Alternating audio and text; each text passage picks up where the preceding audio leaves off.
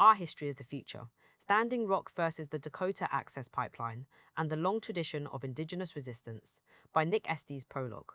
Prophet's Thanksgiving is the quintessential origin story a settler nation tells itself. Peace was achieved between natives and settlers at Plymouth, Massachusetts, where Mayflower pilgrims established a colony in 1620 over roast turkey and yams. To consummate the wanton slaughter of some 700 Pequots in 1637, the governor of the Massachusetts Bay Colony, William Bradford, proclaimed that Thanksgiving Day be celebrated in honor of the bloody victory, thanking God that the battle had been won. Peace on stolen land is born of genocide. It was Thanksgiving 2016. We had spent a bitterly cold night at a Wyoming gas station off I-80 among a half-dozen other cars loaded with camp supplies and water protectors. Everyone was up before sunrise, hoping the interstate would reopen after the overnight freeze. Among them were natives and non-natives from the Pacific Northwest and West Coast, sporting fatigues and signature black and tan Carhartt jackets with patches declaring, "Water is life. This is Trump country, we gotta hit the road." One of the water protectors exclaimed half-jokingly to the packed truck stop bathroom. Outside, white men glared at us from their Julie pickups. Wyoming is an oil, gas, and coal state, and it was sending its police to fight the modern-day Indian war that we were on our way to help resist. We filed into our cars and took the on-ramp towards Standing Rock. This was my fourth and final trip to a Saskatchewan camp, the largest of several camps that existed at the confluence of the Cannonball and Missouri rivers, north of the Standing Rock Indian Reservation, from April 2016 to February 2017. Initially, the camps had been established to block construction of Energy Transfer Partners' $308 billion Dakota Access Pipeline, DAPL, ATAPL, a 1,712-mile oil pipeline that cut through unceded territory of the 1868 Fort Laramie Treaty and crossed under Emne-Soze, the Missouri River, immediately upstream from Standing Rock, threatening the reservation's water supply. This was not just about Standing Rock water. The pipeline crossed upriver from the Fort Berthold Indian Reservation on the Missouri River, transporting oil extracted from that reservation's booming fracking industry. It cut under the Mississippi River at the Iowa-Illinois border, where a coalition of indigenous peoples and white farmers, ranchers, and environmentalists in Iowa opposed it, and it crossed 4 states, North Dakota, South Dakota, Iowa, and Illinois. But it was Standing Rock and allied indigenous nations, including Fort Berthold, who had put up the most intense resistance. After North Dakota Governor Jack Dalrymple declared a state of emergency on August 19, 2016, to safeguard the pipeline's final construction, the movement surged. Dalrymple deployed the National Guard and invoked powers under the Emergency Management Assistance Compact (EMAC) that are normally used only during natural disasters, such as floods, fires, and hurricanes. EMAC also allows for state, municipal, and federal law enforcement agencies to share equipment and personnel during what are declared community disorders, insurgency, or enemy attack. In April 2015, Maryland Governor Larry Hogan had also used EMAC powers to crush a black-led uprising for justice for Freddie Gray, a black man killed by Baltimore police. This time, it was an indigenous nation that was declared the threat. The encampments were about more than stopping a pipeline.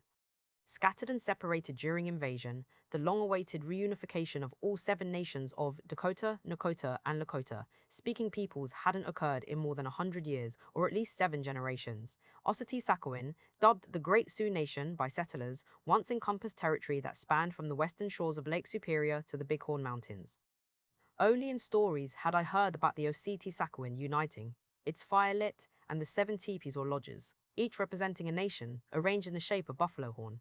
Historically, this reunification had happened in times of celebration for annual sun dances, large multi-tribal trading fairs, and buffalo hunts.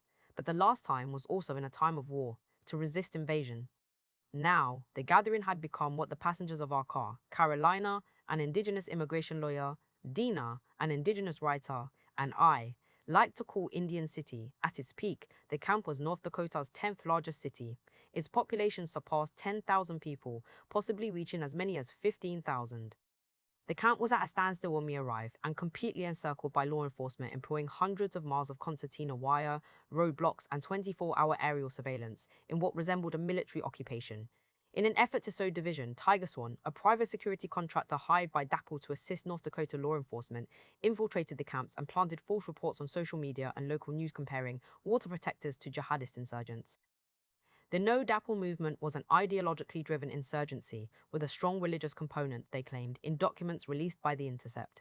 The effects were devastating, and many of the planted stories continue to circulate as truth, the division's cleeds still festering.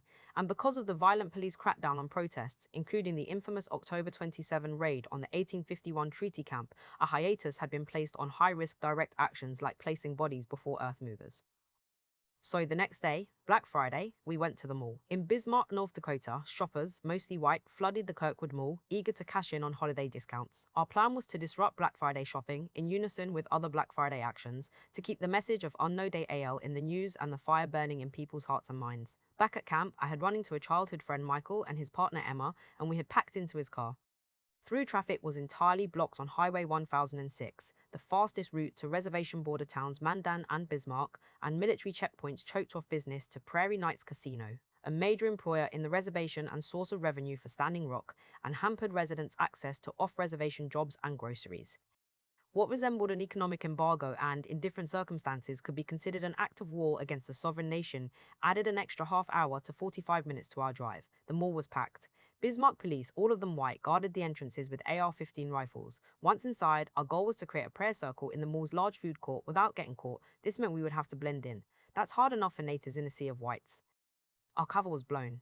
A white woman cried out, "They smell like campfire." Shoppers stopped and looked. She pointed to a group of women, faces wind and sunburned, jackets and skirts unwashed, heading toward the mall's restrooms. Two cops, their AR-15s slung over their shoulders, approached and grabbed and twisted one of the women's arm. She was dark-skinned, and her black hair was neatly braided to her waist. I waited to hear her arm pop from dislocation or fracture as the cops slammed her face first on the thin carpet. "I'm trying to go to the bathroom, shut the fuck up." Soon all four of them were sitting on the ground with their hands zig-tied behind them, and then the cops dragged them away. The smell of fire, a central aspect of camp life, ceremony, planning, cooking, eating, sleeping, singing, storytelling, and keeping warm, had given them away. Osseti, in Osseti Sakowin, after all, means council fire. In another time, they might have been accused of smelling like an Indian because fire is central to Lakota ceremonial life, but now, smoke also indicated that one had come from the Nogtiel camps. "What's your problem?" asked a white man, approaching the cops. With a leg sweep, he was also face down, with a knee on his neck and knee on his spine. "Quit resisting!" the officer shouted. They didn't bother to pick him up, instead dragging him belly first across the ground. He smelled like campfire, shrugged the cop who had thrown him down. Eventually, we formed a prayer circle, before cops began tackling, punching, and kicking us too. A man's crutches were taken from him, and he hobbled on one foot as another cop tackled him. White men from the crowd began holding water protectors for the police, or throwing them into the police line. "Go back to the reservation." "Prairie niggers," one of them screamed in our faces. White children looking on also screamed, though they seemed more scared of the police than of the water protectors. A woman got caught between the police and our retreating line, and cops grabbed her by the hair and dragged her to the ground, crying. Her partner stepped in and was kneed several times in the face. A woman began running as we made our way through the exit doors and was tackled on the pavement by a cop. We had flinched each time they nabbed one of us from the crowd, expecting the now familiar chemical shower of CS gas or pepper spray, another odor that was mixed in with the smoke, and that, in a single attack, could dull a person's sense of smell for days, sometimes weeks. But the presence of white shoppers and their families, unwanted collateral damage, protected us from being shot or sprayed. Instead, the cops used their hands and feet. After Michael, Emma, and I escaped, we rendezvoused at the car. Michael turned to me, his hands shaking. "Now I know what it's like to be hunted." At camp, the smell of campfire brought us back to another world, an older world, an indigenous world, always thought to be on the brink of extinction, a place at once familiar to native peoples and radically unfamiliar to settlers. In the twilight hours, water protectors told stories and shared the prophetic visions of a better world, not just in the past, but one currently in the making, as purple-grey smoke filled the spaces between tipis, tents, and lines of cars and trucks. The camps had attracted indigenous and non-indigenous people from across North America. On my first day in camp, in August, I dug compost holes with my Ojibwe relative, Josh, a cook from Bismarck, and built a cook shack at the camp's main kitchen with my Dine relative, Brandon, and a Palestinian network administrator, Imad, from Yankton, South Dakota, himself a refugee from the US backed Israeli colonization of his homelands. My Palestinian comrade, Samia, once called our sacrosanct duty at camp an intifada on the plains, because she saw it as an uprising against the same occupier. The cook shack, pieced together with genuine solidarity and gnarly fallen trees, survived a brutal Northern Plains winter and helped feed thousands. I also knew Michael, a white kid from my small hometown of Chamberlain, South Dakota, along the Missouri River. I grew up in a single-parent, single-income household, in a mobile home literally on the wrong side of the tracks. Michael's parents made ends meet by working at the Catholic-run Indian boarding school where my father and his siblings had their Lakota culture and language beaten from them. Along with other kids like us, both native and white, the two of us bonded over skateboarding, punk rock, and left politics. Everything we felt rebelled against the pervasive and often violent conservatism of our hometown. Politicians and media attempted to play up divisions in the camps, depicting white water protectors as hippies who treated the movement like Burning Man. Those elements existed, and some native people played along, but such portrayals gloss over meaningful solidarities. For example, our national camp, Kuwakasa, welcomed everyone. Our camp's leader, my friend and Tahansi cousin Lewis Grassrope, helped create the Ositi Sakowin Horn, inviting not only indigenous but also non-indigenous peoples to participate. Our families had shared political commitments that went back generations. In the 1930s, his great-grandfather Daniel Grassrope, a traditional headman, and my great-grandfather Reuben Estes, a translator, traveled together to Washington, D.C. to encourage Congress to pass the 1934 Indian Reorganization Act. Lewis knew the importance of allies. 2 years earlier, he and I had spent cold nights in poorly insulated tipis protesting our own nation. Of all the tribal councils, that of the Lower Brule Sioux tribe was the only to cast support for TransCanada, the company building the Keystone XL pipeline. Our protest camp had little to no help from our own people, nor from the outside world. There were no television cameras or social media live streams, and there was no Mark Ruffalo. But now the world had come to know Day PL. A white woman named Maria, a local reporter and a friend from Chamberlain, embedded herself in the camp as a cook, feeding thousands. Abe, a white military veteran from Colorado, ran our camp security. In Chicago, my comrades Coffee from Black Lives Matter and Renee, a Noor Shah Nolf, revolutionary socialist, led solidarity delegations, and there were many more. Political elites and corporate media have frequently depicted poor whites and poor natives as irreconcilable enemies, without common grounds competing for scarce resources in economically depressed rural areas. Yet, the defense of native land, water, and treaties brought us together. Although not perfect, Ositi Sakowin camp was a home to many for months, and the bonds were long-lasting despite the horrific histories working against them. Chamberlain is a white-dominated border town next to the Lower Brule and Crow Creek Indian reservations. The settlement began as Fort Kiowa, across the river, a notorious trade hub whose early history is depicted in the 2015 blockbuster film The Revenant, with great historical accuracy, despite its tired trope of a white savior playing Indian. The film shows the 19th century fur trade's organized plunder of not only the river ecosystem, but entire nations of people, and its apocalyptic death world of rape, genocide, poaching, trespass, theft, and smallpox. In the final scene, the main protagonist, Hugh Glass, a real historical figure, approaches Fort Kiowa, where he sees native women and children begging outside the gates and being bought and sold inside by drunk white traders. These river trade forts were the first man camps, large, usually temporary, encampments of men working in extractive industries, from the fur trade to oil and gas development, where rates of sexual and domestic violence and murders and disappearances of native women and girls are intensified. As E. Hunkton, one elder and member of the Braveheart Society, Faith-Spotted Eagle, has pointed out, history teaches us that during times of crisis, violence escalates. Indeed, the proliferation of violence against the land has been directly related to attacks on indigenous women's bodies. This region, our homeland, is also part of Hisapa, the Black Hills, or the heart of everything that is. Hisapa is the beating heart of the Lakota cosmos, where we emerged from Red Earth, took our first breath, and gained our humanity as Oyete Luta, the Red People, or the Red Nation. During the last ice age, massive glaciers carved up the land. After the ice retreated, it left rolling hills and tunneling valleys that became buffalo roads, where herds that once blackened the plains traveled during seasonal migrations to and from water. The buffalo followed the stars, and the people followed the buffalo. To honor our relations, we called ourselves Pite Oyate, the Buffalo Nation, and Wikapi Oyate, the Star Nation. In these ebbs and flows of migration, all roads led to Emni Soze, which translates to roiling water, for the once astir and often muddy river.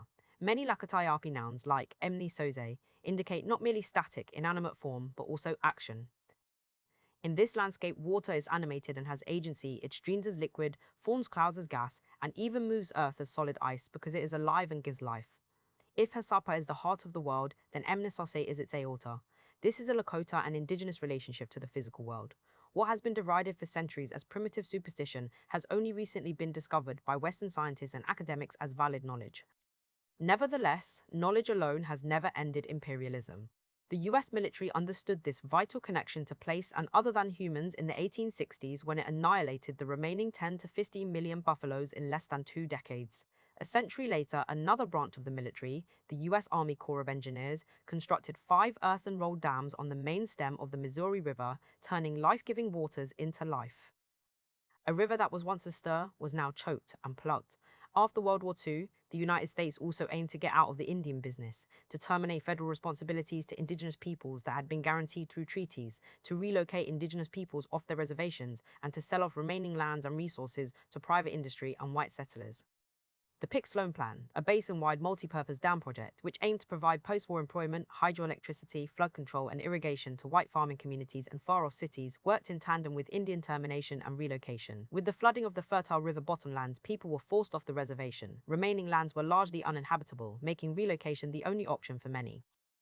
30% of Missouri River Reservation populations were removed, 90% of commercial timber was destroyed, thousands of acres of subsistence farms and gardens were flooded, and 75% of wildlife and plants indigenous to the river bottom lands disappeared. Oglala visionary and prophet Nicholas Black Elk, himself a Catholic, compared the invasion of white Christians as akin to the biblical flood. But unlike the Genesis flood that receded after 150 days, Black Elk's apocalyptic deluge had no end. It has worked continuously to eliminate indigenous peoples and their other-than-human relatives from the land, thereby severing their relationship with the land. According to the vision Black Elk described to poet John Nahart in 1931, white men came like an endless wall of floodwater, creating a little island or a reservation where we were free to try to save our nation, but we couldn't do it. Constantly hounded as fugitives, escaping from one patch of dry land to the next, the people were always leaving our lands, and the flood devours the four-leggeds as they flee. The four-leggeds were bears, elk, deer, buffaloes, wolves, and so forth, some of whom are presently extinct in the lands of the Osseti-Sakowin. The Department of the Interior is tasked with managing the diminished lands and territories of both wildlife and Indians, survivors of an ongoing Holocaust. All of our religion of the old times that the early Indians had was left behind them as they fled, and the water covered the region, Black Elk lamented. Now, as I look ahead, we are nothing but prisoners of war. His we included the four-leggeds. Over the last 200 years, the US military has waged relentless war on the Osseti-Sakowin as much as it has on their kinship relations, such as Pite Oyate, the Buffalo Nation, and Menni Soze, the Missouri River. What happened at Standing Rock was the most recent iteration of an Indian war that never ends.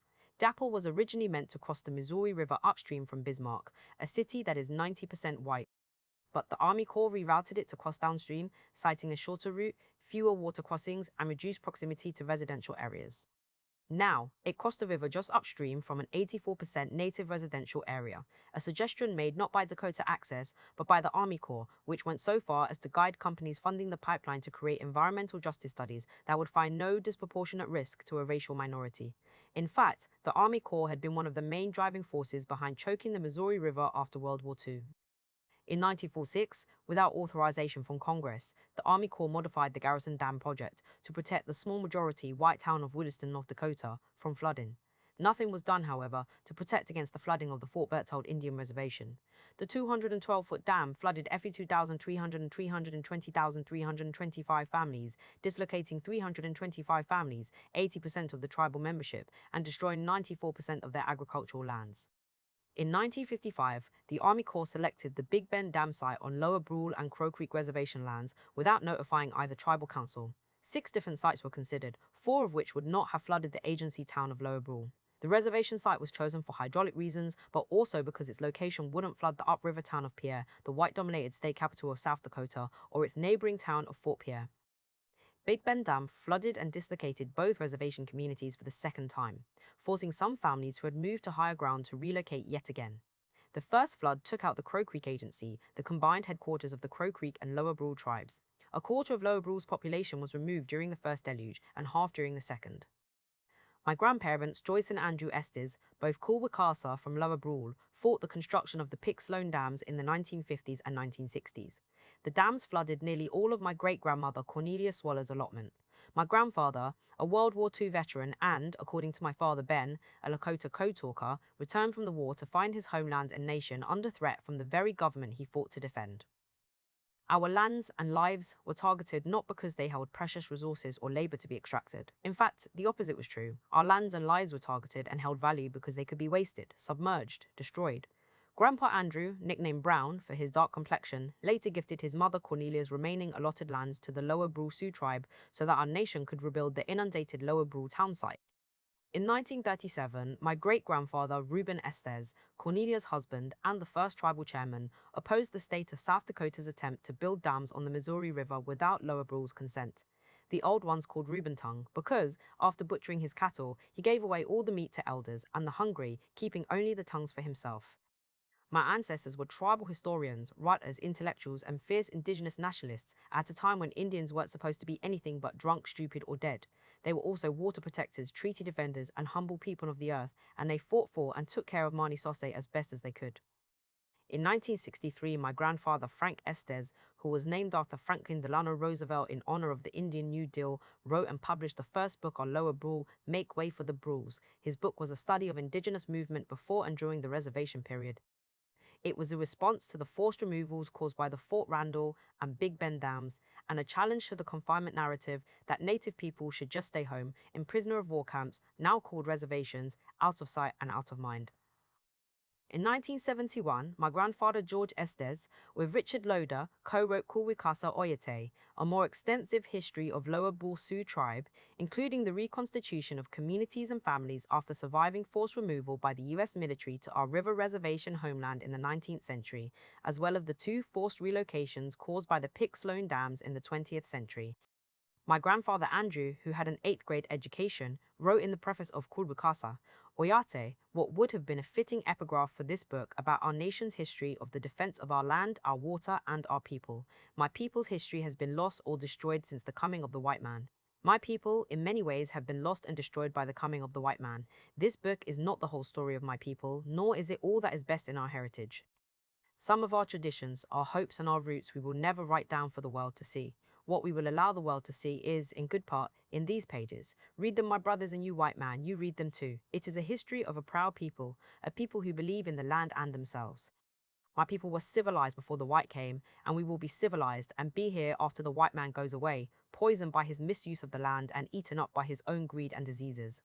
In September 2016, at a No Dapple protest in Chicago, organized by the Native community and groups such as Black Lives Matter, I told this family history in front of a crowd of thousands outside the Army Corps headquarters. That city's vibrant Native community was itself a result of federal relocation programs onto traditional Potawatomi territory, an indigenous nation subjected to genocide and removed from its homeland in the place currently called Chicago. My ancestors could never have imagined that thousands, perhaps millions, would one day rally to defend the river, our relative Mni Soze. Half a century ago, there were no mass protests against the dams that still wreak havoc on our river, a history I have spent more than a decade speaking and writing about, with little interest from the outside world. As we marched, a light rain fell. "Tell me what the prophecy looks like," we chanted. "This is what the prophecy looks like," and it was prophecy. Prophecy told of Zuzeka Sapa, the black snake, extending itself across the land and imperiling all life, beginning with the water. From its heads, or many heads, it would spew death and destruction. Zuzeka Sapa is dapple, and all oil pipelines trespassing through indigenous territory. But while the black snake prophecy foreshadows doom, it also foreshadows historic resistance and resurgent indigenous histories not seen for generations, if ever. To protect Unsimaka, Grandmother Earth, indigenous and non-indigenous peoples will have to unite to turn back the forces destroying the earth, capitalism and colonialism. But prophets and prophecies do not predict the future, nor are they mystical, ahistorical occurrences. They are simply diagnoses of the times in which we live and visions of what must be done to get free. In the past, you followed the guidance of indigenous elders, the old ones. But in these prophetic times, it is the old ones who are following the leadership of the young, the youth leaders of the New Dapple movement. Among them, Zaisha Grinnell, Bobby Jean Three Legs, Jocelyn Charger, and Joseph White Eyes, among others, who brought the message of the black snake to the world, 2,000-mile relay runs from April to July of 2016. For the Osity Sakowin, prophecies like the black snake are revolutionary theory, a way to help us think about our relationship to the land, to other humans and other than human beings, and to history and time. How does one relate to the past? Settler narratives use a linear conception of time to distance themselves from the horrific crimes committed against indigenous peoples and the land. This includes celebrating bogus origin stories like Thanksgiving. But indigenous notions of time consider the present to be structured entirely by our past and by our ancestors. There is no separation between past and present, meaning that an alternative future is also determined by our understanding of our past. Our history is the future. Concepts such as Emni Wikoni, water is life, may be new to some, but like the nation of people the concept belongs to, Emni Wikoni predates and continues to exist in spite of white supremacist empires like the United States. The protesters called themselves water protectors because they weren't simply against the pipeline, they also stood for something greater, the continuation of life on a planet ravaged by capitalism. This reflected the Lakota and Dakota philosophy of Mitakuye Oyasin, meaning all my relations or we are all related. Water protectors led the movement in a disciplined way by what Lakotas call wochekiai, meaning honoring relations. To the outside world, this looks like praying, the smoking of the kanupa, the sacred pipe, offering tobacco, ceremony, and song to human and other than human life. The late Lakota linguist and scholar Albert Whitehat Sr. notes that wachekiai was purposely mistranslated to praying by Christian missionaries to describe bowing and kneeling to a supreme power, which is much different from the original meaning of acknowledging or meeting a relative. There was no equivalent to praying in the Lakota language, although the word has taken on that meaning because of Christian influence. For the Oseti Sakuin, Menisose, the Missouri River, is one such non-human relative who is alive, and who is also of the Meni Oyate, the water nation. Nothing owns her, and therefore she cannot be sold or alienated like a piece of property. How do you sell a relative? And protecting one's relatives is part of enacting kinship and being a good relative, or watakuye, including from the threat of contamination by pipeline leak. In other words, death. This would also spell death for the Oseti Sakowin and its non-human relations. In this way, the rallying cry of Mini Wikoni water is life is also an affirmation that water is alive. Hunkpapa historian Josephine Morgona has suggested that the word Emni water is a combination of the words me, meaning I, and ni, meaning being, indicating that it also contains life. Many Waikoni and these indigenous ways of relating to human and other than human life exist in opposition to capitalism, which transforms both humans and non-humans into labor and commodities to be bought and sold. These ways of relating also exist in opposition to capitalism's twin, settler colonialism, which calls for the annihilation of indigenous peoples and their other than human kin. This is distinct from the romantic notion of indigenous people and culture that is popular among non-natives and has been aided by disciplines such as anthropology, a discipline that has robbed us of a viable future by trapping us in a past that never existed.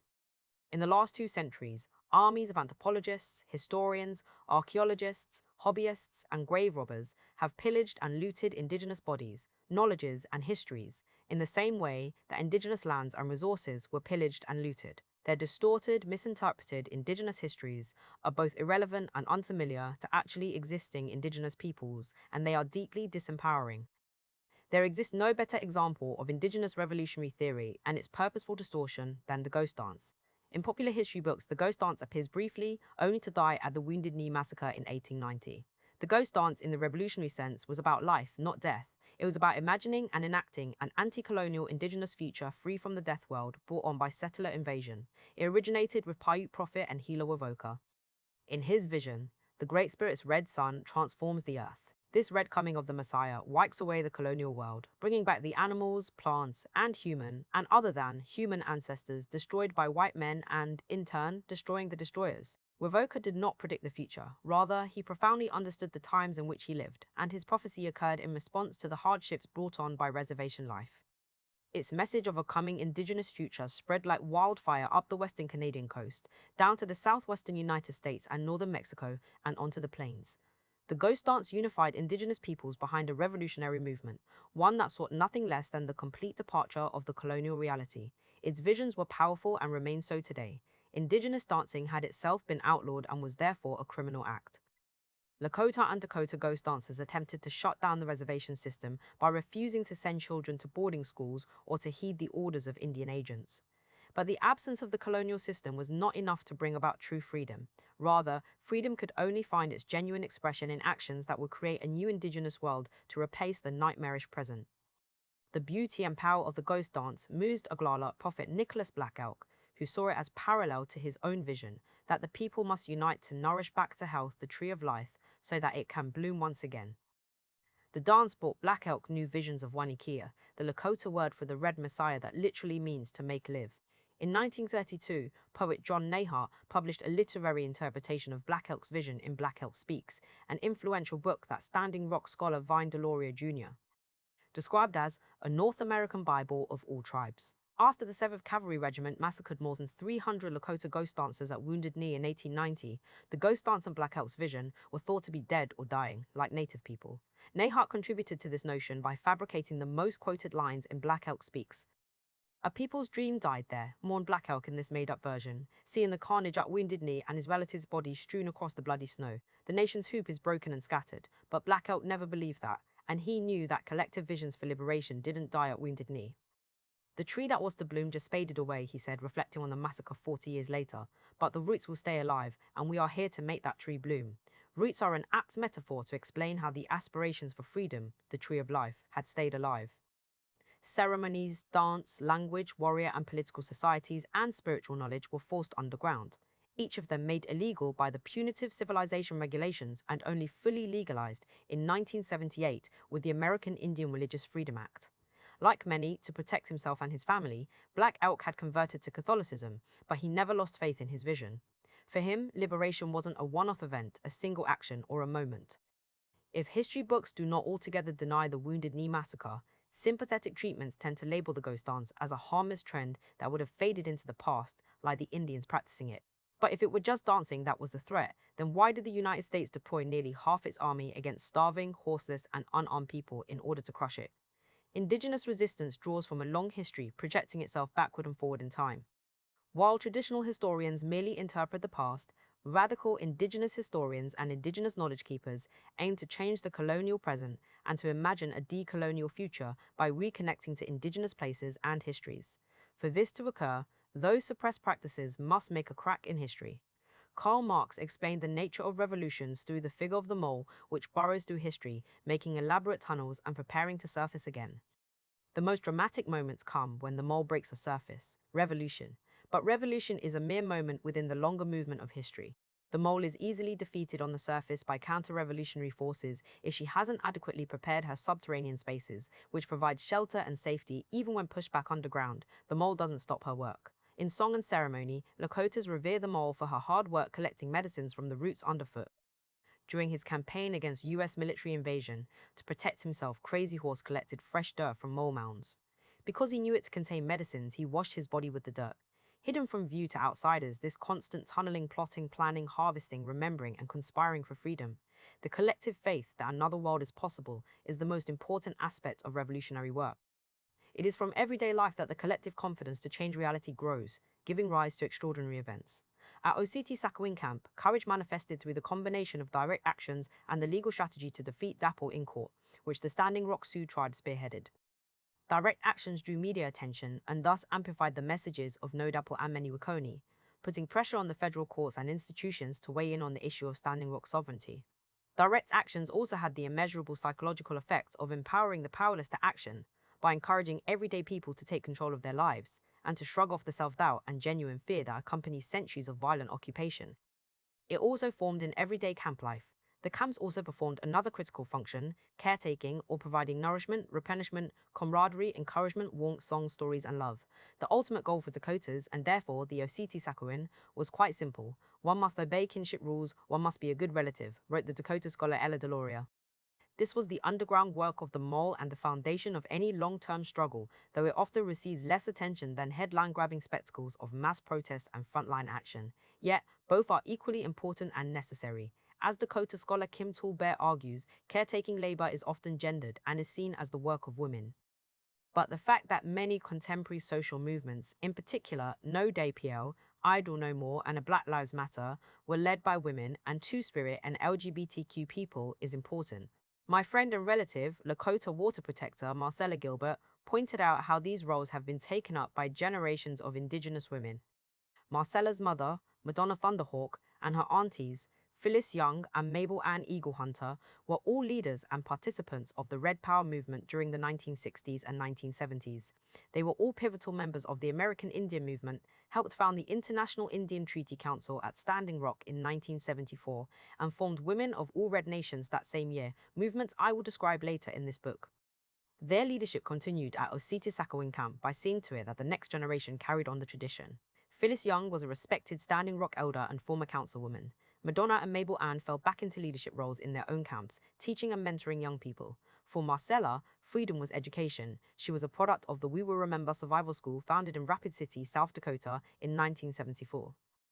Her mother, Madonna, helped to create the school, where students were taught treaty rights and native culture and history. We Will Remember was one of many survival schools created to address rampant discrimination against Native students in public schools and to undo the indoctrination of Christianity and US patriotism at government and church-run boarding schools. For Marcella, the DAPL camps continued the tradition, providing a radical grassroots education on indigenous self-determination and political autonomy, what it's like to live and be free, to thousands of young Native people. In other words, moments like Chino DAPL are ones where the indigenous movement reproduces itself and grows. Our History is the Future explores the movement to protect the Missouri River, marching under the banner of Mini Wiconi. How did it emerge, and how the settler colonialism, a key element of US history, continue to inform our present? No DAPL and Many Wiconi are part of a longer history of indigenous resistance against the trespass of settlers, dams, and pipelines across the Many-Soze, the Missouri River. The Oceti-Sakowin, our relationship to Many-Soze, and our historic struggle for liberation are fundamentally tied to our prior history of indigenous nationhood and political authority. This book is less a story about objects, individuals, and ideas than it is a history of relationships, those between the Oceti-Sakowin, Mni-Soze, and the United States as an occupying power. By focusing on these relationships, we can see that indigenous history is not a narrow subfield of US history, or of the history of capitalism or imperialism for that matter. Rather, indigenous peoples are central subjects of modern world history. This is not simply an examination of the past. Like No Dapel and Mni Wiconi, what I call traditions of indigenous resistance have far-reaching implications, extending beyond the world that is normally understood as indigenous. A tradition is usually defined as a static or unchanging practice. This view often suggests that indigenous culture or tradition doesn't change over time, that indigenous people are trapped in the past and thus have no future. But as colonialism changes throughout time, so too does resistance to it. By drawing upon earlier struggles and incorporating elements of them into their own experience, each generation continues to build dynamic and vital traditions of resistance. Such collective experiences build up over time and are grounded in specific indigenous territories and nations. For the Oceti-Sakowin, the affirmation Mni Wiconi, water is life, relates to Watakuye, or being a good relative. Indigenous resistance to the trespass of settlers, pipelines, and dams is part of being a good relative to the water, land, and animals, not to mention the human world. Contrast this with the actions of energy transfer partners, the financial backers of DAPL, and of capitalism, more broadly, which seeks above all else to extract profits from the land and all forms of life. This is not to suggest that indigenous societies possess the solution to climate change, and in fact, many indigenous nations actively participate in resource extraction and capitalist economies in order to strengthen their self-determination. But in its best moments, No DAPL showed us a future that becomes possible when everyday Native people take control of their own destinies and lands, while drawing upon their own traditions of resistance.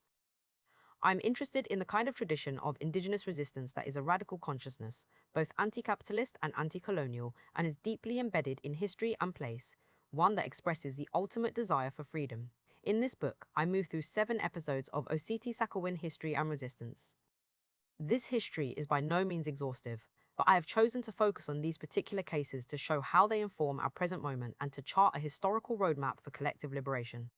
Chapter 1 tells the story of the TNODAL movement at Standing Rock and its origins in the battle against tar sands extraction and the Keystone XL pipeline, whose defense of Lakota and Dakota lands are part of a tradition of resistance against US imperialism that began centuries ago. I turn to the beginning of that history in Chapter 2, which describes the Oceti-Sakowin's emergence as a nation and its first encounters in the 19th century with the United States as a predator nation. Before long, those encounters evolved into the Indian Wars of the 19th century, the subject of Chapter 3, that raged across the northern plains, in which the Oceti-Sakowin defended against US military invasion and counterinsurgency tactics. By the turn of the 20th century, indigenous people had been largely confined to ever-dwindling reservations. The Oceti-Sakowin, however, confronted the US military, the Army Corps of Engineers, again in the mid-20th century, as US policy turned to the use of large-scale river development to continue the project of indigenous dispossession, with policymakers attempting, all the while, to relieve themselves of the responsibilities outlined in the treaties. In Chapter 4, I outline these schemes through the story of the mid-century Pick-Sloan Plan, which authorized the Army Corps of Engineers and the Bureau of Reclamation to dam the main stem of the Missouri River. These dams specifically targeted and destroyed native lives and lands, with 642 acres of land condemned through eminent domain, 30,9584 acres of which were vital reservation bottomlands. Flooding also forced more than 1,000 native families to relocate in patent violation of treaties and without prior consent. The memory of this experience was still fresh at the ENODAPL camps. Chapter 5 outlines the story of the urban-centered American Indian movement, AIM, and their 1973 occupation of Wounded Knee in the Pine Ridge Indian Reservation, the culmination of more than a decade of Red Power organizing. This became the catalyst for a mass gathering of thousands at Standing Rock in 1974, which resulted in the founding of the International Indian Treaty Council, a body that would eventually lead international efforts for indigenous recognition that have had a deep global significance. Chapter 6 traces the history of 20th century indigenous internationalism, particularly the Osseti Sakowin's central role in spearheading the 4-decade-long campaign for indigenous recognition at the United Nations, which was the basis for the 2007 UN Declaration on the Rights of Indigenous Peoples. The global Red Power movement eventually became a catalyst for the contemporary ENODAPL movement at Standing Rock. Chapter 7 draws out these links, reflecting upon the ways our past and present struggles are connected, as they are to both past and present international anti-colonial and anti-capitalist movements around the world. Siege, to us as caretakers of the heart of Mother Earth, falls the special responsibility of turning back the powers of destruction. Did you think the Creator would create unnecessary people in a time of such terrible danger? Chief Arvol, Looking Horse, keeper of the sacred buffalo calf pipe, we're going to declare war on the Keystone XL pipeline, announced Oglala Sioux, tribal president Brian Brewer, before a throng of cameras and microphones. It was late March 2014, at an opening ceremony for a spirit camp on the Rosebud Indian Reservation in South Dakota. A crowd erupted into bursts of akisas and lililis, Lakota war cries, and the high-pitched tremolos of assent. Keystone XL, KXL, or any oil pipeline would not pass through Osseti Sakowin territory without a fight.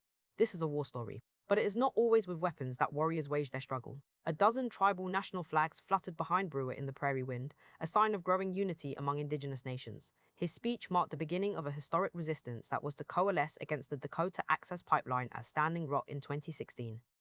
It was not orchestrated behind closed doors by wealthy think tanks or big environmental NGOs. Rather, like its people, it grew from the earth and this humble landscape, often viewed as flyover country. It also grew from a deep history of struggles over land and water and a fight for a livable future on a planet so thoroughly devastated by climate change. Earlier in March, the Rosebud Sioux tribe, under the direction of its president, Cyril Whitey Scott, abruptly ended a lease with a white farmer renting reservation land adjacent to the KXL pipeline's path. The pipeline snaked carefully through a complex checkerboard of private and tribal land ownership, a legacy of the 1887 Dawes General Allotment Act that broke up large chunks of reservation land by selling it off to white settlers. With yellow cornstalks still jutting through the snow from last year's harvest, workers from the Wicker Agwali Men's Health Initiative, citizens of Rosebud, and supporting native people erected tipis on reclaimed earth, directly in the path of the pipeline.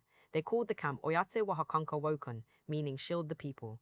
Large round hay bales were taken from another plot leased by a white rancher and stacked to surround the camp, forming a barrier against harsh winds. The thick straw walls, it was said, may have also stopped bullets fired in the cover of darkness by vengeful white farmers.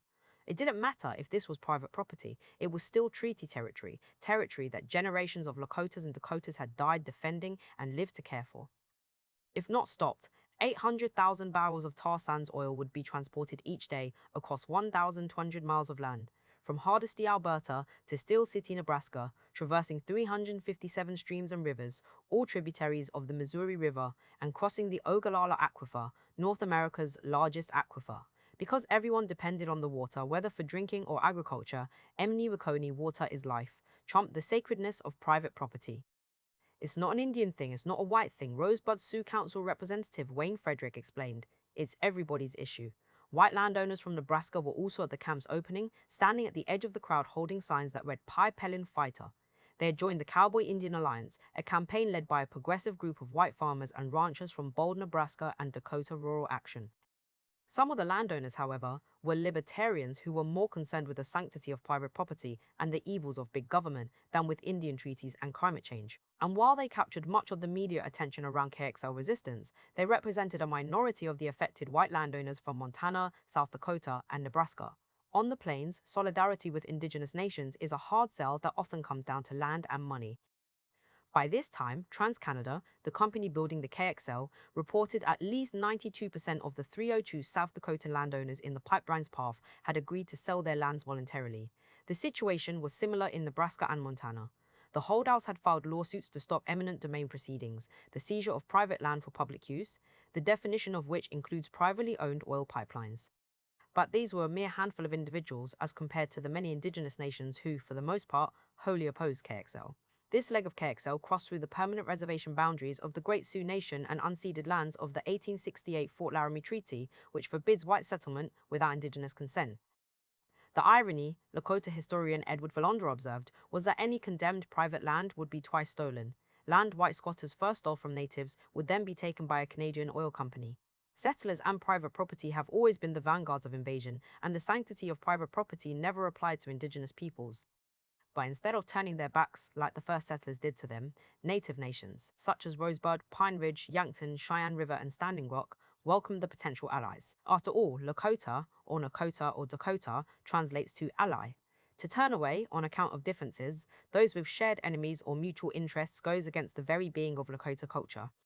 Much as it has been for centuries, this conflict was about the land, who stole it, who owned it, and who claimed it. On the High Plains, land is a matter of race, class, and colonialism. KXL was possible only because indigenous genocide and removal had cleared the way for private ownership of land. Federal laws such as the Dawes Act and the 1862 Homestead Act, which opened up 270 million acres of native land, subsidized white settlement to supplant entire native nations, and eventually concentrated it in the hands of a few. According to a 2002 report by the United States Department of Agriculture (USDA), white settlers own 96% of all private agricultural lands in the United States and 98% of private lands overall. According to a 2012 USDA report, in Lakota and Dakota reservations, non-natives collect 84.5% of all agricultural income, controlling nearly 60% of the agricultural lands and 65% of all reservation-based farms. This includes the white billionaire and media tycoon Ted Turner, who owns more than 2 million acres of ranch land across the globe and more than 200,000 acres of Asiti-Sakowin Treaty land in western South Dakota. The radical scholar Cedric Robinson identified this system, in which a single white man owns more wealth and land than entire indigenous nations, as racial capitalism. Capitalism arose under a racist European feudal system. It used race as a form of rule, to subordinate, to kill, and to enslave others, and used that difference for profit-making. Racial capitalism was exported globally as imperialism, including to North America in the form of settler colonialism. As a result, the colonized and racialized poor are still burdened with the most harmful effects of capitalism and climate change, and this is why they are at the forefront of resistance. The legacy of racial capitalism and ongoing settler colonialism were why the Asiti-Sakowin had gathered to oppose KXL in 2014, and why they would gather again to oppose DAPL. KXL resistance emerged 6 years after the US housing market collapsed, and the nation's first black president, Barack Obama, inherited the mantle of a white supremacist empire. As global temperatures continued rising, Obama committed to curbing carbon emissions, but as part of his all-of-the-above energy strategy, he also embraced the oil industry as it opened new markets and lands to exploit. US domestic crude oil production skyrocketed from 2008 to 2016, an 88% increase thanks to the shale oil boom in the United States and the tar sands boom in Canada. With this acceleration came new oil pipelines and new sites of extraction, as 9.3 million US families, many of them poor, black, and Latinx, faced home foreclosures. Indigenous lives, lands, waters, and air were once again sacrificed to help pull settler economies out of the gutter. In response to the economic crisis, revolutionary flowers had blossomed in public squares around the world, offering for a brief moment a vision for a different world. In 2010, young people of the Arab Spring toppled dictators, and tragedy and betrayal soon followed. In 2011, disenchanted millennials of the Occupy Wall Street movement put anti-capitalism back on the agenda to challenge the rule of the 1%, the wealthy elite. In response, police bludgeoned, tear-gassed, and jailed the 99%. Out of this chaos, a mass indigenous movement reawakened, the seeds of which were planted generations before. While the movements of public squares arose in the cities, the indigenous uprising mobilized city and country alike. Everywhere indigenous peoples and their allies were found. During the winter of 2012 to 2013, indigenous rebellion was afoot on Turtle Island. Its heartbeat was a drum, its voice a song. In what is currently Canada, Indigenous women of Idle No More led a mass movement of round dances, traditional healing and celebratory dancing and singing, in shopping malls and blockades of rail lines transporting oil. They protested Stephen Harper's Conservative government's abuse of Indigenous rights, privatization of Indigenous lands, and rollback of environmental protections to intensify fossil fuel extraction. As Cree Idol No More co-founder Sylvia McAdam noted, it was out of necessity that the movement linked indigenous and environmental struggles to protest a system that, if not stopped, will continue to devastate the very things needed to sustain humanity, our lands and waters, for the generations to come. It was more than a battle for the present, it was a battle for the future. The growing alliances resonated across the medicine line, the US-Canada divide. In February 2013, one of the largest actions in the history of the US climate movement descended on Washington, D.C. More than 40,000 people gathered outside the White House to protest the Keystone XL pipeline, bringing together indigenous and non-indigenous movements committed to halting the extraction and transportation of highly toxic and volatile tar sands. That summer, Metis and Cree, women and elders, led hundreds in a 2-day journey through the Alberta tar sands during an annual healing walk. Jesse Cardinal, a Metis co-founder of the walk, described how participants saw tailings ponds and desert-like areas of reclaimed lands that was once the boreal forest and now grows almost nothing. It's a stark and immense landscape, encompassing an area larger than the state of Florida. In Treaty 6 and Treaty 8 territories, tar sands extraction, by companies such as Suncor Energy, ConocoPhillips, ExxonMobil, and Shell Canada, has poisoned water, land, air, plants, animals, and people.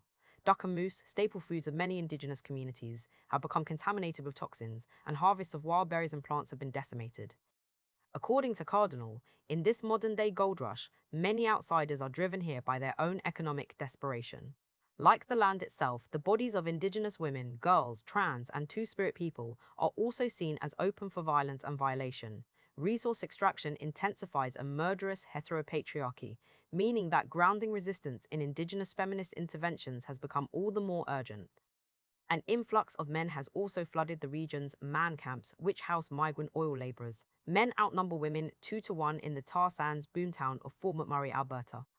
While a movement has existed since the 1970s to honor the lives of the thousands of missing and murdered Indigenous women across Canada, the Two-Spirit Métis activist Sakahitowin Awasis has noted the links between presence of the tar sands industry and heightened rates of missing and murdered Indigenous Two-Spirits women and girls. It's no coincidence that Indigenous women led the movement against the tar sands. Put another way, settler states like Canada and the United States continue to settle the land, raping and killing Native women and Two-Spirit people in order to do so. From the 1970s onward, communities and activists have documented thousands of cases where Indigenous women, girls, trans, and Two-Spirited people who have been murdered, disappeared, and targeted by all forms of violence in Canada.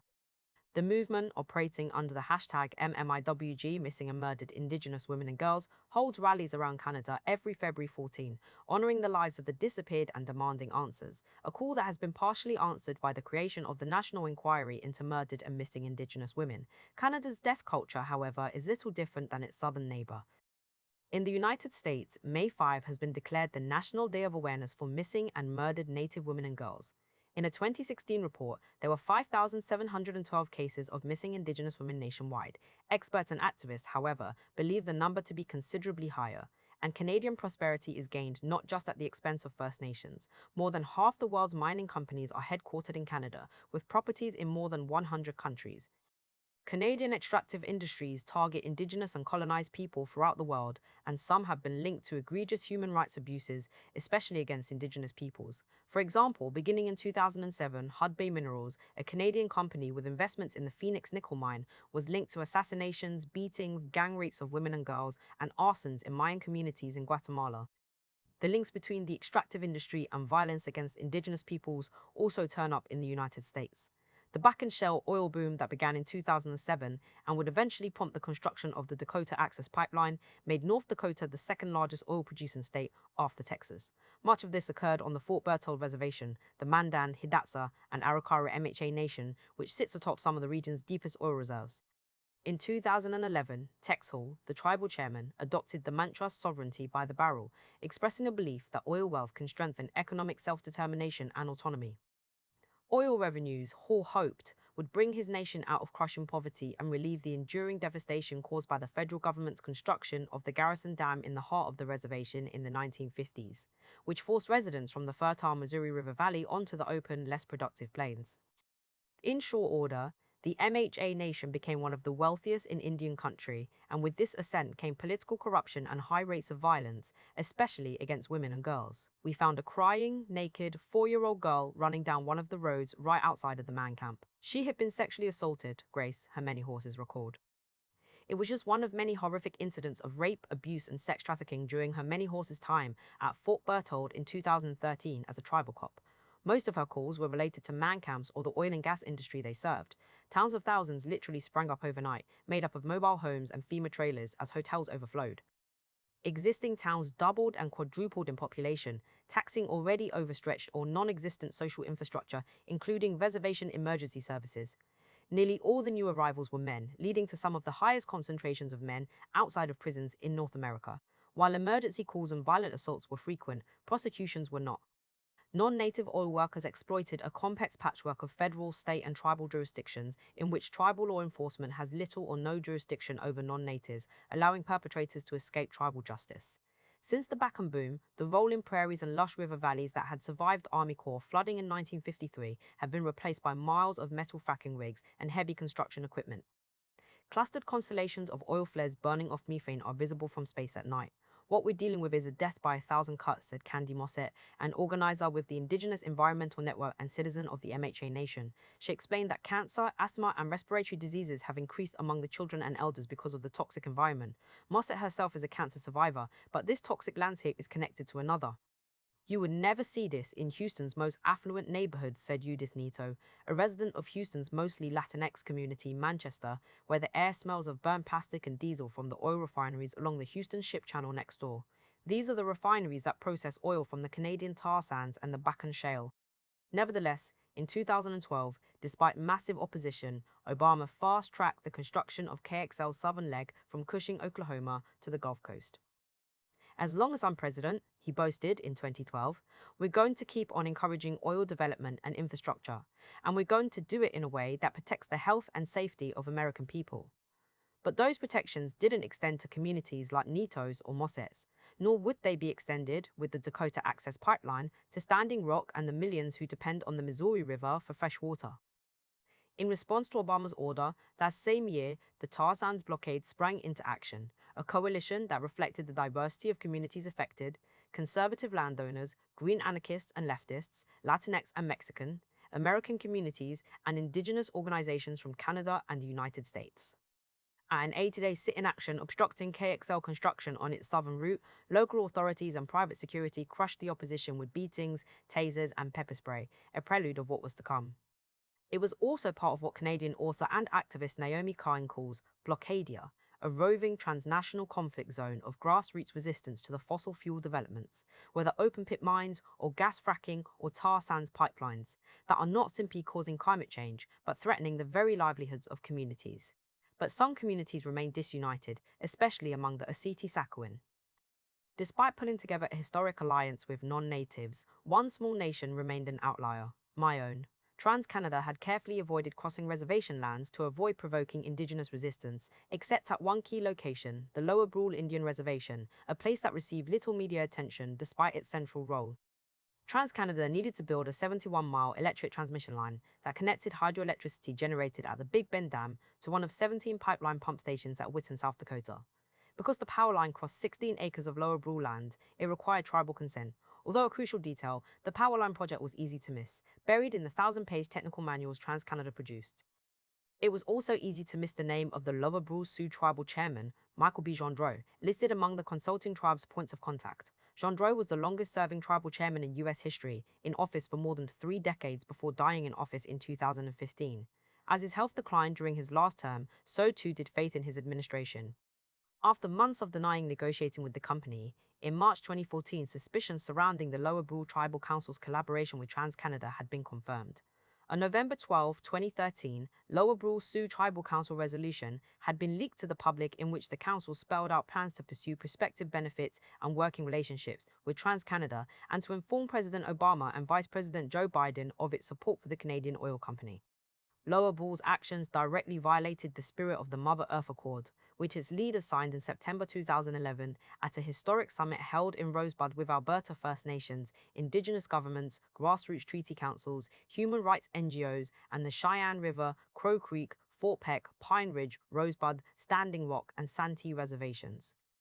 By signing the accord, the Lower Brule Sioux tribe committed to end the extraction, transportation, and refinement of Alberta tar sands by asking President Obama to reject the presidential permit required for KXL. Now, Lower Brule had crossed the picket line, betraying not only their relatives in the Osseti-Sakhalin, but also frontline communities around the world being devastated by climate change and extractivism. The label, sellouts, stung, spurring the small nation into action. The Wakasa, the people of Lower Brule, called an emergency town hall meeting, inviting tribal leaders and organizations from other reservations, as well as the entire Lower Brule Tribal Council. Members of Owakul Bring Back the Way, led by renowned Oglala environmentalist Deborah White Plume, facilitated the meeting in a show of solidarity.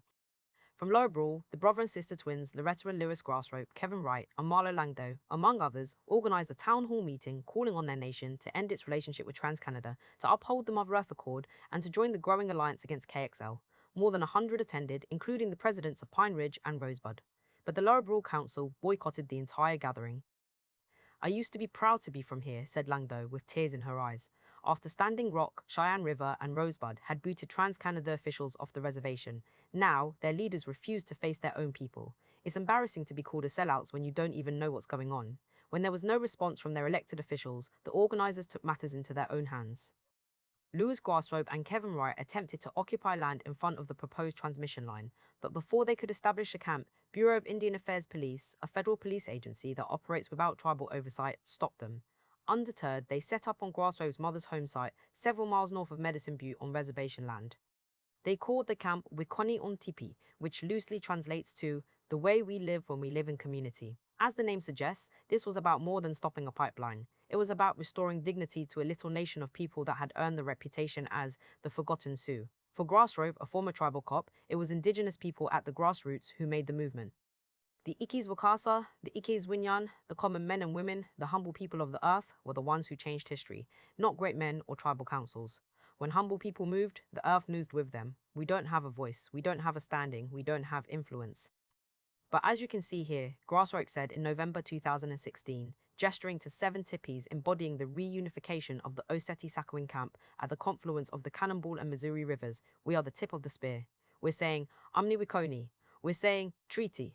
Wright, a firefighter, was a water protector from a different generation and a long-time dissident of his own government.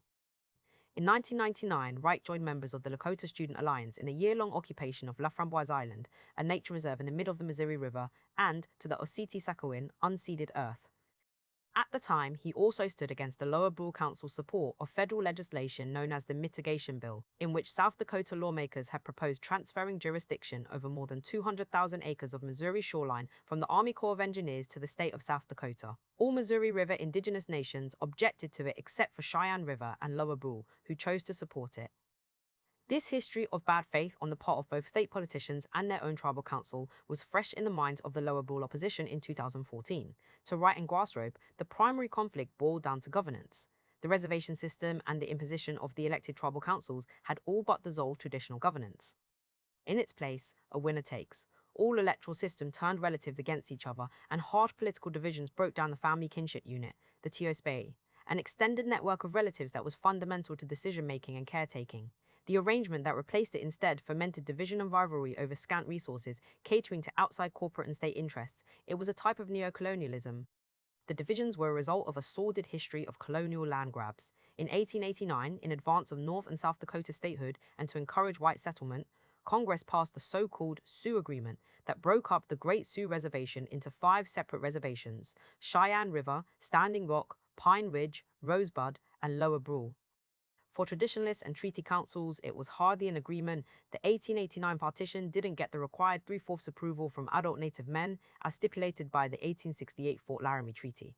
In their eyes, the creation, under the 1934 Indian Reorganization Act, IRA, of modern reservations, which later became separate governments, fractured national unity and undermined customary government and treaty law.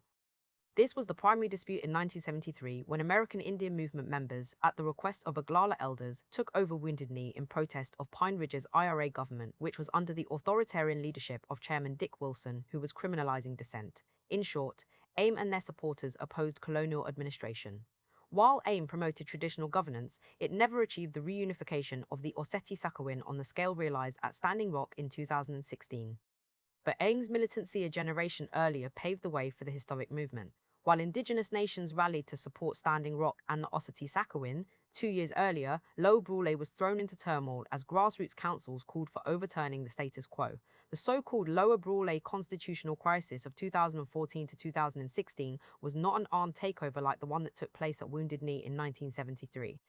Nevertheless, it was without hesitation that supporters of the old order called it an attempted overthrow of the tribal government. And they weren't entirely wrong. In the fall of 2014, a grassroots reform movement had galvanized under the slogan Emni Wikoni, electing 3 anti-KXL candidates to the 6-person council, Sonny Ziegler and Desiree LaRoche as council members, and Kevin Wright as vice chair. Michael Jundro defeated Louis Grassrope for the position of chairman by a slim margin.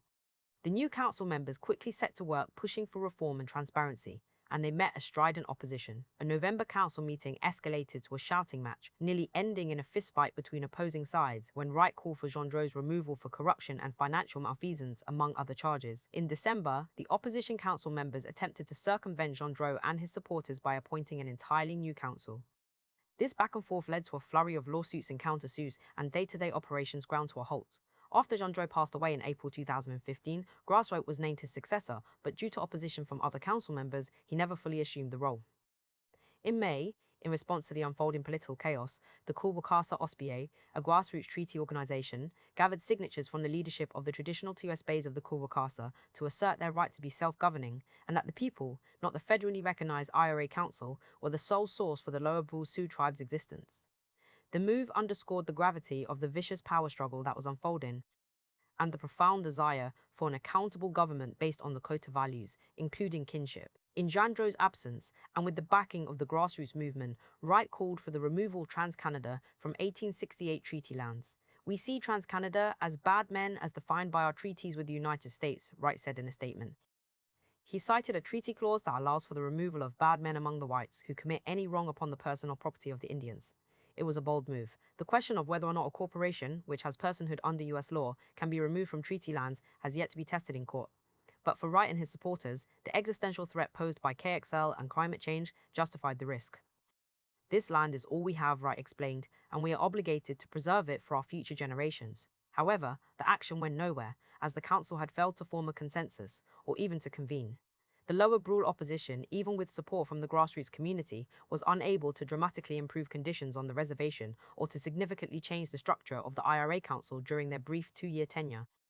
Nevertheless, their advocacy would have a resonating impact. After Obama denied the required presidential permit for KXL's northern leg in December of 2015, the newly elected Lower Brule Council changed course. One of its first actions was the passage of a resolution supporting Standing Rock's battle against the Dakota Access Pipeline. And in December 2016, preempting Donald Trump's incoming administration, which was expected to reapprove KXL's northern leg, the council passed a resolution opposing construction of the Big Bend-Whitten line that would power KXL, stating that they oppose oil pipeline development and the construction of any infrastructure related to it. Those 2 major victories would not have occurred without the tumultuous grassroots struggle against KXL, a movement that fed into the DAPL fight. In November 2016, at Oseti-Sakowin camp, Louis Grassrope was sitting in his tipi. It was one of 7 that were arranged in the shape of a buffalo horn, with a large fire pit in the middle. The entire camp was arranged in a half circle facing Emni Soze and Wio Tapyapata, meaning where the sun rises. About half the size of a football field, the camp horn at the confluence of the Missouri and Cannonball rivers was surrounded by indigenous national camps, such as Ihanktonwan Camp, Oglala Camp, and Kulwikasa Camp, and organizations camps, such as Indigenous Peoples Power Project and Red Warrior Camp. The 7 council fires of the 7 nations, the Mdiwakantonwan, Sisintonwan, Wakitonwan, Wakitonwan, Wakitonwan, Thanktonwana, and Tintonwan, had been lit, and a nation reunited. It was a dream come true. On the horizon, on a hill, shadowy figures of cops in riot gear idled under floodlights and behind tangled razor wire, but the constant drone of the surveillance aircraft circling above was hardly noticeable over the sounds of children playing and the boisterous chuckles around campfires. Young boys and girls sang round dance songs and raced horses along the shoreline. Men and women cleaned and sliced up tripe for menudo. This was Waikoni Untipi, Lower Brule's national camp and one of the first camps to set up at Oseti-Sakowin after Standing Rock put out the call in August. A lot of people didn't believe, they didn't have faith, Grassrope said, reflecting on the adversity he and his small nation faced over the years. He looked outside his teepee to the life, breath, prayer and song around him. When KXL happened, the belief came back. When DAPL happened, the belief came back. The harbingers of the Dakota Access Pipeline arrived on an early fall morning, September 30, 2014, to Fort Yates, the headquarters of the Standing Rock Tribe. A special meeting had been scheduled between the Standing Rock Sioux Tribal Council and representatives of the Dakota Access Pipeline DAPL and Energy Transfer Partners, ETP, the Texas-based firm financing the project. Earlier in 2014, the Army Corps had rerouted the pipeline from upriver of North Dakota's white-dominated capital, Bismarck, to upriver of the poorest county in North Dakota, Sioux County, the Standing Rock Reservation. In its environmental analysis, the Army Corps had concluded that the Bismarck path crossed a high-consequence area, which meant that a spill would have an adverse effect. Not once did it mention Standing Rock, for which a spill half a mile upriver was of no consequence to the Army Corps. The new route also saved on time, construction costs, and the unwanted headache of contaminating the drinking water of white settlers in the state's capital. In an audio recording of the September meeting in Fort Yates released by the tribe, Chairman David Archambault II can be heard whispering off mic, "What is the name of the company?" He then asks, "Dakota Access Pipeline, are they here?" No answer. DAPL was late, it seemed fitting. Amid the historic resistance unfolding against tar sands and KXL across the continent, DAPL seemed like an afterthought, arriving late and under the radar. At this time, a year ahead of the pipeline permitting process, hardly anyone had heard of DAPL, but those who saw it coming knew it was dangerous. When DAPL representatives finally arrived, Archambault made Standing Rock's position clear. "We oppose the pipeline," he stated. Archambault cited a 2012 resolution that forbade any oil pipeline within the boundaries of the Fort Laramie Treaties of 1851 and 1868. Where federal and state governments have historically chosen to ignore them, Standing Rock has recognized and enforced its original treaty boundaries. In their report, DAPL representatives mentioned that the pipeline crossed less than a mile north of the reservation boundaries, but they never mentioned treaty lands. They also never asked whether Standing Rock wanted the pipeline in the first place. DAPL was looking for consultation, not consent. It's not consultation, because the plan's already done. Councilman Randy White rebuked the representatives, and to me, that's really wrong. Waiswin Young, the Standing Rock Tribal Historic Preservation Officer, agreed. After studying the company's initial reports, what concerned her most was the Army Corps' intention to fast-track the project. Despite their central role planning DAPL's route, the Army Corps did not attend the September 30 meeting. Unlike KXL, which crossed an international border and therefore required State Department review and presidential approval, DAPL was a domestic project. This allowed the Army Corps to assess the pipeline according to a nationwide Permit 12, which only considers individual construction sites rather than cumulative negative impacts on entire nations of people, ecosystems, or the climate. As Young pointed out, fast-tracking the project under Permit 12 regulations bypassed environmental reviews under the Clean Water Act and the National Environmental Policy Act. It also skirted the type of public scrutiny received by KXL and significantly undermined the ability of impacted communities to mobilize, protect, and defend themselves. Moreover, DAPL cut through about 380 archaeological sites such as burials, with at least 60 at the confluence of the Cannonball and Missouri rivers alone. Though not recognized as reservation land, under the National Historic Preservation Act's Section 106, the presence of these culturally sensitive sites made the area ancestral territory. Any potential disturbance required the Army Corps to consult with Standing Rock in order to proceed, a procedure Young claimed the Army Corps had failed to do in the past. The place where the pipeline crossed the river also held deep historical and cultural significance. Many Horses Heads Bottom, where DAPL crossed the Missouri River, Young explained, was where Dakota's fled generals Sibley and Sully's 1863 columns of vengeance.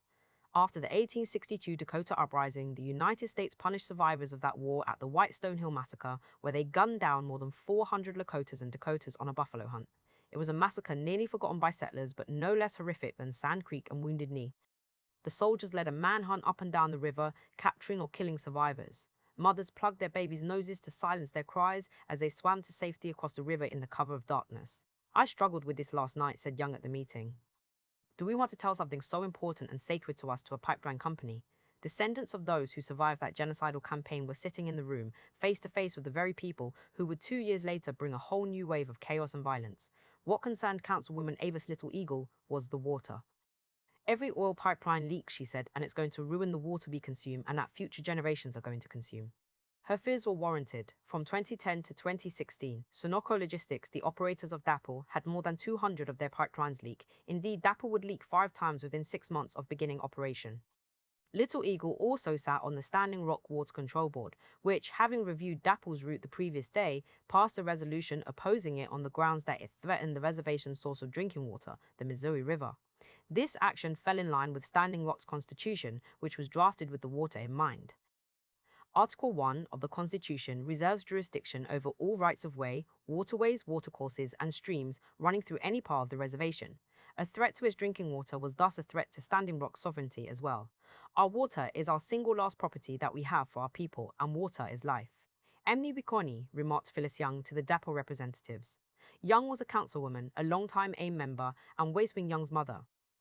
The elder stateswoman described her homelands as a national sacrifice area in order to generate hydroelectricity to power homes in far-off cities like Minneapolis and Chicago. The Army Corps had flooded her home in the middle of a cold winter.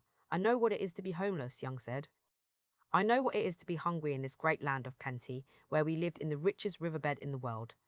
The dams, which I describe in Chapter 5, were the reason why the Army Corps had final say over DAPL's route, claiming sole jurisdiction over the river and shoreline. They had inundated the land in the 1950s and 1960s, usurping indigenous jurisdiction, kicking people out of their homes, destroying the river that nurtured them, and shrinking reservation boundaries in the process. The Army Corps never sought the consent of Missouri River indigenous nations for these incursions, nor did Congress ever authorize them to extinguish indigenous jurisdiction over the river. Now, it was also without their consent that the Army Corps sought to route the Dakota Access Pipeline through their homelands. We are not stupid people. We are not ignorant people, Young chided the DAPL spokespeople. Do not underestimate the people of Standing Rock. We know what's going on, and we know what belongs to us, and we know what we have to keep for our children and our grandchildren.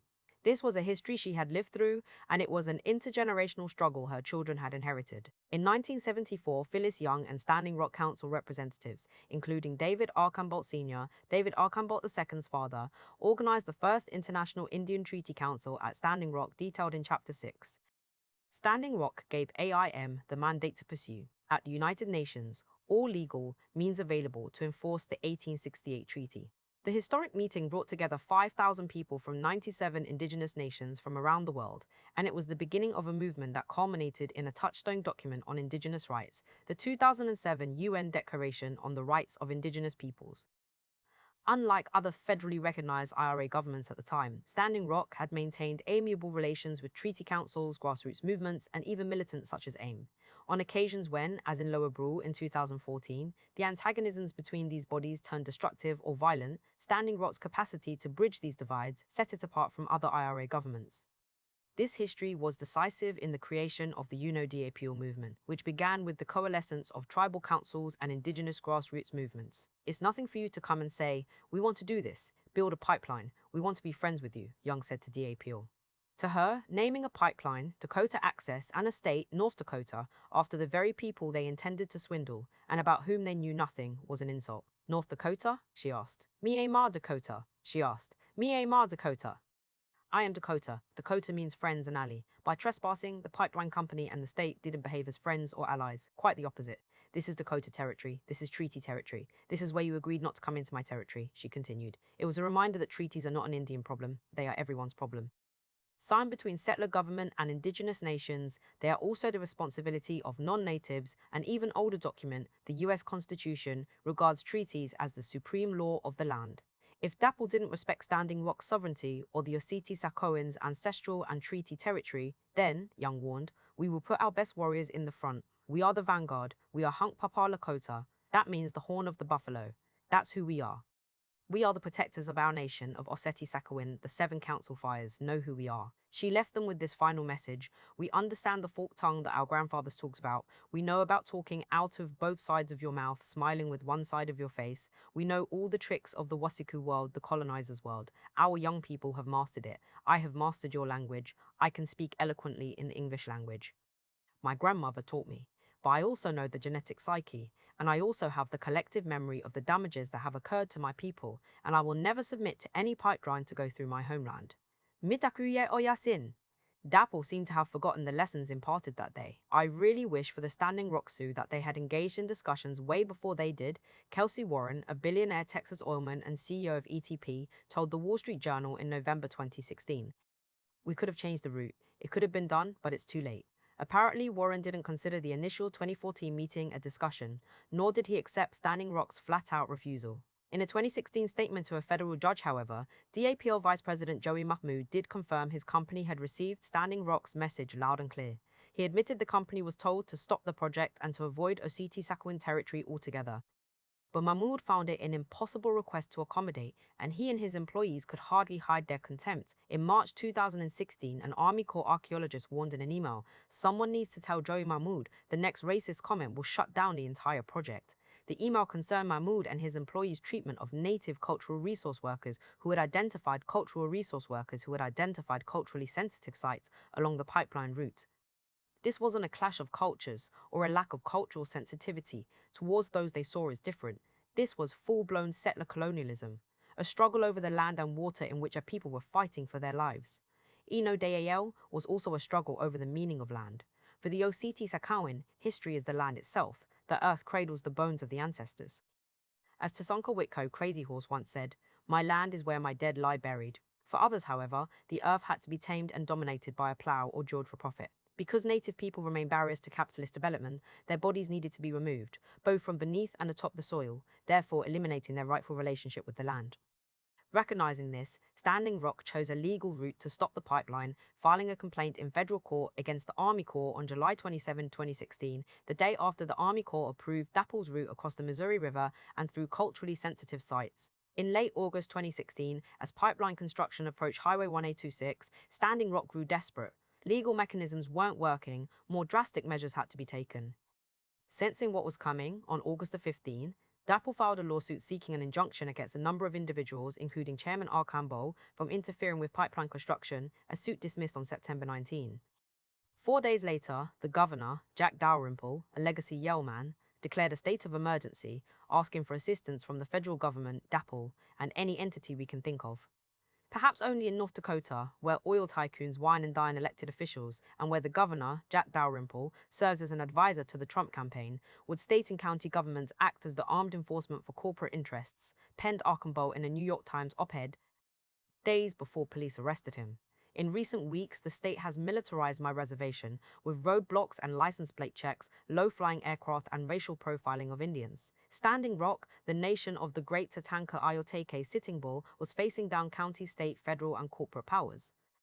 His people, some of the poorest in North America, and armed only with sage, prayer bundles, canupas, sacred pipes, and the spirit of their ancestors, were facing down a mounting legion of police and private security backed by some of the most powerful people in the world. On Friday, August 26, Chairman Dave Archambault II gave tribal employees the day off. He joined a prayer action at the location where DAPL crossed the highway and was arrested trying to break through a police line, along with 18 others, during a 2-day blockade of a construction site.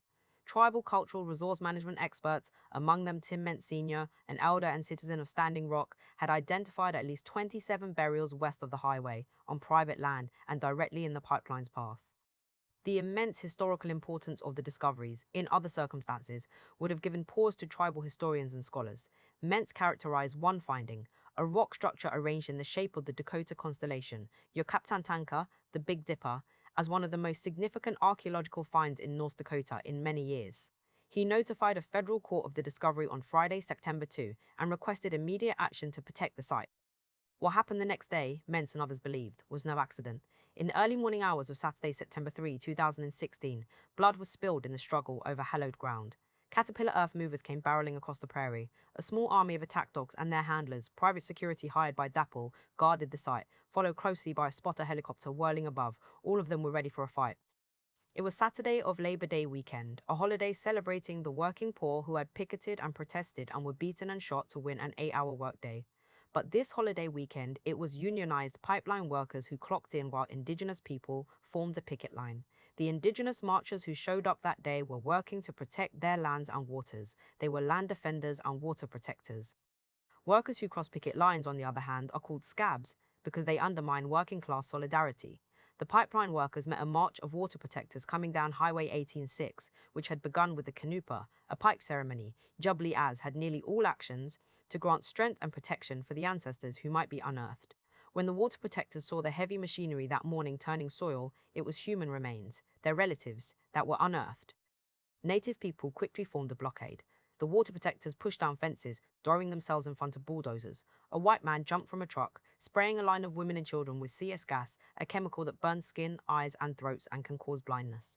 The handlers, the people who train animals to hunt human beings, manhunters, 6 attacked dogs on the picket line. Blood dripped from the dogs' maws. In that moment, everything changed, recalled LaDonna Braveball Allard, Tamakawastawin, her good earth woman. That morning, Democracy Now's Amy Goodman was interviewing Brave Bull Allard when the phone rang. The bulldozers are here. They rushed to film the scene. Brave Bull Allard had been in the middle of telling the story of Napota Winyan, her great-grandmother, a survivor of the Whitestone Hill massacre, which occurred September 3, 1863. The same day, 155 years later, caterpillar earth movers desecrated her ancestors' graves. At Whitestone Hill, women tied their babies to dogs in hopes that they would escape the soldiers. As soldiers finished off the wounded, the order came to shoot the dogs. These terrible histories, separated by time, were eerily similar. They took our footprint out of the ground, said Brave Bull Allard of the havoc wreaked upon the land. And who has the right to do that?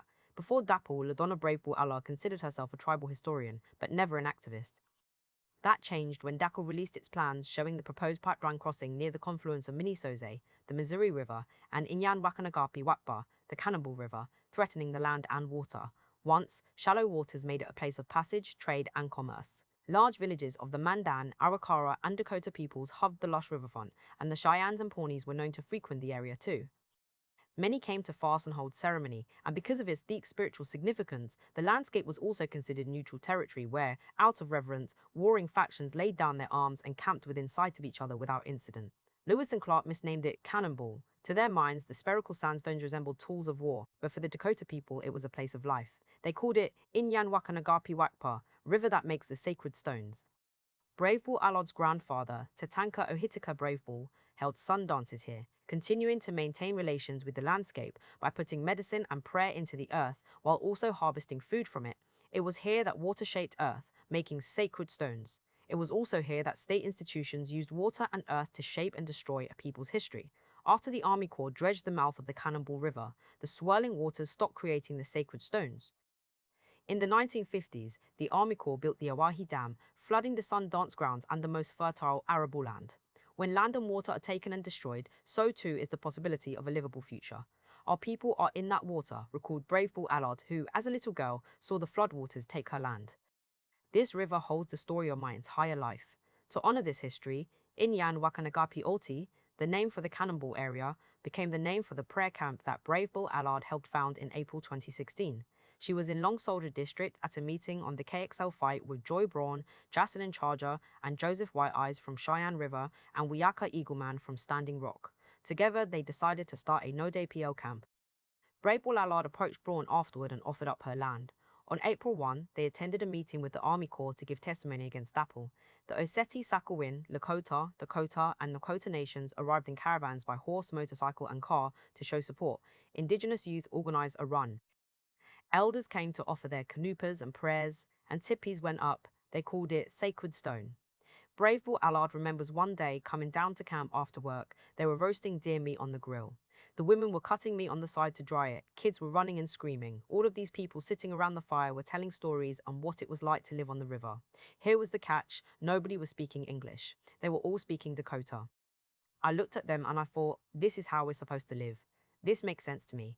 Every day I came down to the camp and saw such blessings. I saw our culture and our way of life come alive. Nobody can take that away from me. Between the first meeting with Dapple in 2014 and the founding of Sacred Stone in 2016, Standing Rock ran grassroots awareness campaigns about Emni Waikoni and No Dapple In, No Dapple Emini Waikoni, and No Dapple. Chairman Dave Archambault II travelled tirelessly from district to district, informing the reservation that Dapple was coming. The youth organised a water campaign called Res Bet Our Water, crafting the media message to the outside world and demonstrating this was a youth-led movement. But as construction began in April 2016, a sense of urgency grew. Given that Obama denied the permit for KXL, would he do the same for Dapple? Did he care about native sovereignty and lives? Archambault once had a connection to and admiration for President Obama. His sister, Jody Archambault Gillette, had served as the president's special assistant for Native American Affairs from 2009 to 2015. On June 13, 2014, Obama gave the opening remarks at Cannonball's annual Flag Day powwow, accompanied by Archambault and his family. Obama's visit was historic. Only 8 sitting U.S. presidents had ever visited Indian reservations, the last being Bill Clinton. During his speech, Obama focused on Native youth and played off the oft-quoted line by Sitting Bull, "Let's put our minds together to see what life we can build for our children. Let's put our minds together to advance justice because, like every American, you deserve to be safe in your communities and treated equally under the law," Obama told a crowd of thousands of cheering Lakotas and Dakotas. Shortly after Obama's visit, Archambault issued a statement assuring Native youth across the nation that the President and First Lady are truly listening to them. But were they really? Beginning in July 2016, 38 Indigenous youth ran a grueling 2,000-mile relay from their homes in North Dakota to Washington, D.C. and hand-delivered to the White House and the Army Corps a petition with 100 signatures opposing DAPL's construction. Tariq Brownotter, a 16-year-old Standing Rock youth runner and organizer with Respect Our Water, wrote to Obama, "After your visit to Standing Rock, you said you felt we were like your own children. Mr. President and First Lady, we have no doubt you meant every word you said, and we know you have not forgotten us." There was no public response from Obama to the youth's demands to stop DAPL. Not until November, 2 months after DAPL began construction and hundreds of arrests later, did Obama speak publicly about the pipeline, simply saying he wanted to respect native sacred lands, was open to a possible reroute. By then, the pipeline was less than a half-mile from the river and would take cues from the Army Corps of Engineers. He would let it play out for several more weeks. This stance angered both North Dakota politicians like Governor Jack Dalrymple, who demanded federal intervention to crush the protests, and indigenous people who were being mercilessly brutalized by cops. Obama's statement came 5 days after live video showed a militarized police force, acting on orders from the state of North Dakota, violently evict the short-lived 1851 treaty camp that blockaded DAPL construction crews on Highway 186. Cops in riot gear conducted tippy-by-tippy raids, slashing tents and tippy campuses. They dragged half-naked elders from ceremonial sweat lodges, tasered a man in the face, doused people with CS gas and tear gas, and blasted adults and youth with deafening LR8 sound cannons. The 142 arrested were marked with a number in black permanent marker on their forearm, led onto buses and kept overnight in dog kennels.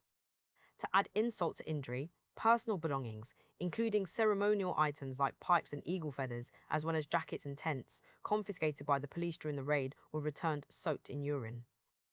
When asked what Obama thought about this level of brutality and dehumanization, the Nobel laureate admonished both sides, the unarmed protesters defending indigenous land and the heavily militarized small army of police who ritualistically beat the water protectors, all the while extolling the virtues of civility. There's an obligation for protesters to be peaceful, and there's an obligation for authorities to show restraint. 3 days before the 1851 treaty camp raid, Archambault wrote to U.S. Attorney General Loretta Lynch, urgently requesting a civil rights investigation into the escalating police violence. After declaring a state of emergency, Governor Dalrymple immediately went to work, soliciting aid and personnel under the Emergency Management Assistance Compact. It was the largest mobilization of cops and military in the state's history since 1890, when nearly half the standing military was deployed to crush the horseless and starving ghost dancers in Standing Rock. 76 law enforcement jurisdictions responded to Dalrymple's call and were deployed alongside the National Guard and private security firms hired by DAPL such as Tiger Swan. The agencies that arrived were among the largest recipients of the Department of Defense's 1033 program that ships surplus military equipment to law enforcement agencies nationwide. For example, between 2006 and 2015, the South Dakota Highway Patrol, which sent troopers to police water protectors, obtained $2 million worth of military equipment, including dozens of assault rifles and 5 armored vehicles. The Lake County Sheriff's Office in northwestern Indiana, which sent 4 deputies, had collected $1.5 million in military gear, including 100 assault rifles and 2 armored trucks. Demonstrating incompetence with this military-grade weaponry, one deputy shot himself in the foot with one of the assault rifles while deployed at the protests. The 15-ton, tank-like MRAP vehicles, which were visible at nearly all the major police actions, were also Department of Defense military surplus placed at the disposal of county sheriff's offices. Because of the large influx of equipment and personnel, police saw it as a sort of law enforcement laboratory. Tom Butler, a colonel with Montana Highway Patrol, called the multi-agency police response enlightening and educational, encouraging police agencies in western states like Montana to attend on account that they share all those same issues with states like North Dakota. To Butler, those same issues were the large, land-based indigenous nations protesting extractive industries. In other words, these states had a lot to learn from North Dakota about how better to police their own Indian problem. Despite the intimidating display of force, it was the standard issue weapons of police. Chemical weapons like tear gas and pepper spray that inflicted the most pain and violence. As Paiute anthropologist Kristen Simmons points out, because these weapons were the dominant means of crowd control, rather than military combat gear, they inflicted more injuries upon water protectors. While the Geneva Protocol prohibits such chemical weapons in warfare, they are, paradoxically, permitted for domestic policing. For example, on November 20, a day known as Backwater Sunday, Police sprayed water protectors with water laced with pepper spray from a water cannon mounted to an MRAP and shot with tear gas canisters used as projectile weapons. Temperatures dropped below freezing. Police also used beanbag rounds, rubber bullets, and flashbang grenades to pummel the young, the old, the unarmed. More than 200 people suffered injuries. One Navajo woman lost an eye, becoming permanently disabled, and one white woman had her arm nearly blown off by an exploding crowd control agent lobbed at her by police. Most, however, suffered from hypothermia and chemical exposure. Camp medics saved many lives that night by treating hypothermia with heat blankets and by applying an antacid mixture to chemical burns in the eyes, nose, and mouth to prevent suffocation. In a democracy. Now. Interview. Archambault also pointed out how police humiliated water protectors by strip searching them upon arrest. He was also strip searched in late August. According to Laguna Pueblo journalist Jenny Monet, strip searches were common and primarily reserved for Native people and people of color, while white inmates were often exempt. Monet also reported that some Native transgender people were separated from the general population and placed in solitary confinement as a policy. The police also targeted journalists covering the protests, arresting Amy Goodman in September 2016, Monet in January 2017, and several reporters from the media collective Unicorn Riot. In his letter to Lynch, Archambault compared the policing tactics used against water protectors as reminiscent of the tactics used against protesters during the civil rights movement some 50 years ago. In a 2018 Netflix interview, Obama spoke of being inspired by the courage of black civil rights activists and freedom riders who faced dog attacks, fire hoses, and police brutality, and who risked everything to advance democracy. Yet under his watch, private security working on behalf of DAPL unleashed attack dogs on unarmed water protectors who were attempting to stop bulldozers from destroying a burial ground. Morton County Sheriff's deputies sprayed water protectors with water cannons in freezing temperatures, injuring hundreds, and police officers and private security guards brutalized hundreds of unarmed protesters. All of this violence was part of an effort to put a pipeline through indigenous lands. In the twilight of his presidency, on December 4, 2016, the Army Corps denied the permit for DAPL to cross the Missouri River, but the move was too little, too late, and it was quickly reversed by President Trump within 2 weeks of taking office. Trump also reversed KXL's presidential permit, bringing back to life the all-but-dead pipeline project. Even though Obama had thus far turned his back on indigenous youth and written off the violence inflicted upon them by police, their courage, demonstrated in the 1,000-mile relay across the country, had won the hearts and minds of conscientious people, regardless of political affiliation. Following the historic run, the ranks of Sacred Stone swelled. By late August, there were more than 90 indigenous nations present, as well as allies from across the globe. By November, that number had grown to nearly 400. Oceti-Sakowin Camp was created partially to capture the growing influx of people who came pouring in from all corners of the globe. The media also arrived in droves, often covering the violent clashes between water protectors and the police that, while frequent, also gave a distorted view of both everyday camp life and the actions themselves. From August to October, marches and rallies occurred almost daily and without incident. At first, they started from Oceti-Sakowin Camp and headed several miles north where the pipeline crossed Highway 1806. The keeper of the White Buffalo Calf Pipe, Chief Arvil Looking Horse, frequently led these early marches, beginning with a pipe ceremony. Later on, marches branched out to target construction sites or to provide a distraction for those brave enough to chain themselves to heavy machinery. Men have come up to me, young men who said they were ready to lay down their lives, Archambault said to a crowd in late August. From the beginning, he had feared someone would be killed. Fortunately, no one was, and his message was one of life. But I told them, no, we do not want that. We want you to live and prosper and be good fathers and grandfathers. Indeed, many Wakoni and the spirit of Noda PL, enacted daily in camp life, embodied a brief vision of what native life could be. I think it's a rebirth of a nation, Faith Spotted Eagle said. And I think that all of these young people here dreamed that one day they would live in a camp like this because they heard the old people tell them stories of living along the river. They heard them talking about the campfires and the horse nation, and they're actually living it. They're living the dream. All one had to do was walk through camp to witness that dream. Flag Row, a half-mile procession of more than 300 indigenous national flags that lined each side of the road, cut through the heart of camp. Starting at the north gate, where new arrivals checked in with camp security, it was the main drag of the Indian City, the 10th largest city in North Dakota at its peak. Alcohol and drugs were strictly prohibited. Media were required to report to the media tent. No photographs of children or of anyone were permitted without consent, nor was the recording of prayers or ceremonies. Facebook Hill rose beyond the main camp kitchen, a grassy knoll with the only decent cell phone reception in the entire camp. It was where people reconnected with loved ones. Someone jokingly called it Little Brooklyn, for all the white filmmakers from Brooklyn who congregated there. The main camp was a fully functioning city. There was no running water, but the Cannonball Community Center opened its doors for showers. There was no electricity, but Prairie Knights Casino, the tribal casino 2 miles up the road, had Wi-Fi, and there were no flushable toilets, but Standing Rock paid for porta potties. Where physical infrastructure lacked, an infrastructure of indigenous resistance and caretaking of relations proliferated, of living and being in community according to indigenous values, which for the most part kept people safe and warm. If you brought donations, you checked in at the main council fire. Supervised by Standing Rock elders, the council fire remained lit 24 hours a day. A steady rotation of young native men, the firekeepers, fed logs to the fire at all hours, a humble but important duty. An Iapaha, a town crier or MC, handled the mic, announcing grand entries of visiting delegations, meal times, activities for children, missing or lost items, and guest speakers. At sunup and sundown, elders of Standing Rock and the Oseti Sakowin sang grandmothers' lullabies for the children and gave words of encouragement to water protectors. Next to the PA system stood several large fire pits with industrial-grade cooking pots, always boiling corn and soup. The main kitchen served 3 hot meals a day. At its height, there were about 13 free camp kitchens and a half-dozen medic tents. Elders and children ate first, following a meal prayer. If there were guests, and there were often delegations from around the world, they ate first. The donations tent was well stocked with sleeping bags, blankets, tents, socks, gloves, hats, boots, and so forth. Native families frequently arrived by the carload, sometimes wearing only t-shirts and gym shorts. Everyone was fed and clothed. Everyone had a place.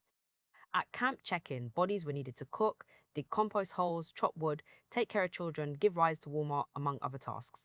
Many quit their jobs, instead making it their full-time work to cook and to keep others warm and safe.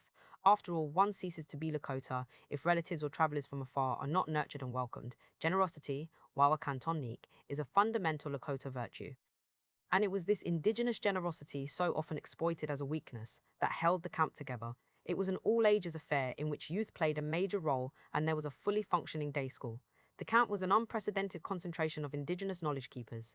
Standing Rock Lakota language specialist Elena Eagleshield saw this. She went to every camp asking if they could share their knowledge with the children families brought with them.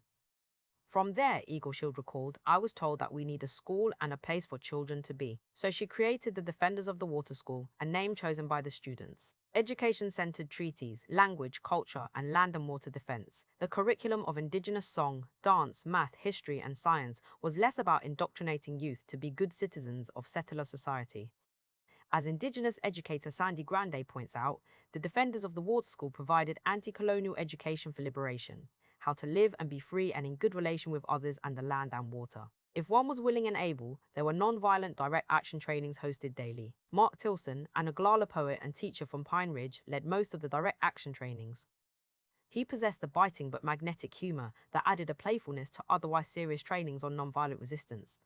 Dallas Goldtooth, comedian and organizer with Indigenous Environmental Network, light-heartedly referred to Tilson as the camp's spirit animal because nearly everyone knew him and turned to him for advice on actions. Almost every day, Tilson read aloud and explained the Oseti Sakowin camp principles to new arrivals, whose numbers typically ranged from a handful to several dozen. The rules, which applied to everyone, were scrawled on whiteboards and hand-painted signs. We are protectors. We are peaceful and prayerful.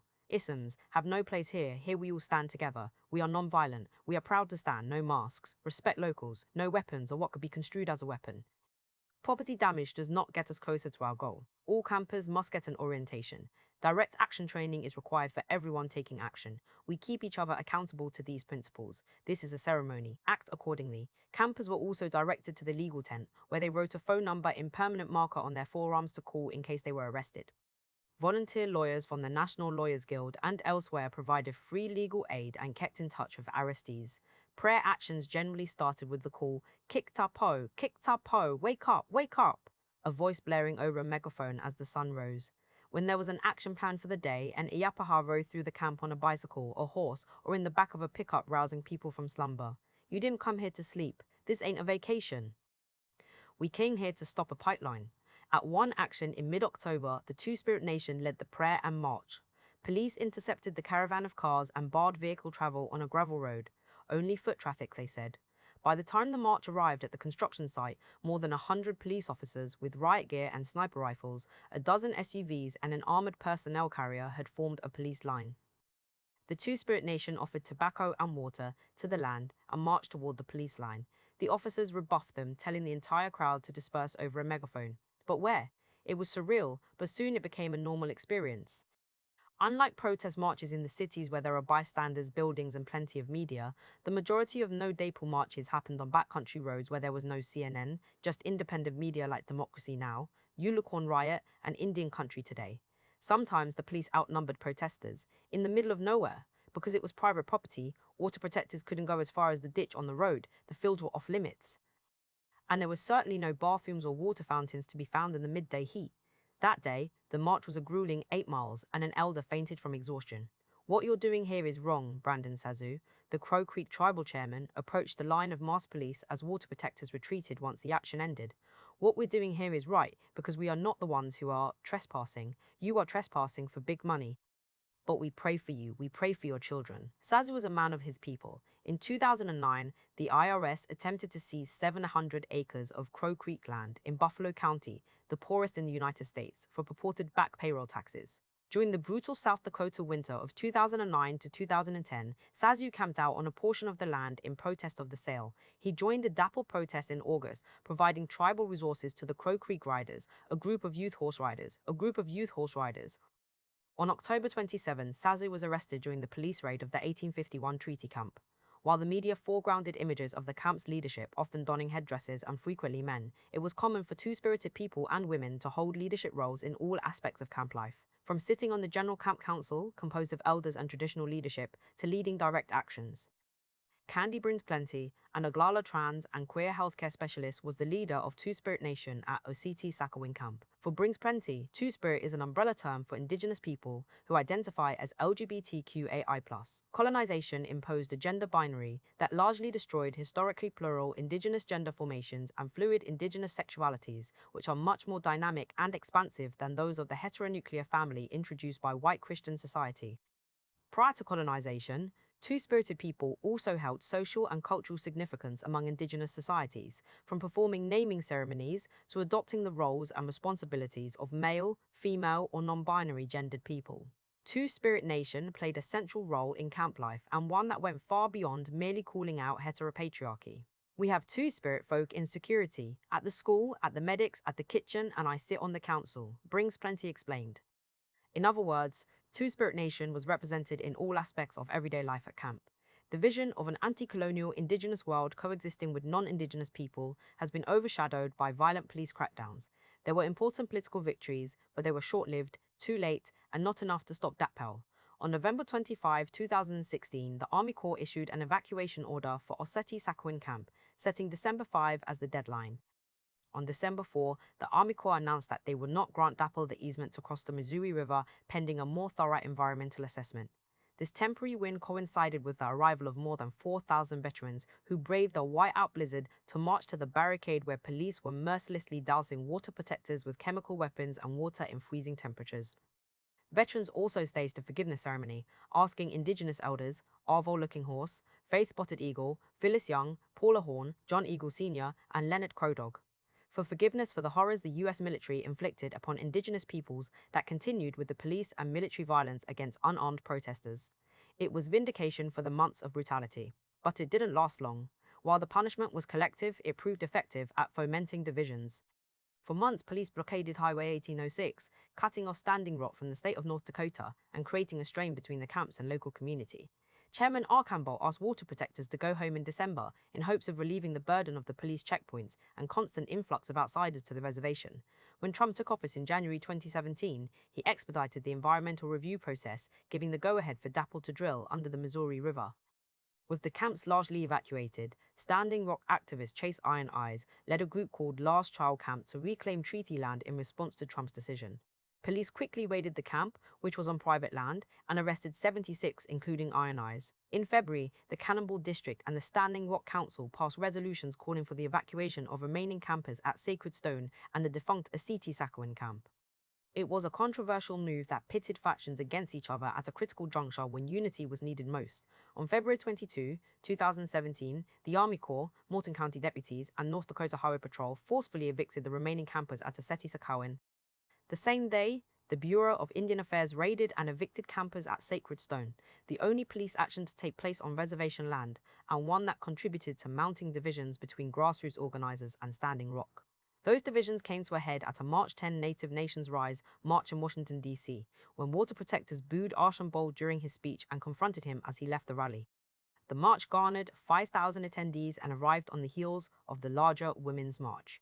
Despite the smaller turnout, it was a unified showing of support for Standing Rock, even if some didn't agree with its political leadership.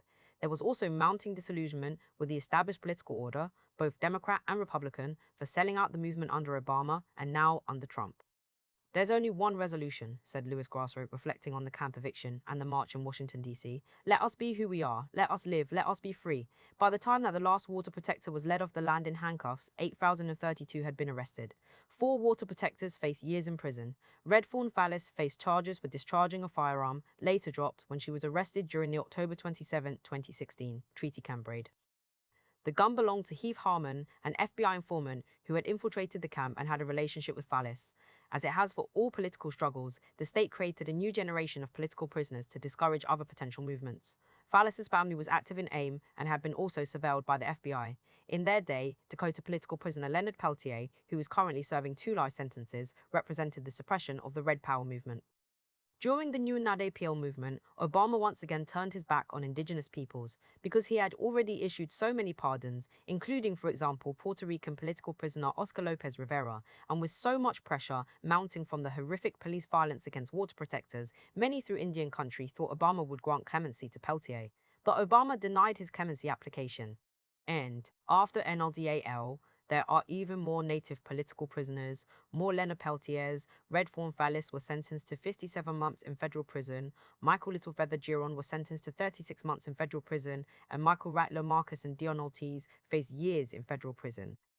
Though not without its faults, the reunification of the Oceti-Sakowin reawakened an indigenous movement intent on making and remaking a world premised on indigenous values rather than on private ownership and heteropatriarchy. While indigenous peoples committed themselves to caretaking relations, the police had also taken up their familiar role as caretakers of violence, attempting to snuff out the fires of resistance before they burned too hot or spread too far.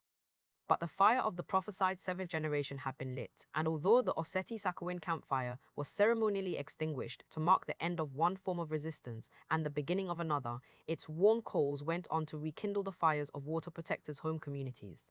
For Lakotas, fire is also a gateway to the past, because it is around fires that histories are shared and ceremonies held. Now, the long tradition of indigenous resistance also includes the story of Nodapol.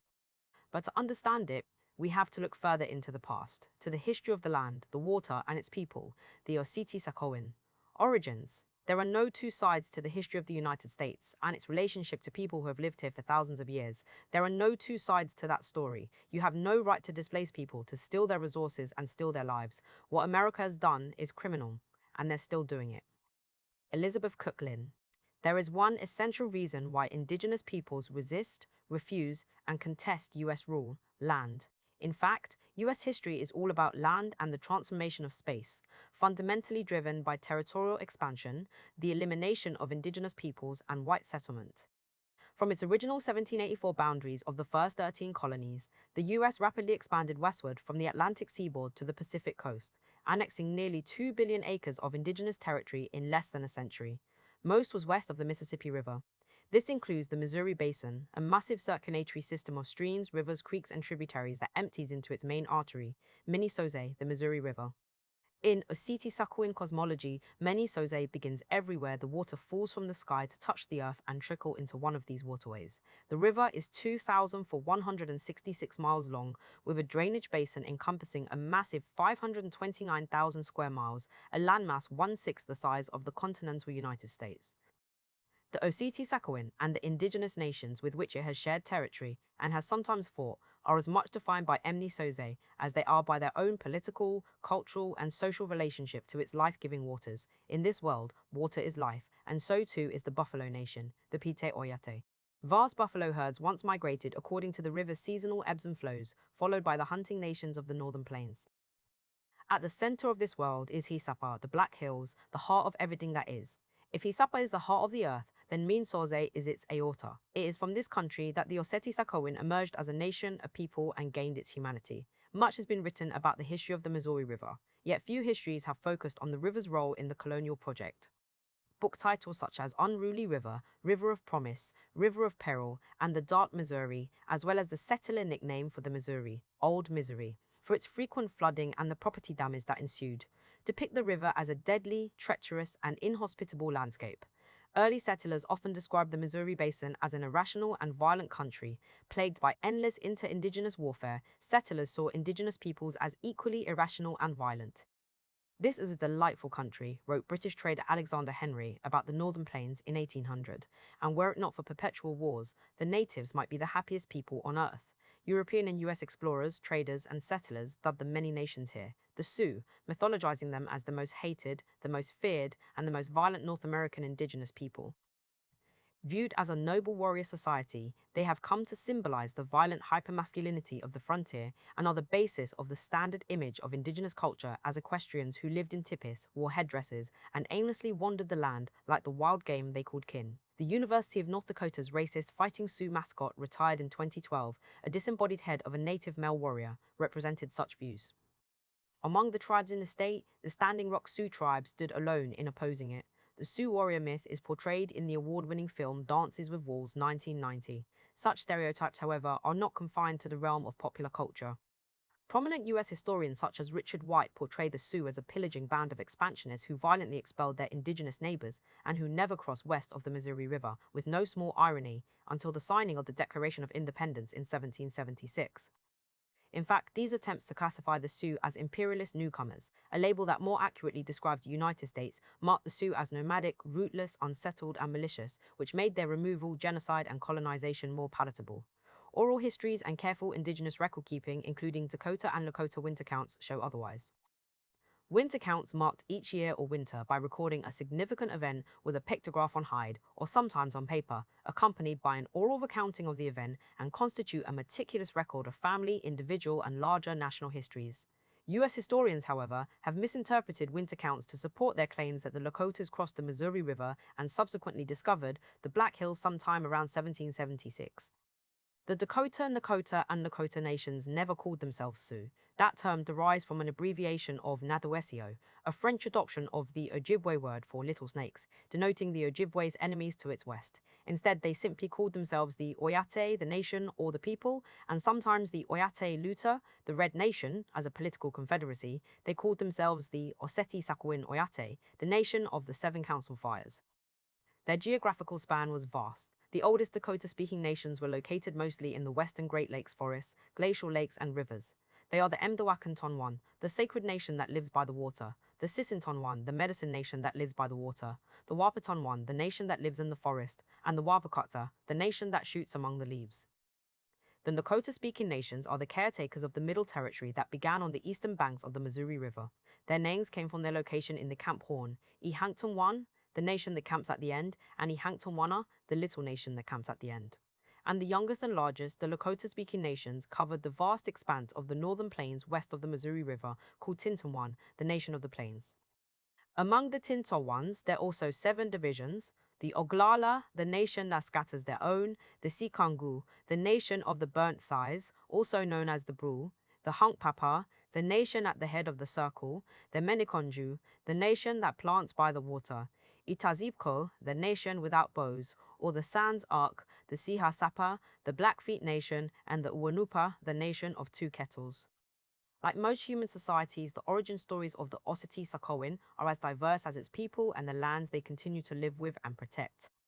To name but a few examples, their origin histories include emergence from the earth, from the Ways Red Clay, emergence from Hasapa, emergence from Bidawakan, Spirit Lake or Mille-Lacs, descent from the Wakapi Oyate, the Star Nation, descent from the Te Oyate, the Buffalo Nation, and westward and southern migrations from the Atlantic seaboard or Central America. None of these origin stories are more or less true than others. What they have in common, however, is their collective significance in defining both a historical experience within a specific geography and the moral universe of how one relates to others and the land. The origin stories contradict settler narratives that describe the Oseti Sakowin as late arrivals, west of the Missouri River at best, or as expansionists at worst, driven, like their US counterpart, by purely economic motives to control river trade by violently displacing other indigenous nations. In the absence of written law, according to Lakota author Luther Standing Bear, a great tribal consciousness reigned at the individual level in Oseti Sakowin societies. No human institution employed force or violence to compel behavior. Social conduct was based on mutual solidarity and kinship, in what Standing Bear calls wukage, our way of doing things. The ultimate punishment for breaking group solidarity was exile, which meant to lose identity or die. An individual's responsibility was first and foremost to ensure the survival of the collective. Decisions concerning anything from hunting to travel to warfare were made at the community level in the open council, a decentralized political authority that frequently rotated leadership, affording equal say, that is, to separate societies of men and of women, and, in some cases, places of honor to winky societies, those who did not conform to the binary gender roles. An Oyate Okizu, or the assembly of the entire Osseti Sakowin, was called only for matters of great importance such as sun dances, or, in the late 19th century, the negotiation of treaties and repulsion of US invasion. In contrast to their own customary laws, Lakotas created the word Wupe Wasiku to describe the white man's law. Wupe Wasiku described the cruel equipment of law, from armed soldiers and cops to guns, cannons, balls and chains, and prisons. According to Nufa Standing Bear, this kind of law designated not order, but force and disorder. Next to the maintenance of good relations within the nation, an individual's second duty was the protection of communal territory. In the east, the vast wild rice paddies and seasonal farms that grew corn, beans, and squash demarcated Dakota territory. In the west, Lakota territory extended as far as the buffalo herds that traveled in the fertile Powder River country. For Dakotas, Lakotas, and Nakotas, territory was defined as any place where they cultivated relations with plant and animal life. This often overlaid and was sometimes in conflict with other indigenous nations. For example, the Lakotas were by no means the only indigenous nation with connections to the Black Hills. When different peoples combined through alliance, whether through the formation of kinship relations or purely for survival, they often incorporated aspects of one another's histories. Among the more than 50 indigenous nations who possess similar, often overlapping relationships and claims to the Black Hills were the Arikara, Osage, Shoshone, Assiniboine, Gros Ventre, Pawnee, Mandan, Hidatsa, Kiowa, Ponca, Crow, Omaha, Winnebago, Cheyenne, Arapaho, and Blackfeet. Like the countries that constitute the United Nations, the political authority of the Osseti Sakowin didn't prevent them from sometimes warring with other indigenous nations. Luther Standing Bear, commenting on Lakota warfare in 1931, admits as much. He notes how the United States criminalized the assertion of indigenous political authority to make war and defend territory. We kept our lands to ourselves, he writes, by making all other tribes stay away from us. When whites began to fear the Osseti Sakowin's political power, Standing Bear observed, they called us Sioux. In settler vernacular, Sioux became equivalent to criminal and was used to justify invasion and endless war. But, as indigenous scholars and intellectuals have contended for the last 2 centuries, war, diplomacy, and sovereignty are just a few of the Osseti Sakowin's many characteristics. Nonetheless, Sioux warfare, diplomacy, and sovereignty dominate settler histories of 19th century indigenous life on the Missouri River and in the northern plains. This is not because indigenous nations are inherently militaristic, but because they had come to know the United States, which the Lakotas called Milahanskan, the nation of the long knives, best through its army. The first indigenous U.S. interactions on the Missouri River were military encounters. In 1803, President Thomas Jefferson finalized the Louisiana Purchase from the French Republic, an annexation of 827 million acres. Louisiana territory encompassed the entire Missouri River basin and more than doubled the territory of the fledgling United States. Shortly thereafter, Jefferson sent Meriwether Lewis and William Clark to lead a military expedition up the Missouri River, bearing arms, flags, and gifts to claim the new land and its people. Their goal was to proclaim U.S. sovereignty over the region and its nations, and to bring the indigenous people into trade relations with the United States. And of all the indigenous nations, Jefferson mentioned only the Sioux by name. On that nation, Jefferson ordered Lewis, we wish most particularly to make a friendly impression because of their immense power, and because we learn they are very desirous of being on the most friendly terms with us. The Corps of Discovery, a unit of the U.S. Army, met several divisions of the Osseti Sakowin as they traveled upriver. After navigating the Big Bend of the Missouri present-day Crow Creek and Lower Brule reservations in late September of 1804, the expedition was intercepted by a camp of Sikangas, a political subdivision of the Lakotas. As per custom, the Lakotas hailed the Corps with a plume of smoke that rose in the northwest, signaling the expedition had been spotted. The Lakotas sought counsel and some form of payment to pass through their territory, but Lewis and Clark rebuffed the Lakotas' assertion to determine who shall pass and at what cost, clearly disobeying Jefferson's instructions to make a friendly impression. After 8 days of failing to negotiate their passage without paying a toll, Lewis and Clark resorted to violence. According to John Ordway, an expedition volunteer, Clark informed the intransigent Lakota headman Black Buffalo that they were sent by Thomas Jefferson, who could have them all destroyed. But, obviously surrounded and overwhelmed, Lewis and Clark's threats were worthless. Because he led the negotiations between the called Discovery and the Sikangas, and he refused to let the expedition pass, Lewis and Clark took Buffalo Medicine and possibly other leaders like him hostage and to secure their passage north. Buffalo Medicine was later released once the expedition was free from Lakota country. Taking indigenous hostages was common practice. Jefferson had earlier advised Lewis that taking influential chiefs or their children would give some security to your party. Reflecting on the encounter, Clark later wrote that the Lakotas were the vilest miscreants of the savage race and must ever remain the pirates of the Missouri. Unless these people are reduced to order by coercive measures, I am ready to pronounce that the citizens of the United States can never enjoy but partially the advantages which the Missouri presents, he continued. The Sioux view with contempt the merchants of the Missouri, whom they never fail to plunder when in their power. Historians have uncritically taken Lewis and Clark's testimony of that first encounter at face value. They were waylaid by a band of river pirates straight from the pages of a Robinson Crusoe fantasy novel. This was most recently retold in popular accounts like US historian Stephen Ambrose's 1997 best-selling book, Undaunted Courage, and documentarian Ken Burns' 2001 PBS film, Lewis and Clark. But in their estimation, the Lakotas didn't make much of the encounter. Lewis and Clark came and left, and the Lakotas continued living as before. This was a fairly routine engagement, merely a different flavor of whites traveling through their territory bearing flags and guns. According to Clark, even the downriver and more peaceful Ihantawan invariably arrested the progress of all traders traversing the river by exacting tolls and demanding more accommodating trade prices. However, for the United States, this first interaction held great significance, and it profoundly shaped their feelings toward a nation they viewed as criminal pirates of the Missouri. As Oglala historian Craig Howe observes, this exchange gave rise to storm clouds of deceit that have in some sense darkened 2 centuries of Lakota-US relations. But for the historian Jeffrey Osler, the foundation for genocide in U.S. Indian policy had in fact been laid decades earlier in the 1787 Northwest Ordinance. The ordinance opened up the area north of the Ohio River and in the Great Lakes region for settlement, creating territories that became the states of Ohio, Indiana, Illinois, Michigan, and Wisconsin. Additionally, Article 3 stated of the Indians that in their property, rights, and liberty, they shall never be invaded or disturbed unless in just and lawful wars authorized by Congress. While, as Osler observes, this did not call for genocide in the first instance, it legalized genocidal war in the event that land cessions could not be achieved through peaceful means, and indigenous people were unwilling to submit to U.S. authority. The 1823 Supreme Court decision, Johnson v. Strauss and Nuyos, Mintosh, in which Chief Justice John Marshall spelled out the rights of the United States to indigenous lands, also drew upon a centuries-old doctrine. Indigenous peoples, he ruled, only possessed occupancy rights, meaning their lands could be taken by powers that discovered them, the doctrine of discovery. The origin of this notion was a 15th century papal bull known as the doctrine of Christian discovery that distinguished Christian from non-Christian nations. The latter were regarded as little more than savage, peoples awaiting the gift of European civilization, and according to Lenape scholar Stephen Newcomb, the United States interpreted the doctrine as describing indigenous peoples as politically non-existent, partially or entirely. Therefore, indigenous title to the land could not be extinguished where it did not exist. Commenting on the Johnson decision, Onondaga international jurist Tonya Gonella Fitchner observes, the newly formed United States needed to manufacture an American Indian political identity and concept of Indian land that would open the way for the United States in its westward colonial expansion. This founding myth eventually became known as Manifest Destiny.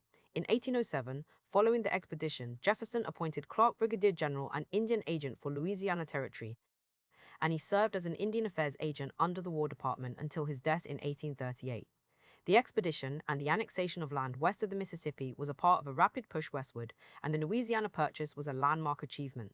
For one, it provided the means by which southern plantation capitalists could expand their cotton kingdom to new markets, hence the importance of imposing trade relations with the indigenous nations.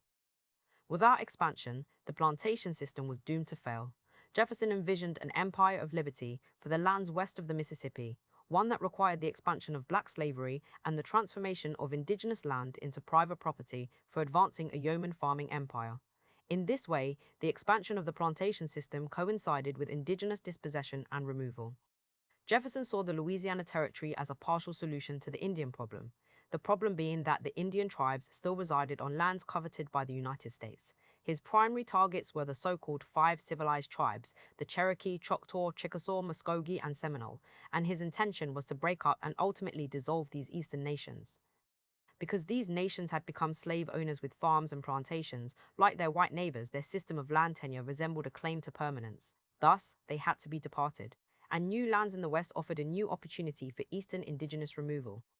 For example, Section 15 of the 1804 Louisiana Territorial Act afforded that the President of the United States is hereby authorized to stipulate with any Indian tribes owning lands on the east side of the Mississippi and residing thereon, for an exchange of lands, the property of the United States on the west side of the Mississippi, in case the said tribe shall remove and settle thereon. Jefferson wanted to further concentrate eastern indigenous nations into ever-diminishing territories. By making their wild game, land and resources scarce, he could force them to either incorporate or remove beyond the Mississippi. Dakotas, Nakotas, and Lakotas had been trading with the French and British for decades by the time the Lewis and Clark expedition arrived. By the early 1800s, the fur trade had enveloped northern plains life. The Europeans also brought the Bible, the gun, and disease, and the Lakotas had a vested interest in maintaining a foothold in the river trade. They certainly didn't consent to the U.S. claim over the land and waterway. But the Lakotas never saw themselves as owning the river. On the contrary, it was to the river that they belonged. The many centuries they spent living in relationship to the land and water reinforced this understanding, and by 1804 they also belonged to the river trade, both economically and politically, making the river a different source of their livelihood and survival. Early settlers and traders heavily relied on indigenous labor and patronage for trapping and hunting, while indigenous societies in turn relied on trade goods such as cloth, guns, ammunition, knives, iron cooking utensils, and food items. Highly romanticized frontiersmen were in fact little more than poachers. As beaver populations declined and demand for their pelts decreased, buffalo robes were quick to fill their place. Yet when U.S. companies began to bypass indigenous peoples and dominate the trade, buffalo herds, like the beaver, were all but exterminated from the 1870s to the 1880s. This expropriation went hand in hand with military-sponsored extermination campaigns, which began in 1865. Taking only the hides, white hunters not only left buffalo carcasses to rot on the plains, but also poisoned them with strychnine to kill off coyotes, wolves, and other scavengers, and sometimes starving native people. Estimates place the pre-contact North American buffalo population at 25 to 30 million. It took settlers nearly a century to exterminate the herds in the East, forcing the survivors of the Holocaust, much like their human kin, west of the Mississippi River. Annihilating the remaining 10 to 15 million in the Great Plains took just 2 decades. These were acts of genocide, for genocide encompasses much more than merely acts committed during war, as most US historians believe. The 1948 UN Convention on the Prevention and Punishment of the Crime of Genocide defines the intent of genocide as to destroy, in whole or in part, a national, ethnical, racial, or religious group. Examples include, but are not limited to, murder, torture, or deliberate deprivation of resources needed for physical survival, like clean water, food e.g., buffalo, clothing, shelter, or medical services. This definition also includes actions targeting women specifically, like involuntary sterilization, forced abortion, prohibition of marriage, and long-term separation of men and women, all of which threaten the ability to produce future generations. Another tactic is the forcible transfer of children. United States policy has subjected indigenous peoples to all of these genocidal acts, some of which are historical, others are ongoing. Settler colonialism is inherently genocidal in terms of the Genocide Convention, writes historian Roxanne Dunbar Ortiz. Although the Genocide Convention is not retroactive, it only became applicable in the United States in 1988. The year the US Senate ratified it, it is a useful lens for studying indigenous history. The fur trading forts were rampant with sexual violence. White traders, low-level laborers, and soldiers often stopped by for a drunken frolic, which involved demanding the sexual services of indigenous women's bodies, with or without their consent. Access to whiskey, treaty annuities, and trade goods sometimes came with the expectation that indigenous men should forfeit their daughters, sisters, and wives' bodies to white men, as if indigenous women's bodies were theirs to give, and soldiers also frequently raped indigenous women whom they had taken prisoner. To celebrate victory, troopers often rounded up the prettiest girls to be passed around among the officers, leaving the enlisted men with the less attractive older women, wrote Sikangu scholar Virginia, driving Hawks Neve in her account, based on family oral histories of the well-known abuses against Lakota women at Fort Platte in operation from 1840 to 1846. Many indigenous activists today have identified man camps, the transient all-men communities of oil and gas workers, as hubs for the exploitation of indigenous women through trafficking and sex work. In some ways, trading forts were the first man camps, the vanguards of capital that extracted wealth not only from the land, but also through the conquest of indigenous women's bodies. Later, these trade forts also became border towns, the white-dominated settlements that today ring indigenous reservations. The fur trade also violently transformed gender relations. As Driving Hawk's Neve recounts, Lakota society didn't adhere to monogamous sexual values, possessed nothing on par with the puritanical Christian views of sexual conduct or marriage, and considered property in the home to be owned by the women. But Lakota women who married white traders were placed under the protection and control of a patriarch, a practice known as coverture. Descending from a society where women owned all the property in the home, losing control of their property, their bodies, and their children, and being placed under the dominion of a white patriarch was a harrowing, alien experience. Maybe this should come as no surprise. In white society, women and children held little or no political authority and were little more than domestic servants. Diplomacy, trade, and war, the public sphere, were the sole privilege of men. This included the sale and trade of hides at European or US forts along the Missouri River, unlike the indigenous systems they had replaced, in which trade, exchange, and the sharing of material wealth was intended to strengthen kinship relations rather than a market economy and private ownership. During the fur trade, indigenous women labored to prepare the buffalo hides, but they didn't own the hides sold to whites because the hunting and sale of those hides was a male-dominated business, and white traders often owned or married multiple indigenous women to increase their access to the woman's relatives and their trade markets, or to sell her off to others. In this sense, the subordination of indigenous women was lucrative for a trader and increased his social standing. One of these men was the French-Canadian trader Toussaint Charbonneau, who is famous for joining Lewis and Clark in November 1804 when the expedition camped among the Mandans at Fort Mandan. He offered up his services and those of his wife, a Shoshone woman by the name of Sacagawea, as interlocutors and interpreters for indigenous peoples they would encounter upriver. Although Sacagawea has surpassed Charbonneau in fame for her aid to the expedition, little was known about her other than her services to white men. Captured by Hidatsas at the age of 13, Sacagawea was one of many women Charbonneau purchased throughout his life. Although she bore him children, Sacagawea was little more than chattel to Charbonneau, a piece of property he sometimes resented and at others physically abused. And it wasn't only Sacagawea whom he subjected to violence. In May 1795, while working for the Montreal-based Northwest Company, Charbonneau was sent to pick up supplies at a trading post near Lake Manitou. According to the Journal of John McDonnell, a Northwest Company clerk, an elder Ojibwe woman caught Charbonneau in the act of committing rape upon her daughter. Furious, the woman stabbed Charbonneau with a canoe awl, a fate he highly deserved for his brutality. Like Charbonneau, white traders, explorers, soldiers, and settlers believed they possessed the right to trespass freely across indigenous territory. And they also believed they possessed unrestricted access to indigenous women's bodies and their children. Muskogee jurist Sarah Deer argues that rape can be employed as a metaphor for the entire concept of colonialism, because it is not only experienced individually, but is also part of an ongoing structure of domination, one with a beginning but no end. More so than indigenous men, the subordination of indigenous women was about realizing profits in the fur trade. Violence against Native women undermined their customary political authority and used their bodies to create profit. As noted above, unlike their white counterparts whose bodies were used for sexual reproduction, indigenous women's bodies increased white traders' access to new markets through their kin, and by extension, land, capital, and political and economic influence. Thus, while indigenous women did bear children for white men, their main use was for securing the future of white settlement. As Athabascan scholar Dia Milion puts it, gender violence marks the evisceration of indigenous nations. White traders and trappers appropriated indigenous women's bodies as much as they had appropriated the wealth of the land by harvesting and selling the skins of animals. The two practices went hand in hand. But this was only one component of settler society's attack on indigenous women's political authority. With women already shut out of the fur trade, the treaties, which barred indigenous women from participation in this specific realm of diplomacy, offered an externally imposed means to recognize indigenous men's political authority. From 1805 to 1873, the United States made 35 treaties and agreements with various political divisions of the Oceti-Sakowin, or, as they became known in treaty parlance, the Sioux Nation of Indians. Not one woman was allowed to touch the pen, place an X mark, or formally consent to any land cessions, peace agreements, or political relationships with the United States. By the time the Oceti-Sakowin had been forcefully confined to reservations in the 1890s, indigenous women had been completely confined to the domestic sphere, while indigenous men occupied the primary roles in the reservation political economy, including as reservation police, political leaders, and traders. Gender divisions were sometimes enforced by military rule. and the boarding school system, which was controlled by the military like the reservations, further entrenched these divisions, ripping children from their families and educating young girls and boys on their proper places in a civilized Christian society, homemaking for the girls and wage labor for the boys.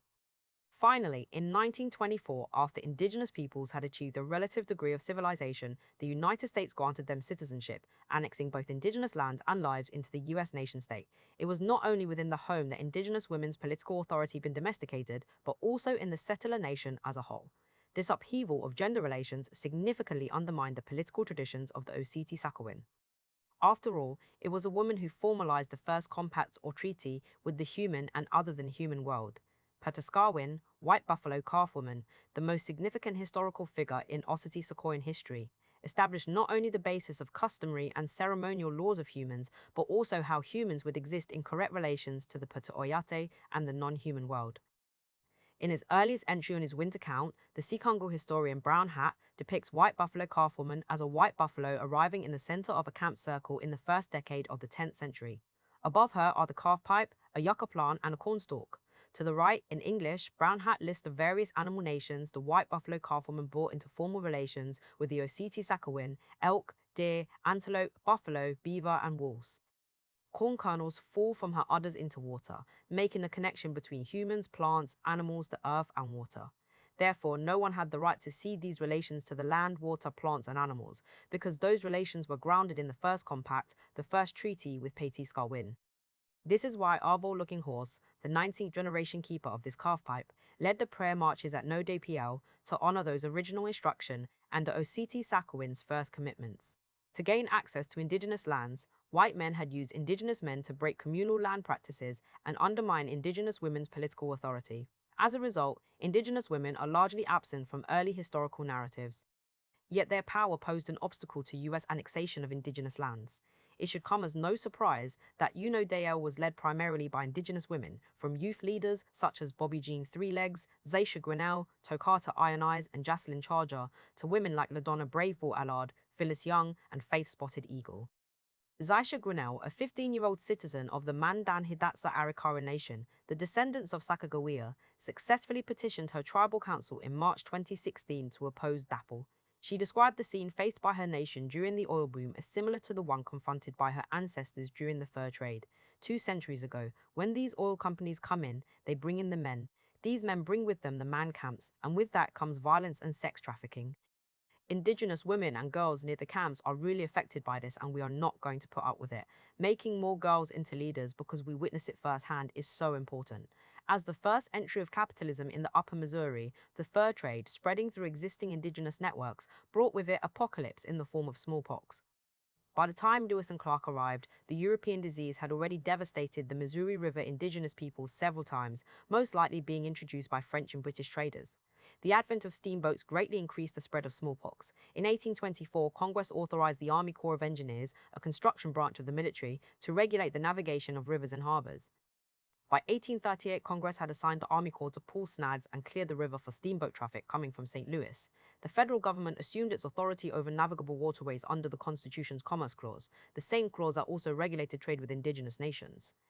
Indian Affairs, under the supervision of the War Department, was tasked with the creation and management of federally subsidized trading posts to undercut British, Spanish, and French trade and bolster U.S. influence over indigenous nations. The increase in steamboat traffic intensified the fur trade, and the fur trade in turn intensified commerce and, therefore, U.S. authority over the river. As R.G.G. Robertson points out, the fur trade was the primary means by which smallpox reached the Indians in the interior. In other words, the spread of smallpox and other diseases coincided with an intensification of colonial invasion. Steamships transporting treaty annuities, ammunition, Indian agents, traders, and soldiers to Missouri River forts and trading posts also brought disease and death.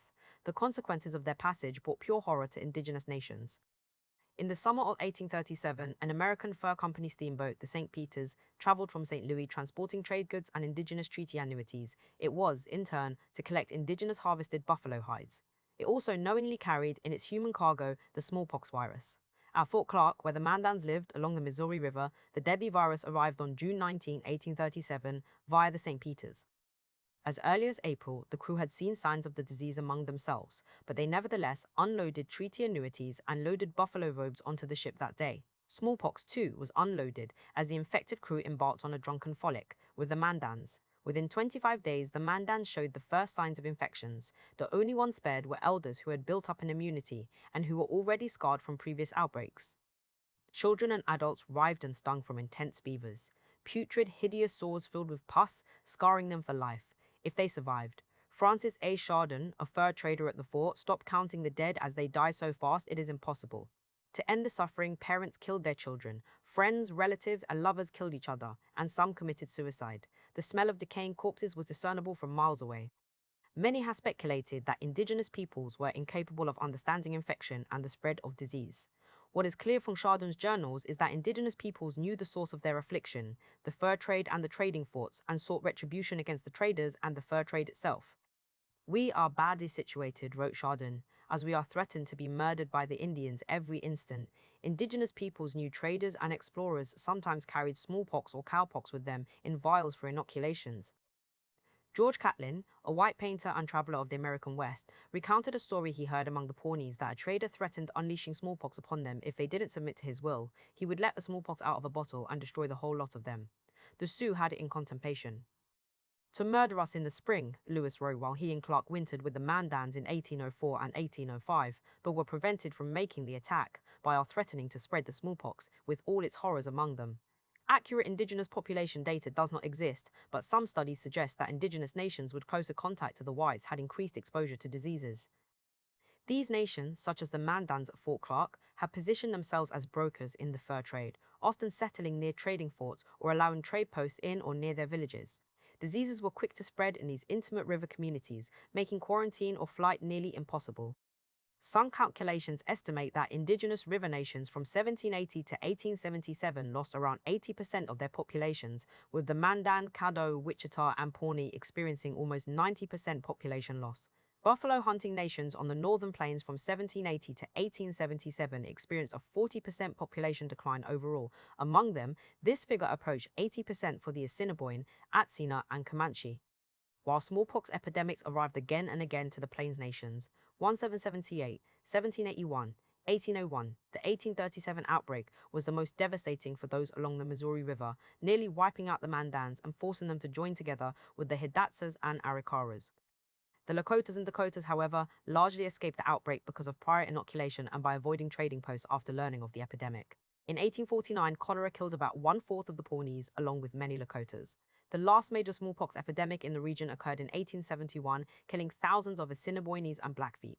Turning the river into profit required little capital investment in indigenous lives, as long as the trade goods and annuities continued to flow. But it did require the continual extraction of furs. The employment of indigenous societies as trappers, hunters, and patrons was the first effort at turning the river into a source of wealth. But the Missouri River wasn't a middle ground scenario where all parties were equals, even when the British and French dominated trade. A popular convention in US history, the middle ground thesis, posits that in some cases, such as the fur trade, indigenous and white people found common ground in forms of trade where one group was not allowed to assert too much control or influence over the other. Lost in these imaginary and ahistorical situations, however, is the simple fact that early European and US colonization, in all its forms, was fundamentally extractive and imperial. Lakotas and Dakotas did actively compete with other indigenous nations for control over the river trade, but such conflict never approached the Holocaust brought by disease and the calculated violence of the US military and traders. The Osseti-Saquowan had good reason to despise the imposition of white traders and US forts. As the fur trade peaked, the Osseti-Saquowan east and west of the Missouri began to wage defensive wars to expel the invaders, whom they rightfully blamed for the disappearing buffalo and other animal kin. Foremost among their grievances was the devastation inflicted by white traders, emigrants traversing the land, and the increasing US military presence. Each was a foreboding sign of white encroachment. Instead of justice, however, what they got was a peace through the permanence of war. War, the whole world is coming, a nation is coming, a nation is coming. The eagle has brought the message to the nation, over the whole earth they are coming, the buffalo are coming, the buffalo are coming. Makasitomania Oloan, Lakota Ghost Dance Song, 1890. The history of the United States is a history of settler colonialism, the specific form of colonialism whereby an imperial power seizes native territory, eliminates the original people by force, and resettles the land with a foreign invading population. Unlike other forms of colonialism in which the colonizers rule from afar and sometimes leave, settler colonialism attempts to permanently and completely replace natives with a settler population.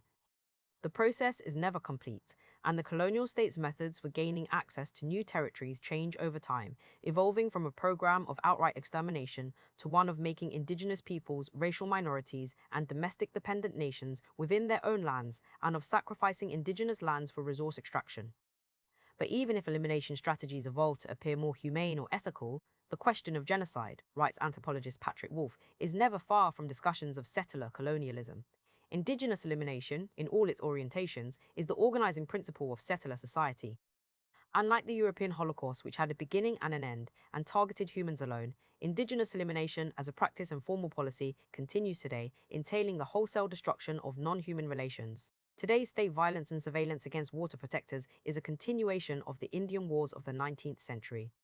It is no coincidence that the law enforcement agency that led the siege against the Eno DAPL camps in order to protect DAPL construction, the Morton County Sheriff's Department, inherited the legacy of the infamous Indian fighter and 7th Cavalry General George Armstrong Custer.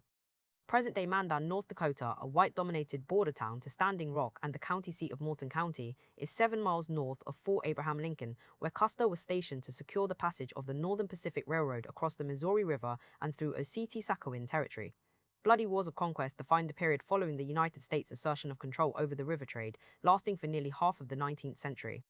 Its goal was to control the river and then the entire Missouri River basin, especially the fertile buffalo hunting grounds in the western Powder River country. Following the Civil War, the Oceti-Sakowin's relationship with the Missouri River was increasingly defined by avoidance, because the river had since been inflamed by invasion, violence, death, and disease.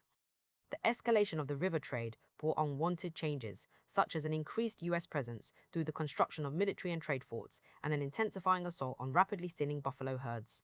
Initially, indigenous subsistence hunting, gathering, and agriculture had provided the means to effectively resist settler encroachment. But by separating indigenous producers from the land and attempting to make them dependent on treaty annuities or cash economies, the colonizers waged total war on indigenous life. The Oceti-Sakowin were not the first to confront U.S. total war. Haudenosaunees, for instance, call every U.S. commander-in-chief town destroyer, a title bestowed on the first U.S. President, George Washington, who ordered a bloody, punitive campaign that burned 40 Haudenosaunee towns in New York during the Revolutionary War. Haudenosaunee cornfields were also burned to thwart the reclamation of the land and impose starvation. To consummate possession by mixing blood and soil, the troops responsible for raising the Haudenosaunee towns were afterward rewarded with title to indigenous lands. In a very real sense, the founding of the United States was a declaration of war against indigenous peoples, but to formally declare war would have been to acknowledge indigenous peoples' status among the civilized or Christian nations. On the other hand, an undeclared war was a savage war, in which the rules of civilized war were suspended, U.S. Army historian Andrew Bertle reports that the military academy at West Point studies U.S. Indian wars only in its course on the law, and in the same manner as it did the treatment of guerrillas and actively hostile civilian populations in civilized warfare. The implication was that soldiers were free to employ the harshest measures necessary to subdue them. In other words, the U.S. Indian Wars developed the tactics and strategies that would inform U.S. counterinsurgency operations abroad. As Chickasaw scholar Jody Bird argues, the United States propagates empire not through frontiers, but through the production of a paradigmatic Indianness. As the U.S. military became professionalized following the Civil War, these lessons were passed down informally, though most never became written doctrine.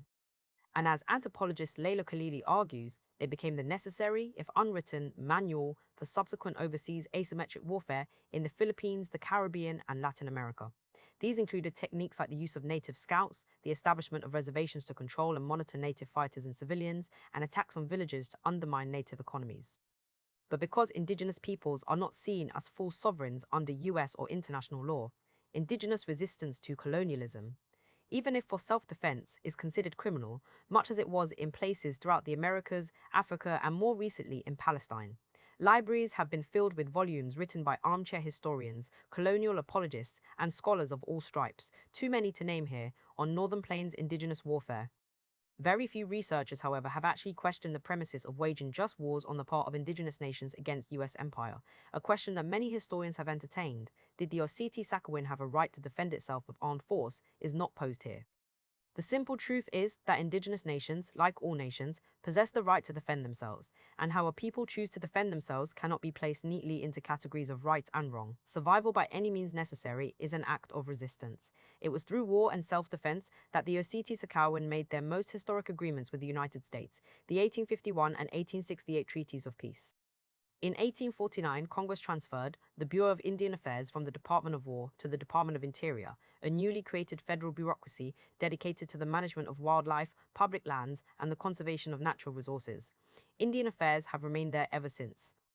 The shift marked a new direction in Indian policy that emphasized peace while explicitly promoting the civilizing mission.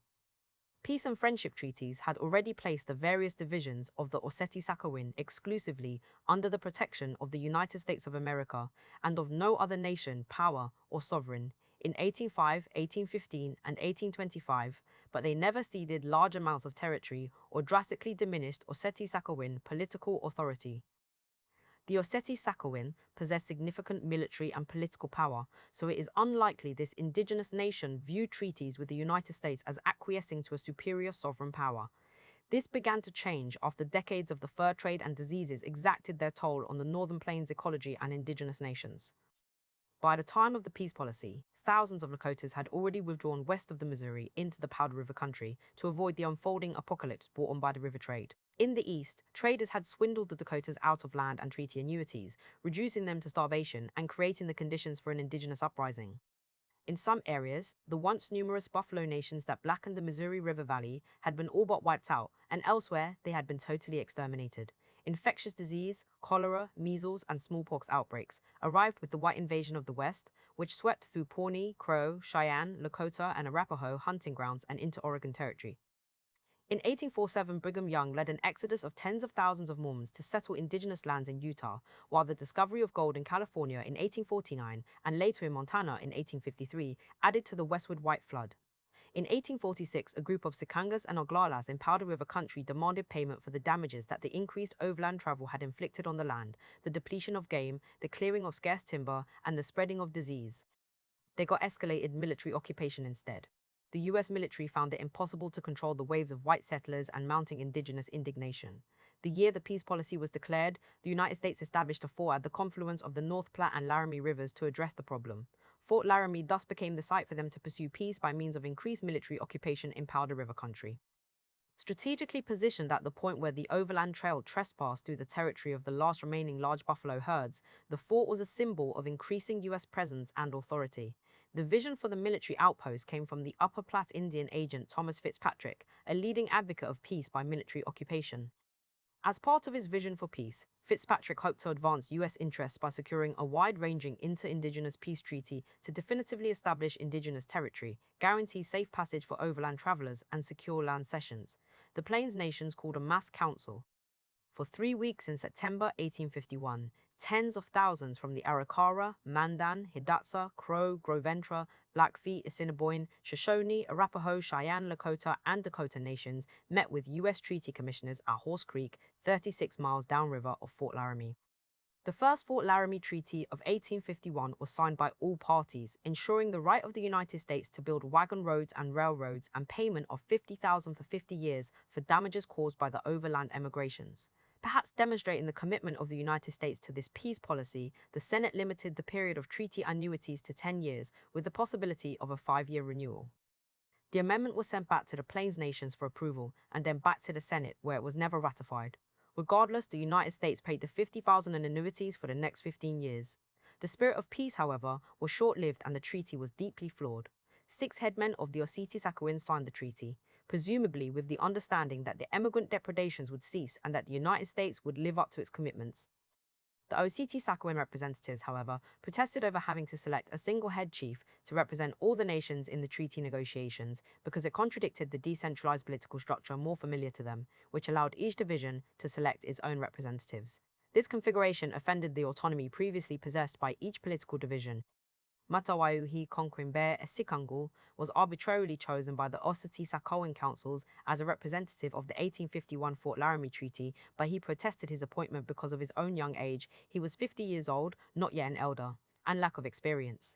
The selection of treaty chiefs to represent entire indigenous nations was an age-old settler tactic to exert influence and concentrate leadership while cleaving political factions. Most indigenous leaders were more committed to diplomacy than to armed resistance, though the two strategies sometimes worked in tandem. Some wanted to give up the Powder River country and remove to reservations to start a new life. The hostiles, as the Indian agents called them, wished to end treaty making altogether and keep their lands free of reservations and restrictions. Although the two divisions both agreed with the premises of the 1851 treaty, the Western divisions demanded that the reservation groups cease accepting annuities and remove themselves from the negative influence of the trading forts, where the annuities were distributed. In 1853, Fitzpatrick criticized the outcome of the 1851 treaty, calling it a temporary fix to coming war. Either an inducement must be offered to them greater than the gains of plunder, or a force must be at hand able to restrain them and check their depredations. Any compromise between the systems will only be liable to all the miseries of failure, he argued. Neither was agreeable to the Osseti-Sakowin. Annuities meant submission and land cessions, while an increased military presence meant violence. To the Osseti-Sakowin, treaty-making became more and more a zero-sum game, in which all roads led to diminishing independence and increasing relations with the United States. 3 years after the treaty signing, in August, a lame calf belonging to an emigrant Mormon wandered into a camp of near-starving Sykangas. Believing the calf was abandoned, it was killed, butchered, and almost immediately consumed. The Mormon owner called for retribution, and John L. called for retribution, and John L. Grattan, a young West Point graduate stationed at the nearby Fort Laramie, answered. Although indigenous peoples at first allowed the overland emigrants to travel through and hunt freely within their territories, under U.S. law, the killing or theft of a domestic animal, such as a lame calf, was considered a property crime. Private property held more sanctity than the indigenous treaties or lives. Grattan descended on the camp, demanding that Conquering Bear relinquish the guilty party.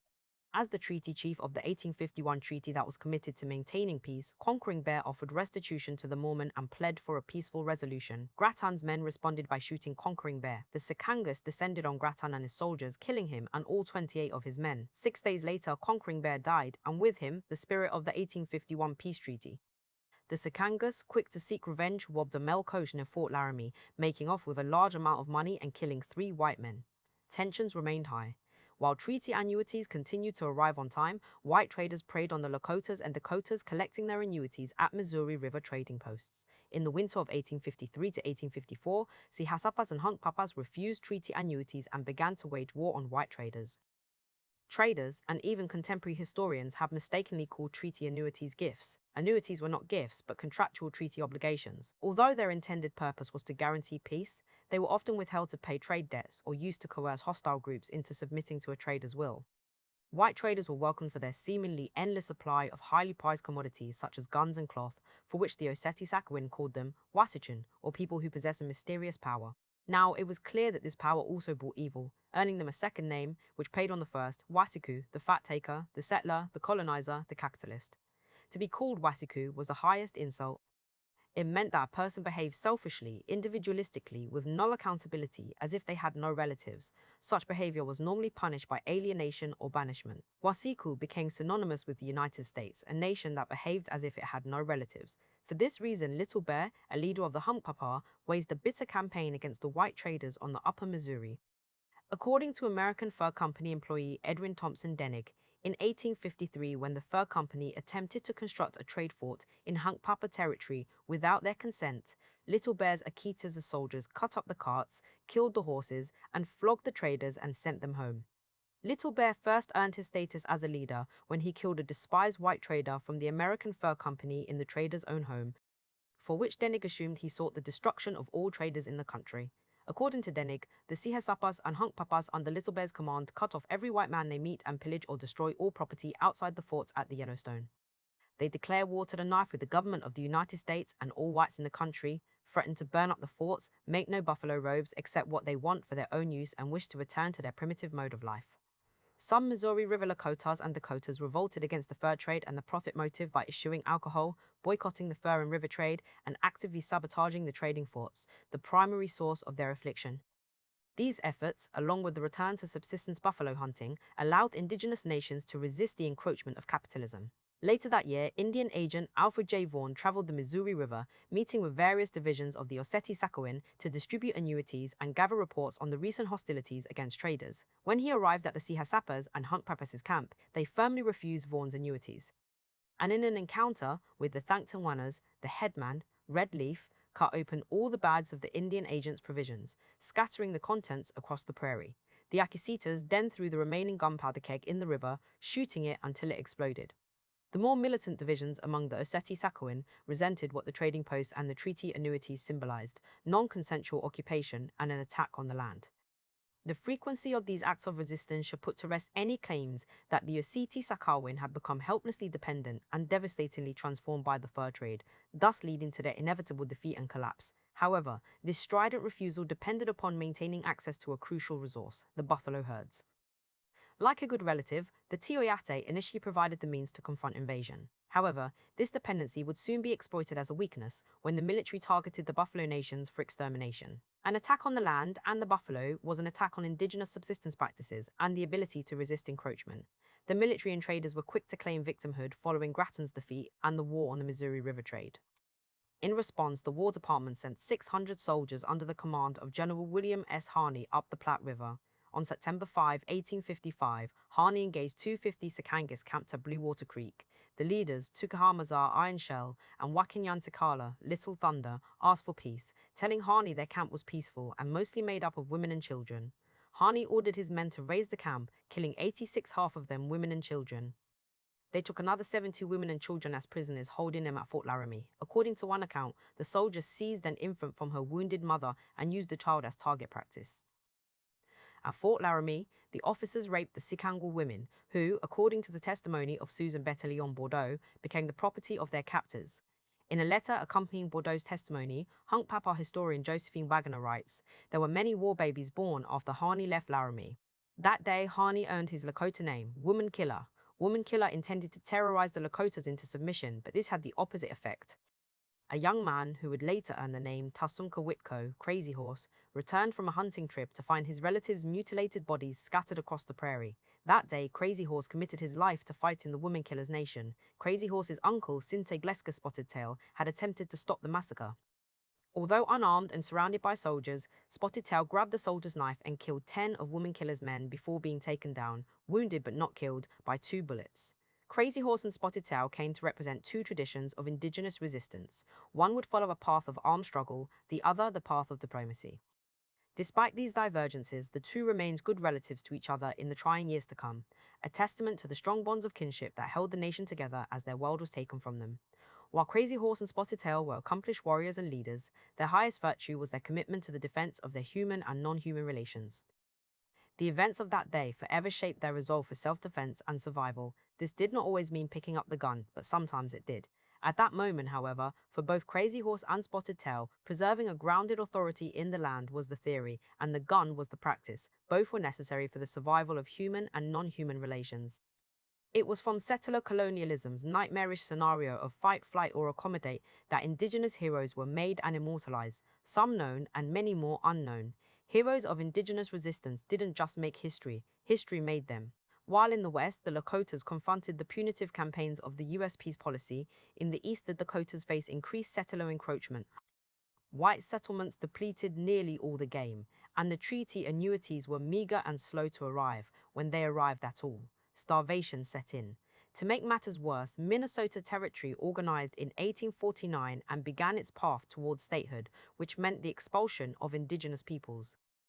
In 1857, Inkpa Duta, a Wahakutwila, led a retaliatory campaign against white settlers at Spirit Lake and Springfield after settlers wantonly murdered his brother and forcefully exiled the Wahakuts from their homelands in 1856. In total, the Wahakuts killed 28 settlers and sustained minimal casualties. Inkpa Duta, whose body was badly scarred from the 1837 smallpox scourge, which he survived as a child, became a veteran of many major engagements with the US military and died in exile Canada in the 1880s. His attacks on settlements earned him the reputation as a frontier bogeyman. He was so hated and feared by whites that his name was never translated into English, unlike his more celebrated and well-known contemporaries. Nevertheless, Inkpa Duta's legacy is now widely revered for his evasion of capture and death, refusal to surrender, and rejection of reservation life. The Wapakut attacks were also partly in response to the Treaty of Traverse des Sioux and the Treaty of Mendota. Together, these treaties, signed in 1851 by all 4 Dakota nations, ceded all Dakota land claims except for a narrow 20-mile strip. There is no doubt that the Dakota leaders were coerced into making such disastrous concessions. To force signatures, treaty commissioners threatened military force and the withholding of rations. White traders got first access to any treaty monies, which they used to pay outstanding debts allegedly accrued by the Dakotas. When the treaties went through the Senate for approval, amendments were attached that left the Dakotas without any legal title to the land, essentially making them homeless or trespassers in their own homelands. In August 1862, when Taoyatajuta he loved his red nation, also known as Kangisistina, Little Crow, and his warriors began to expel white settlers from their Dakota homelands. Most of the Dakota communities were starving, horseless, unarmed, and living on reservations. With the outbreak of the Civil War, treaty annuities arrived late or not at all, and were sometimes intentionally withheld by traders. Andrew Myrick, a notorious white trader responsible for distributing treaty annuities and rations at the Lower Sioux Agency, put it bluntly, "So far as I'm concerned, if they are hungry, let them eat grass or dung." The Dakotas, facing the real possibility of starving to death, came to the Lower Agency and, some stories say, killed Myrick while he was running away. According to these accounts, his body was bound with grass stuffed in his mouth.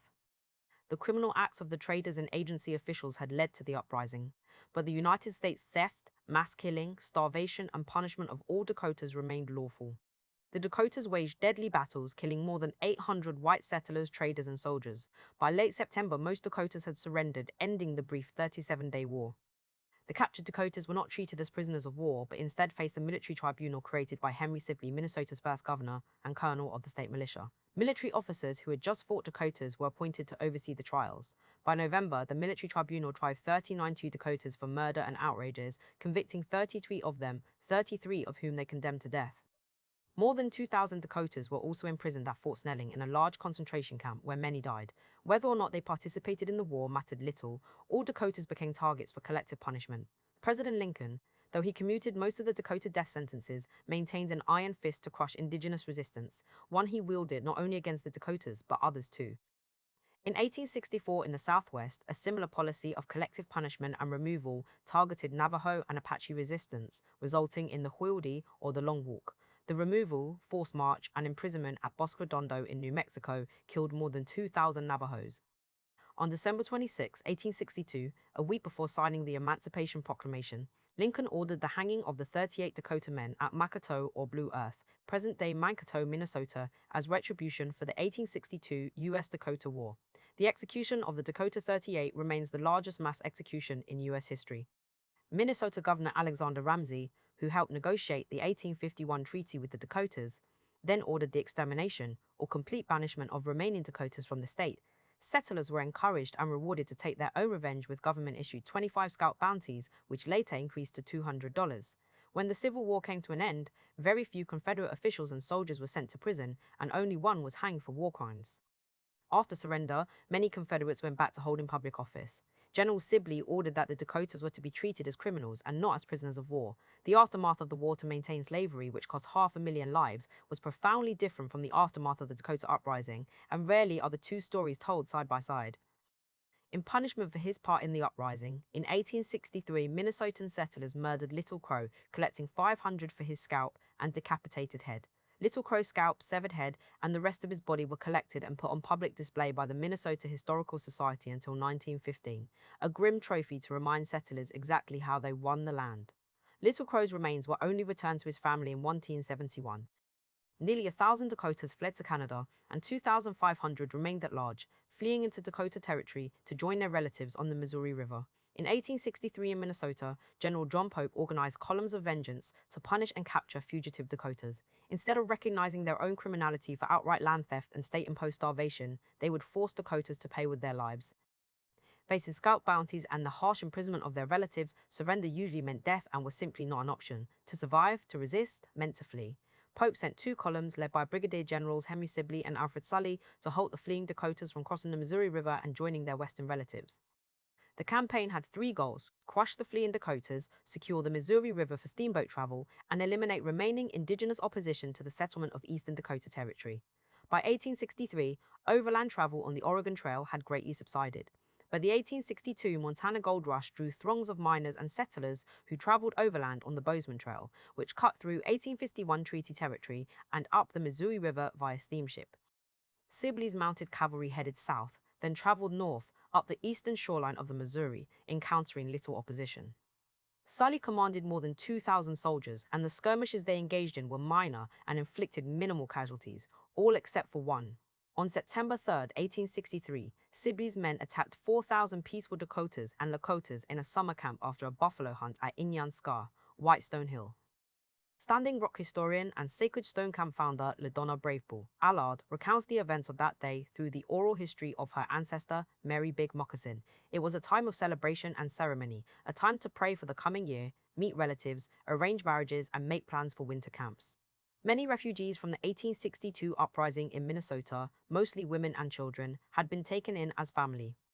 Mary's father, Oyate Tawa, was one of the 38 Dakota hanged in Mankato, Minnesota, less than a year earlier in the largest mass execution in the country's history. As my great-great-grandmother Mary Big Moccasin told the story, the attack came the day after the big hunt, when spirits were high. The sun was setting and everyone was sharing an evening meal when Sully's soldiers surrounded the camp on Whitestone Hill. In the chaos that ensued, people tied their children to their horses and dogs and fled. Mary was 9 years old. As she ran, she was shot in the hip and went down. She laid there until morning, when a soldier found her. As he loaded her into the wagon, she heard her relatives moaning and crying on the battlefield. She was taken to a prisoner of war camp in Crow Creek, where she stayed until her release in 1870. The dogs returned to camp with babies still tied to them, where they were shot by the soldiers. In all, the soldiers slaughtered more than 400 Lakotas and Dakotas, most of them women and children. They destroyed 500,000 pounds of dried buffalo meat and razed more than 300 lodges. 32 men and 104 women were taken prisoner and transported to Fort Pierre to be shipped to Crow Creek, where the remaining survivors of the U.S.-Dakota War were held. The massacre had a profound psychological impact on the Dakotas and Lakotas. The Scorched Earth campaign against the Dakotas and the Columns of Vengeance were intended to deter a military alliance among the Osseti-Sakowin, and indeed, the tactic may have worked on some. On the other hand, it also encouraged many to risk everything to repel the invaders. The success of armed resistance, in fact, would be measured not in the annihilation of the United States as an enemy nation, but in the resilience of the political alliances that formed. Immediately following the punitive campaigns waged against the Dakotas, in November 1863, Colonel John Ember Chivington and his soldiers massacred more than 200 peaceful Cheyennes at Sand Creek in Colorado Territory, taking scalps and severed genitals as souvenirs. Enraged at the growing brutality, the Cheyennes, Lakotas, Arapahoes, and some Dakotas formed a political alliance under the leadership of Marpia Luther, Red Cloud. Believing the United States had violated the spirit of the 1851 Fort Laramie Treaty with the construction of the Bozeman Trail, the historic alliance vowed to expel them from the buffalo hunting grounds. The alliance successfully defeated the U.S. military in hit-and-run battles from 1866 to 1868. In December 1866, most famously, Crazy Horse, a rising military leader, drew 100 soldiers under the command of Colonel William J. Fetterman from Fort Kearny into a trap, killing Fetterman and all his men. The fort had been established along the Bozeman Trail to protect white miners heading to the Montana gold mines. Facing an undefeatable, highly mobile guerrilla force, in 1868 the United States once again sought peace. In the summer of 1868, a mass council was called at Matopaha, Bear Butte to discuss a treaty of peace, and Red Cloud was selected to lead any negotiations with the United States. Since 1857, most of the Osseti-Sakowin had been gathering annually at Matopaha at the northeast fringes of the Black Hills to discuss the peace treaties and mounting resistance. Some historians and scholars have challenged the idea that the Sioux Nation or the Osseti-Sakowin ever existed, or that such gatherings took place in the Black Hills prior to US invasion. What is known is that all 7 political divisions met at these annual summer councils, and that all were represented in the most famous battles. But it is true that Osseti-Sakowin had not gathered in quite this way since 1857, when they were joined by allied nations such as the Arapaho and Cheyenne in considering taking the fight to the Wasiku, in other words, to US imperialism, by marching all the way down to St. Louis and wiping out every white settlement, as Sikangu historian Edward Valandra has asserted. Previously, the Osseti-Sakowin more often gathered at Matopaha for peace, including for the Wawangwasipi, the Sun Dance. The Osseti-Sakowin war councils, however, have drawn more scrutiny and attention than the ceremonial celebrations of life. In fact, most political divisions chose to avoid armed resistance altogether and, as the buffalo became scarce, slowly began to accustom themselves to living near the agencies. Soldiers and fellow indigenous peoples pejoratively termed these people loafer bands for hanging around the forts. Others who were willing to break policy and sell land, which they were not authorized to do, were called Maka Utasipi, or Earth Eaters. Many Osseti-Sakowin disapproved of these individuals' behavior, but they were still considered relatives, though pitied for eating the land for the annuities and food rations they received for selling it. Political custom dictated that families and larger political divisions were allowed to disagree with or decline to follow a course of action set out by others. If the disagreement was serious, individuals or entire nations were allowed to leave. Just as easily as they could leave, they could also rejoin their relatives. Force or coercion never compelled others to action or to stay. But when the entire Oseti-Sakowin was confined to the reservation, this harmony was disturbed because differing factions could not depart each other's company. In other instances, agency chiefs were selected to represent an entire indigenous nation, breaking down internal democratic processes. Whatever these competing views, the war on the Bozeman Trail drew the United States to the negotiation table once again. By 1865, the 1851 treaty had expired with little consequence, having failed to bring about the peace it promised. Another costly military campaign in the Northern Plains was not an option. Most of the US military was stationed in the South to oversee Reconstruction following the conclusion of the Civil War. As an effort to make freed blacks into citizens, WEBB, Du Bois called Reconstruction a splendid failure, one that offered only a temporary vision of a free society, because absolute equality demanded too much of a departure from the white supremacist status quo. The same could also be said of its contemporaneous US indigenous treaties. Allowing indigenous peoples to live in peace and respecting their political autonomy proved too much to ask of a settler state. So why did it make indigenous treaties in the first place? Treaties are the central agreements among sovereigns and the primary instruments of international relations. After all, a sovereign nation does not enter into international relations with internal or domestic peoples. But despite the 1831 Supreme Court decision that found indigenous nations to be domestic dependent nations, the United States entered into international relations with the Oseti-Sakowin. This is the fundamental paradox of federal Indian law. It takes international agreements and attempts to determine their validity in the realm of domestic federal law. That is, in the courts of the colonizers. Patrick Wolfe argues that domestic dependent nations was less a legal redefinition than a manifesto for settler colonialism. The intention behind the treaties was not to recognize the inherent political sovereignty or self-determining authority of indigenous nations, but to facilitate land cessions and eventual incorporation. Justifying what would otherwise be a criminal act, invasion, the treaties were really an instrument for affirming US design over all lands, and especially lands that could not be taken by force. And to carry out the land cessions, the US government needed settlers to hold private property in perpetuity. Private ownership, or fee simple, is seen under US law as the highest possible form of ownership, while indigenous occupancy is seen as temporary. Thus, collective indigenous ownership and use could be dissolved for private ownership, but not the other way around. But because private property is exclusive, the two systems of land tenure fundamentally could not overlap. The confinement and removal of indigenous peoples to reservations was racial segregation, and indigenous peoples were the original Red Scare. It was from this belief of political superiority that the United States sued the Oseti-Sakowin for peace. As a token of goodwill, the United States abandoned several forts along the Bozeman Trail, and Red Cloud and his followers set fire to the deserted buildings. The forts on the Missouri River, however, remained untouched and became the new bases of operations for corralling Oseti-Sakowin closer to the influence of the United States and away from the Powder River country, which more and more represented freedom. The 1868 Fort Laramie Treaty established a 32 million acre permanent reservation, which encompassed the entirety of the present-day West River region of South Dakota. To appease those who refused agency life, a vast expanse of hunting grounds was set aside and nearly the same acreage of the permanent reservation, making the total territory more than 70 million acres, or about the size of the present-day state of Nevada. Article 11 of the treaty, however, stipulated that the Lakota surrendered all right to occupy permanently the territory outside their reservation as herein defined, but retained the right to hunt in the Powder River country so long as the buffalo may range thereon in such numbers to justify the chase.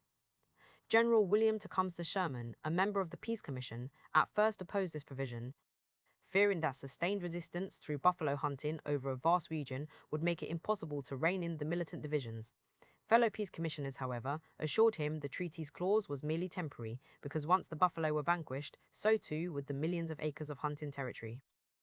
In 1903, Red Cloud recalled what Lakota said to treaty commissioners regarding the hunting lands. "We told them that the country of the buffalo was the country of the Lakotas. We told them that the buffalo must have their country and the Lakotas must have their buffalo. The Lakotas didn't believe the United States had the authority to simply give them back land that already rightfully belonged to them and their buffalo kin." Red Cloud made clear that the 1068 Treaty was not just an agreement between two human nations, but also an agreement among the non-human ones as well, including the Buffalo Nations. His interpretation that Lakota territory began and ended with the Buffalo Nation's territory was not a mystical reading, but a simple fact of Lakota life, and, at the time, a fact linked to pure survival. For example, the most significant figure in Oseti-Sakowin history descended from the Pite Oyate. It was a woman, Pitaskawin the White Calf Buffalo Woman, who made the first treaty with the human and non-human worlds. To be a good relative is to honor that original instruction. Lakotas often viewed treaties with the United States and other nations as commitments not just to human relations, but also to non-human ones, and such agreements were not the sole domain of men, as was the tradition of white society. Most important, PT means female buffalo, and the PT Oyate was alternatively known as her nation. When Red Cloud spoke of the PT Oyate, he spoke of their true leaders, of the women, not the bulls men, and of the original covenant with the white buffalo calf woman. The future of the Oseti-Sakowin was bound to the future of the PT Oyate. For its part, the military began to take seriously this vital connection with the buffalo as sustaining continued indigenous resistance. The frontier army's operations turned toward exterminating Oseti-Sakowin kin, the Pite Oyate, as defeating highly mobile plains nations in conventional battles was near impossible. From 1865 to 1883, the frontier army sanctioned the mass slaughter of buffalo to shatter the will to resist by eliminating a primary food supply and a close relative. Russia's Grand Duke Alexei Alexandrovich even joined a buffalo hunt in 1872 near Denver with the frontier army, under the command of Lieutenant Colonel George Armstrong Custer and General Philip Sheridan. As they descended upon a herd, the hunters and soldiers acted as if the buffalo slaughter was also a massacre of indigenous peoples, with a guide, Chalky and Fowd. Beeson, recounting that they even called the buffalo redskins. The extermination of the buffalo was incredibly effective and efficient. In 2 decades, soldiers and hunters had eradicated the remaining 10 to 15 million buffalo, leaving only several hundred survivors. The Indian problem was also a buffalo problem, and both faced similar extermination processes, as much connected in death as they were in life. The destruction of one required the destruction of the other. The treaty clause, so long as the buffalo may range, was effectively a warrant to kill millions of buffalo, which translated literally into the killing of Indians and the seizure of millions of acres of 1868 treaty territory, a direct attack on indigenous sovereignty. Another contentious aspect of the 1868 treaty was the granting of the right to construct railroads through Oseti-Sakowin territory. By the time the Northern Pacific Railroad began building its line through the Yellowstone Valley connecting Duluth, Minnesota to the Puget Sound, Red Cloud, Spotted Tail, and their followers had accepted the terms of the peace treaty. Most took it to mean that if they refrained from attacking the railroad, stagecoaches, and overland emigrants, they would in turn be free from the threat of attack if they stayed within the reservation boundaries. The hunting grounds remained open, and so they thought that they could go on living as they always had, with little change. But railroads threatened that precarious peace and the provisional space of the hunting grounds that came with it. They provoked another fight and hardened the resolve of the remaining militants to stay off the reservations. Tatanka Iyotake, Sitting Bull, a powerful political leader of the Hunkpapas, refused the conditions of peace specifically over the question of rail lines and began making war on the railroad surveyors as they trespassed into Yellowstone territory. The military sent 2 expeditions of thousands of men in 1871 and 1873 to secure the passage of railroad engineers. But Sitting Bull and his followers halted construction of the Northern Pacific across the Missouri River at Bismarck, and the 1873 economic crisis further imperiled the Northern Pacific's progress westward. Nevertheless, the military now had a sizable standing army at Fort Rice downriver, under the command of Custer, a less well-known veteran officer of the Civil War who history would only remember because he was killed by the Lakota, Cheyenne, and Arapaho Alliance in 1876 at the Battle of Greasy Grass, Battle of the Little Bighorn. Custer and his men were stationed at the northern border of the Great Sioux Reservation to prevent the Hunkpapas and Sihasapas from leaving the reservation, waging war on the railroad surveys and joining their off-reservation relatives in the west. Soon, those living off the reservation were considered outlaws, renegades, hostiles, and criminals to be hunted down, summarily shot, hanged, or imprisoned. Those on the reservation were considered peaceful and as friendlies who were not to be disturbed. Either way, soldiers and settlers could hardly distinguish between the two. When it came to collective punishment, all were at fault. Since 1865, transcontinental railroads began lurching from east to west. With the Panic of 1873, US capitalists and politicians sought a new form of currency and a new national project that would pull the country out of recession. Relief would come in the form of gold, more railroads, and continuous westward expansion. In other words, through the acquisition of more indigenous land and more Indian wars. The discovery of gold in the Black Hills in 1874 triggered a massive push to quickly end the Indian problem on the northern plains. From the military's perspective, reformers had failed to secure peace with the 1868 treaty. Prior military campaigns in the West and the South were also coming to a close. The wars of conquest against the Apaches, Arapahoes, Cheyennes, Comanches, Kiowas, and Modocs from 1869 to 1873 had largely ended. Meanwhile, in the South, radical Reconstruction had lost political backing from a growing conservatism in the North, and as the United States began withdrawing federal troops, free blacks were left to fend for themselves against the white Southern elites who sought to violently recapture political and economic power. Facing the squeeze of economic recession, labor in the industrial East also began agitating. As historian Richard Slotkin argues, depictions of black lawlessness in the South, relentless indigenous criminality in the West, and growing labor militancy in the East provided the moral justification for the seizure of the Black Hills as a way to prioritize national economic development. To contain the threat on its western frontier, in an 1871 Indian Appropriations Bill, the United States abolished treaty making with indigenous nations, although the treaties themselves were never abolished. Meanwhile, the nationalistic military campaign to seize the Black Hills and continue westward expansion was a much-needed pressure valve for anxieties of social unrest and economic uncertainty.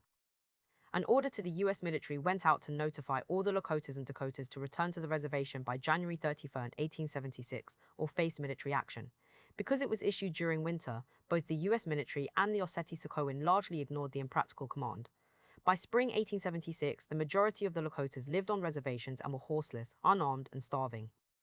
Nevertheless, several groups had refused reservation life, and the Lakota, Cheyenne, and Arapaho alliance had evaded army capture for several years. Crazy Horse, no longer a military leader at this point, led several small groups into the Black Hills, killing numerous white miners.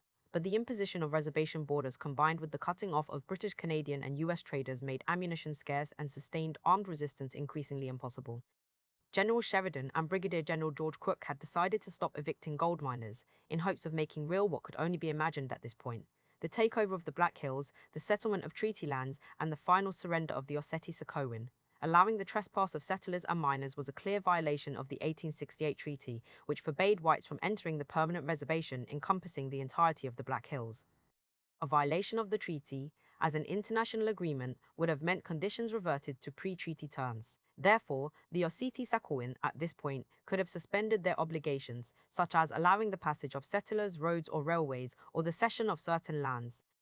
However, instead of curbing the criminal behavior of the white trespassers and living up to their treaty obligations, the army mobilized to enforce the peace of the 1868 treaty by making war against the Cheyennes, Lakotas, and Arapahoes who refused to stay on the reservation.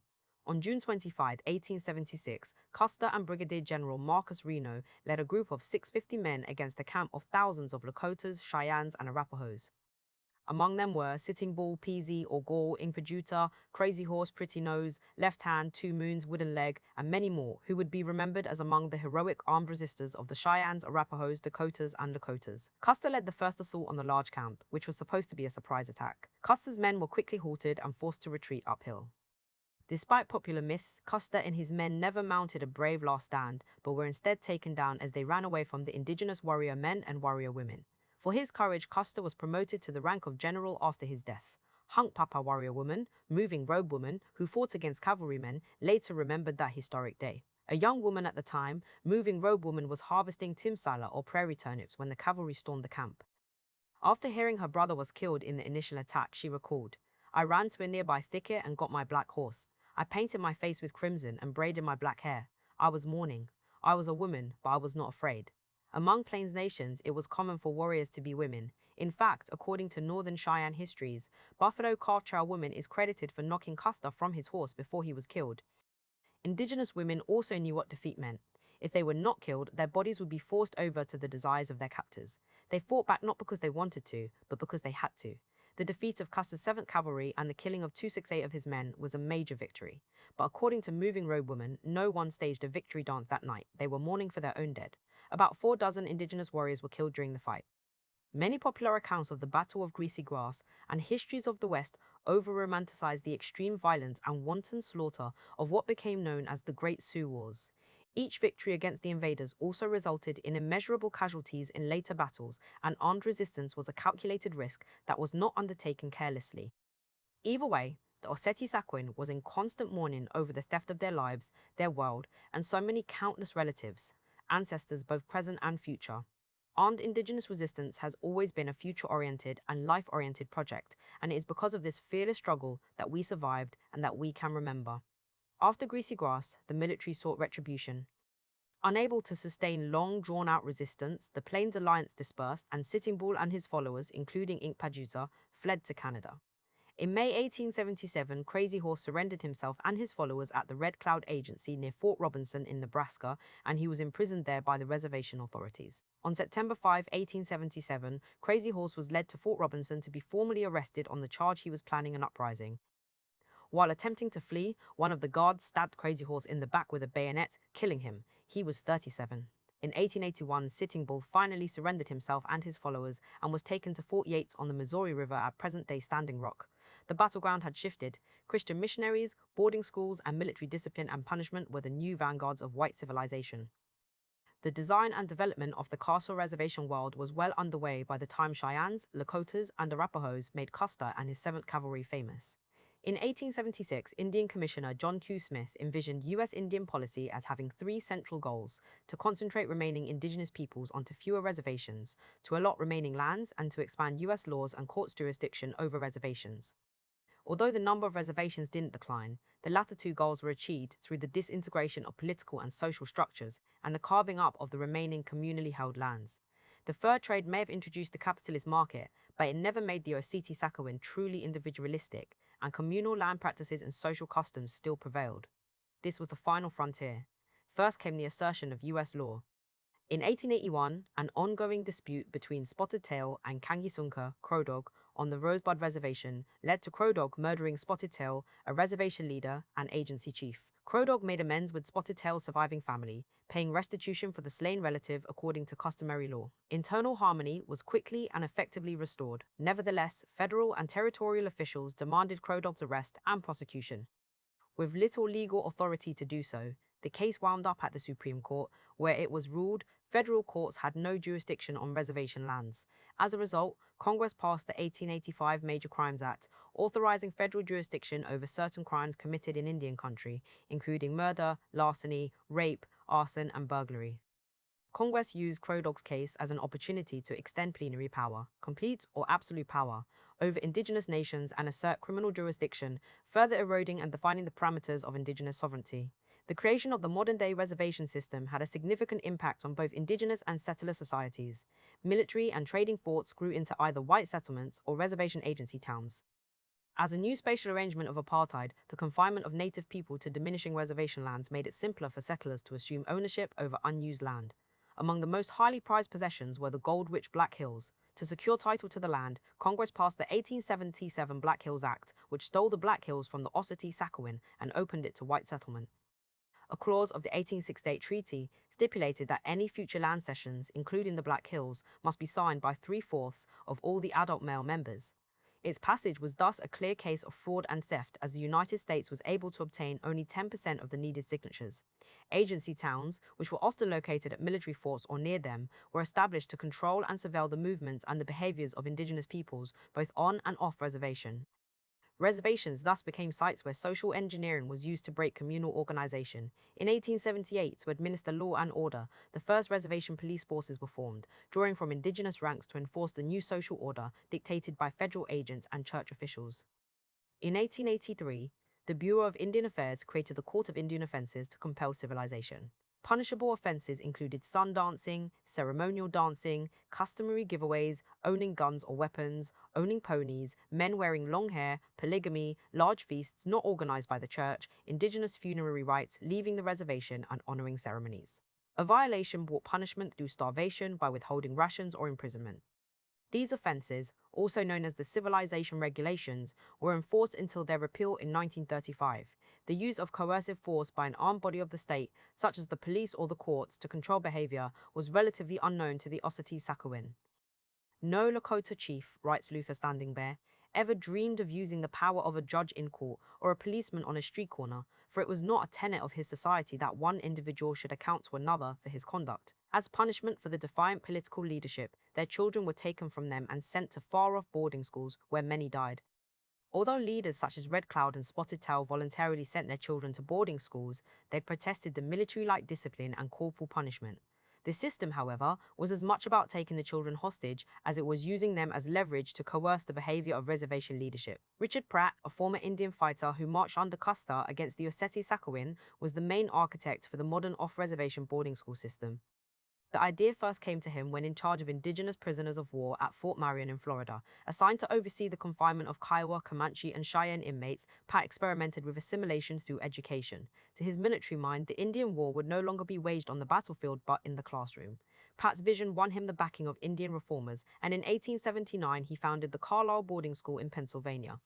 The success of the Fort Marion experiment, however, could only be reproduced in similar prison-like and militarized conditions because it was impossible to recruit and retain students without the use of force. Complete removal from their parents, it was believed, was the only way to prevent relapse to indigenous ways. Taken and then returned to their communities, the children were sometimes alienated from their parents and relatives because they could not speak their languages or had no bonds to their kin. At Carlisle, indigenous students were subjected to a highly regimented routine. Although founded on military principles of discipline and order, the boarding schools didn't train indigenous students to fight. Rather, they taught them docility, compliance, and submission, the necessary ingredients for indoctrinating U.S. patriotism and citizenship. The Indians are destined to become absorbed into the national life, one Indian commissioner advised in an 1889 memo entitled Inculcation of Patriotism in Indian Schools, not as Indians, but as Americans. To many, the US flag, which flew above the soldiers as they killed, raped, and pillaged indigenous peoples and lands, was a detested symbol of growing US authority. It was one of the first means used to signify US supremacy at reservation headquarters. When soldiers attempted to build the first flagpole to fly the Stars and Stripes at the Red Cloud Agency in 1874, outraged Oglalas took hatchets and chopped it down. The troopers rebuilt the flagpole and proceeded to take the population count of the reservation agency, wielding two highly symbolic instruments of growing colonial rule, a flag and a census. With armed struggle mostly abandoned, indigenous resistance changed from military resistance to a strategy of challenging the reservation system by continuing to refuse to sell land or to cooperate with reservation officials. On the heels of a 5-year recession from 1878 to 1887, the desire for cheap or free, indigenous land in Dakota Territory infected white settlers like a fever. The decade during which the white population in the region nearly doubled was known as the Great Dakota Boom. In 1887, under increasing pressure to open more of the remaining 1868 treaty lands, Congress passed the Dawes Severalty Act, signaling a new assault on Lakota and Dakota lands. Dawes sought to disintegrate collective native identities and communal land practices by allotting private plots to native families and opening millions of acres of excess land for white settlement. The Plains nations began organizing against the Dawes Bill as soon as they learned of its dire consequences, and the Lakotas and Dakotas came to a consensus that they would refuse unconditionally to sell the land or to accept the terms of allotment. Achieving mass consensus and the consent of all divisions of the Western Dakotas and Dakotas, under the ever-watchful eye of agency and church officials and in conditions where most were half-starved, was a significant feat of political mobilization and discipline. In 1888, Pratt led a commission to convince the Lakotas to accept the terms of the Dawes Bill. While the United States had not followed 1868 Treaty Protocol for the Black Hills Act, this time the Pratt Commission, as it was known, attempted to obtain the 3/4 male consent required to fractionate remaining reservation lands and open up millions of acres for eventual settlement. In one instance, the Pratt Commission came to the Standing Rock Reservation. All the commissioners needed were votes of either yes or no to accept allotment or not. 22 million acres remained of the 1868 treaty lands. If half were sold, the United States would sell land at 50 cents an acre, which would create a permanent fund of 1 million. Earning 5% interest per year, half would go toward education and agriculture, while the other half would be paid to those who accepted allotments. Under the leadership of Hunk Papa John Grass, the entire Standing Rock Reservation held council to discuss the conditions of the Dawes Bill. In all-night meetings, the Standing Rock Council calculated the total distribution of money, which would amount to an insulting payment of $1 per year to each individual on the reservations. Grass had signed the 1877 Black Hills Act, which ceded the Black Hills without understanding the terms. For him, the Dawes Bill was most likely another elaborate scheme to swindle lands. On the basis of the earlier act's outright fraud and failure to address either past wrongs or ongoing depredations, Grass led Standing Rock's opposition to allotment. In a speech enunciating his refusal to sign any paper, either the red for no or the black for yes, Grass remarked, "The whole nation here that are located on this reservation have come to the conclusion that we will not sign that black paper. We say also that we will not sign the red paper. You know exactly how many there are of us. I do not see what further evidence you would want. Here is the whole nation, and we say, we decline." The Pratt Commission, unable to acquire minimal consent to even vote on the Dawes Bill as Standing Rock, went to the remaining reservations and faced similar unified refusal. An utter failure, the bill received a mere 120 signatures. The initial defeat of the Dawes Bill was but a momentary victory. In 1889, General George Crook, a veteran Indian fighter who was responsible for coaxing Crazy Horse to surrender, led another commission to secure consent. This time, Crook lied about the bill, saying it would alleviate restrictions on dancing and generally improve reservation life without affecting prior treaty agreements. At first, when lies didn't work, threats of violence and of the outright taking of the land, with or without indigenous consent, pressured many to sign.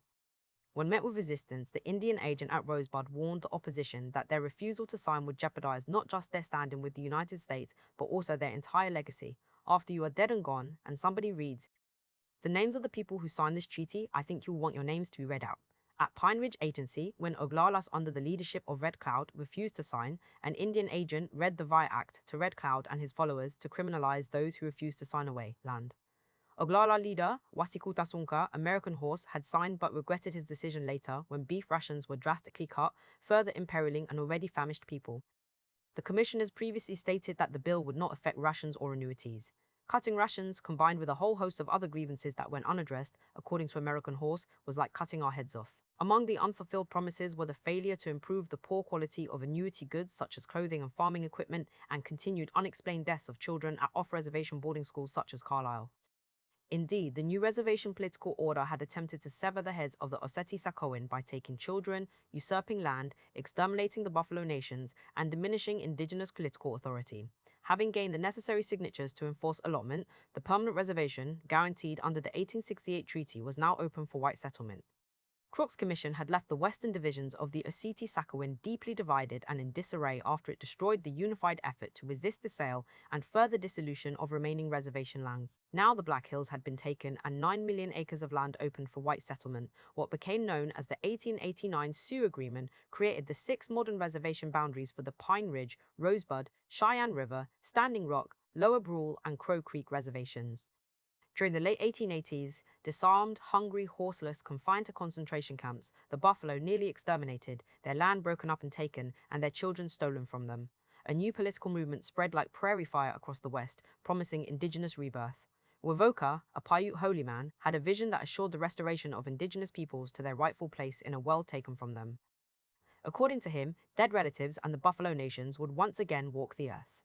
The Ghost Dance prophecy envisioned the end of the peasant world through the settlers' erasure from the earth and the return of human and non-human relations that had been vanquished by colonialism.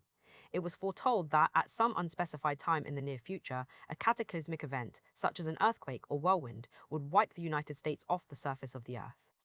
Once the land was cleansed, life would be free of disease and colonialism, and correct relations among human and non-human worlds would be restored. Dakota anthropologist Ella Deloria recorded the following description of the ghost dance from the viewpoint of an unnamed Lakota man who participated in the dance at the Pine Ridge Agency as a young runaway from boarding school. The rumor got about, the dead are to return, the buffalo are to return.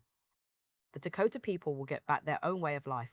The white people will soon go away, and that will mean happier times for us once more. That part about the dead returning was what appealed to me. Soon 50 of us, little boys about 8 to 10, started out across country over hills and valleys running all night. There on Porcupine Creek, thousands of Dakota people were in camp, all hurrying about very purposefully. A woman quickly spied us and came weeping toward us.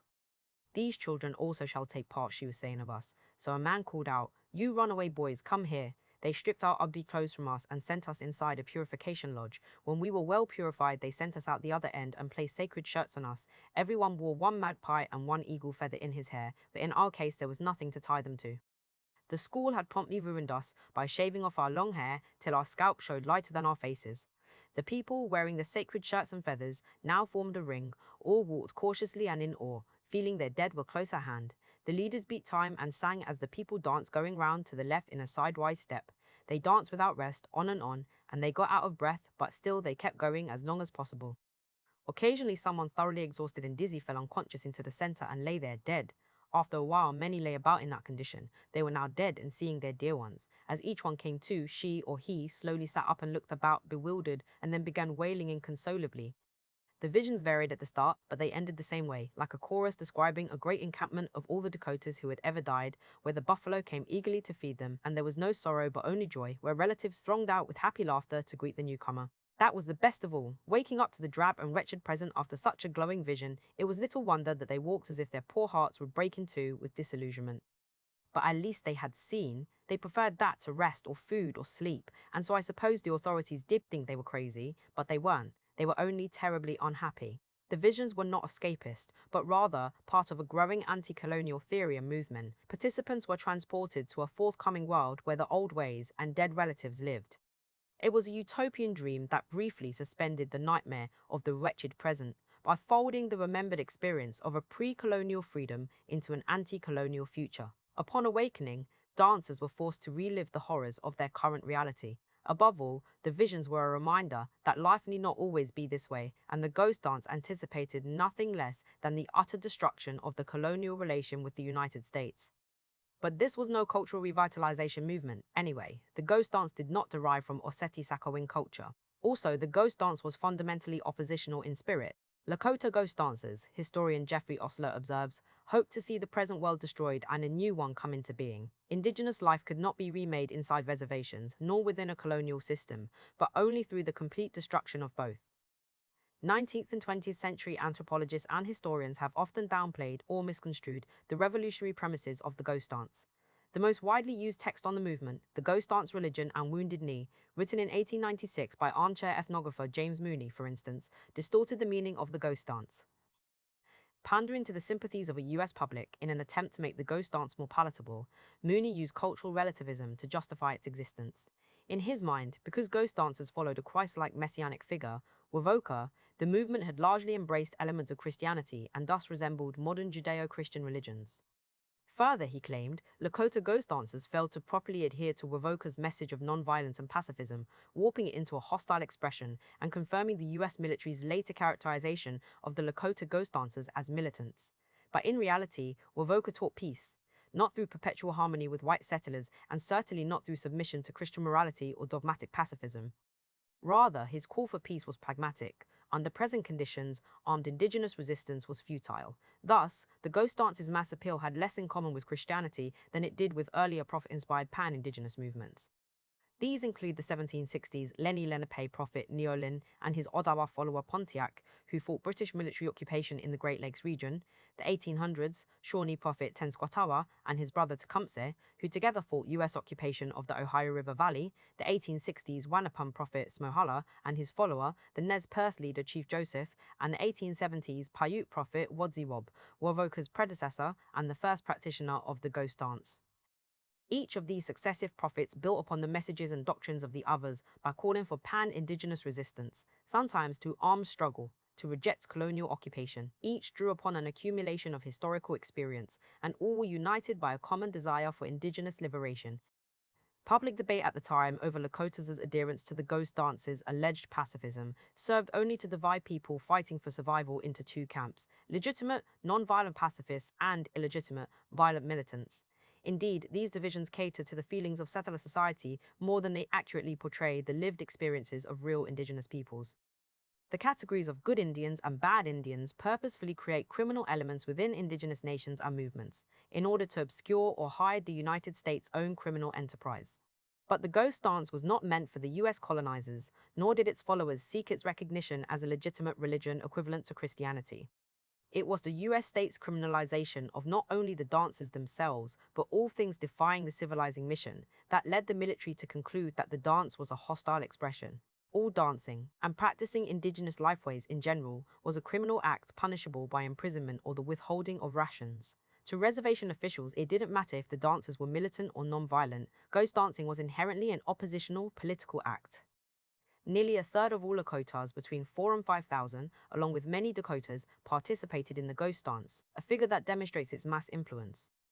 As a resistance movement, its tactics included complete withdrawal from reservation life, opposition to reservation authorities, the creation of resistance camps in remote areas far removed, the influence of the agency, the pilfering of annuity distribution centers, and sometimes white settlers' cattle and crops, the destruction of agricultural equipment, and the refusal to send children to school, to speak English, to participate in censuses, and to attend work, church, or agency and council meetings.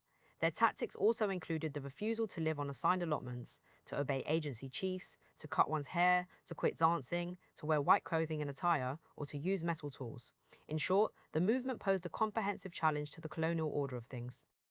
At first, Indian police were sent to suppress the dances, which were illegal, but their resolve was shaken when they were met by armed guards willing to defend the dancers with violence if necessary. Upon meeting a strident refusal to quit dancing, some Indian police simply resigned, rather than face the prospect of killing their relatives or imprisoning them. The widespread appeal of the ghost dance as an anti-colonial movement was in large part due to historical experience of its primary promoters and interlocutors, boarding school-educated indigenous students. Two of its primary Lakota visionaries, Mato Wanatake Kicking Bear and Tatanka Patesela Shortball, used trains and writing to diffuse the message of the ghost dance to the Oseti Sakowin. Boarding school students who could read and write, often in both English and Lakota, transcribed Kicking Bear's and Shortball's reports after the two men traveled by train to meet with Wovoka in Nevada. Ghost dance prophecies, prayers, and songs were also transcribed and mailed to the various reservations where boarding school students would read them aloud to fellow ghost dancers.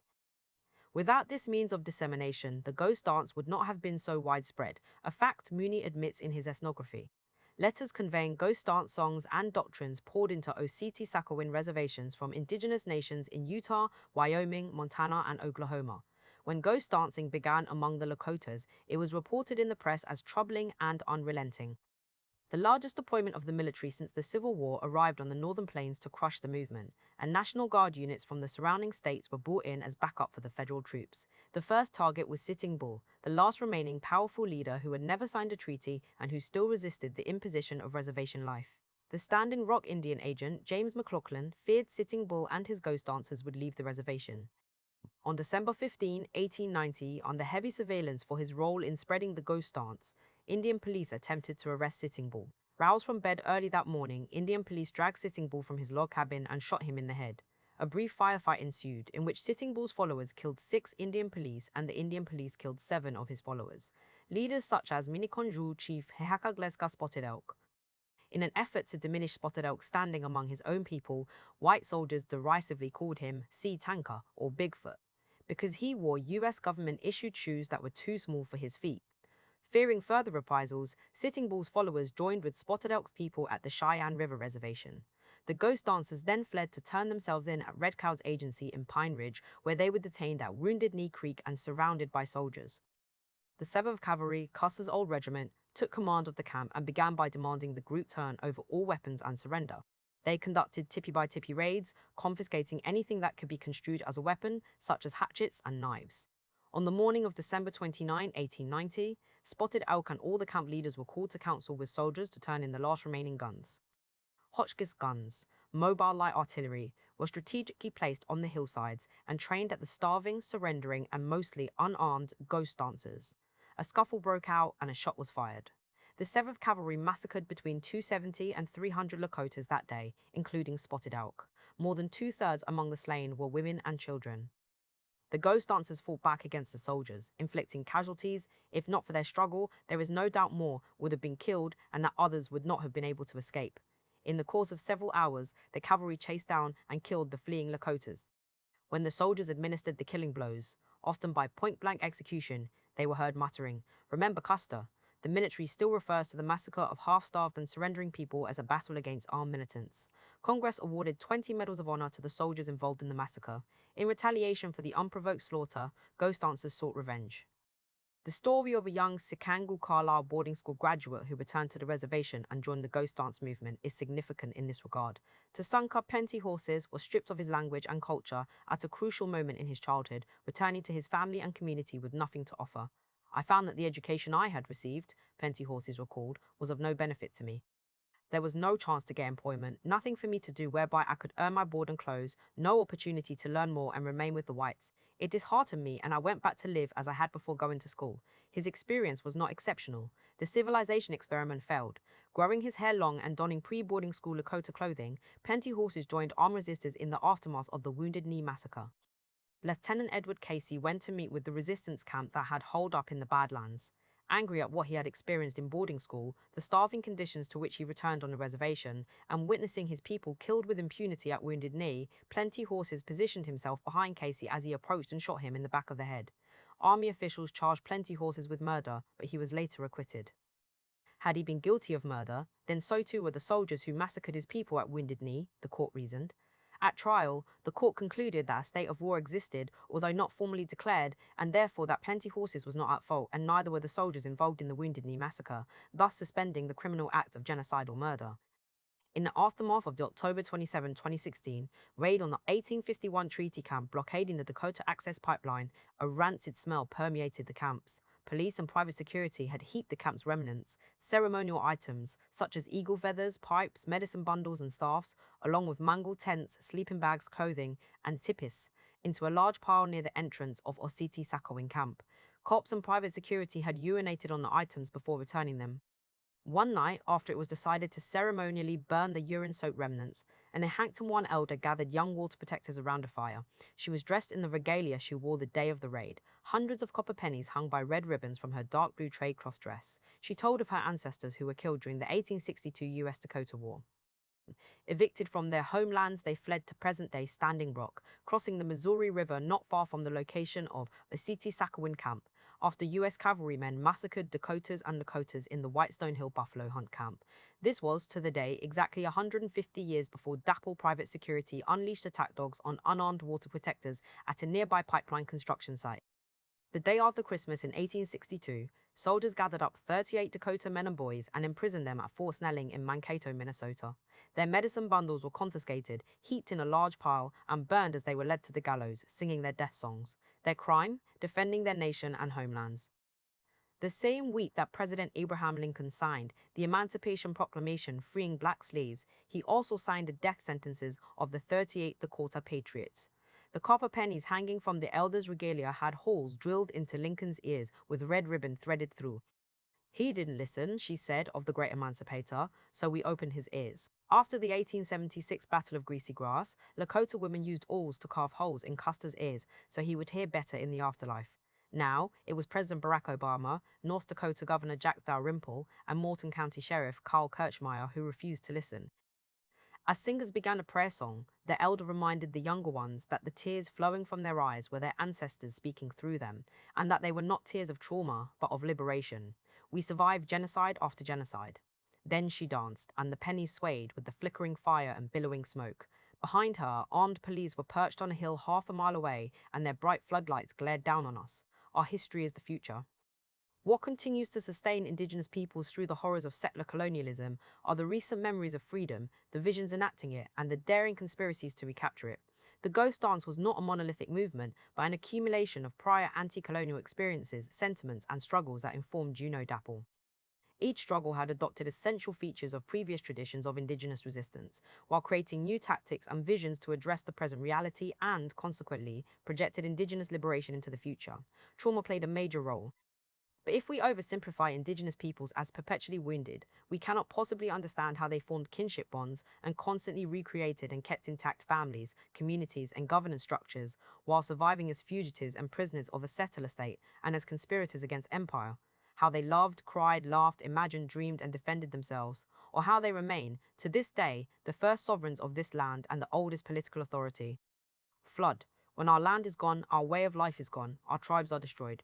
The bottom lands the Corps of Engineers want to take are the very best on the reservations. They are our heartlands. They can never be replaced. No similar lands are for sale. We depend on land for our livelihood. It furnishes us our income. To take our land is to take our homes and income and a part of our history and heritage. J.W. Jiggs? Thompson, U.S. Senate Subcommittee on Public Works, Washington, D.C., 1959, after Wounded Knee. Spectacular armed struggle would not come again until the 1970s. In the meantime, nevertheless, the fight for land, life, and self-determination continued. Over the course of the mid-20th century, the United States increasingly used its powers of eminent domain to seize indigenous lands for large public works projects, especially for Army Corps of Engineers dams. For the Oseti Sakowin along the Missouri River, this possession to eminent domain emerged in the form of floods and dams. The Pick-Sloan Plan, a joint water development project designed by the Army Corps of Engineers and the Bureau of Reclamation in 1944 with the input of Missouri River states, called for the construction of large multi-purpose earthen-rolled dams for flood control, reclamation, and irrigation that, as its promoters claimed, promised to make otherwise arid grasslands bloom. 4 of the 5 Pick Sloan dams flooded 7 Missouri River Lakota and Dakota reservations: Santee, Yankton, Rosebud, Lower Brule, Crow Creek, Cheyenne River, and Standing Rock. But unlike during the previous century, when indigenous land was coveted for its endless bounty for the Pick Sloan plan in the 20th century, indigenous land was desired merely so that it could be wasted, covered with water. All of the risks and none of the rewards of cheap hydroelectricity and irrigation were imposed on generations of indigenous people who depended upon their relations to the land and water for life. And floodwaters provided the physical means to terminate indigenous nations and relocate people, a violent severing of those relations, to end the Indian problem once and for all. The Pick Sloan dams were a 20th century indigenous apocalypse, inflicting an immeasurable amount of loss that is still experienced today. When the river trade increased violence in the 19th century, the Oceti-Sakowin escaped invasion by following the buffalo onto the plains. When the US Army annihilated the buffalo, the survivors were forced onto reservations, where they found refuge once again in the lush river bottomlands, where food and game abounded, subsistence agriculture flourished, and fresh water was plenty. When the reservation cattle boom came in the early 20th century, river bottomlands provided shelter for livestock and prime ranchland for small-scale native-owned cattle enterprises. A mixed economy consisted of subsistence hunting and gathering, along with small-scale agriculture and small-scale reservation cattle enterprises. Virtually all reservation timber was concentrated along shoreland, providing the necessary materials for home construction, shelter, and fuel for heating and cooking.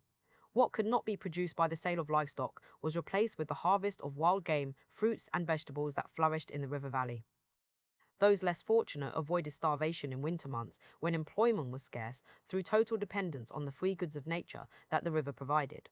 All of this was destroyed by the Pick Sloan plan, setting the stage for the Eno-DAPL movement half a century later.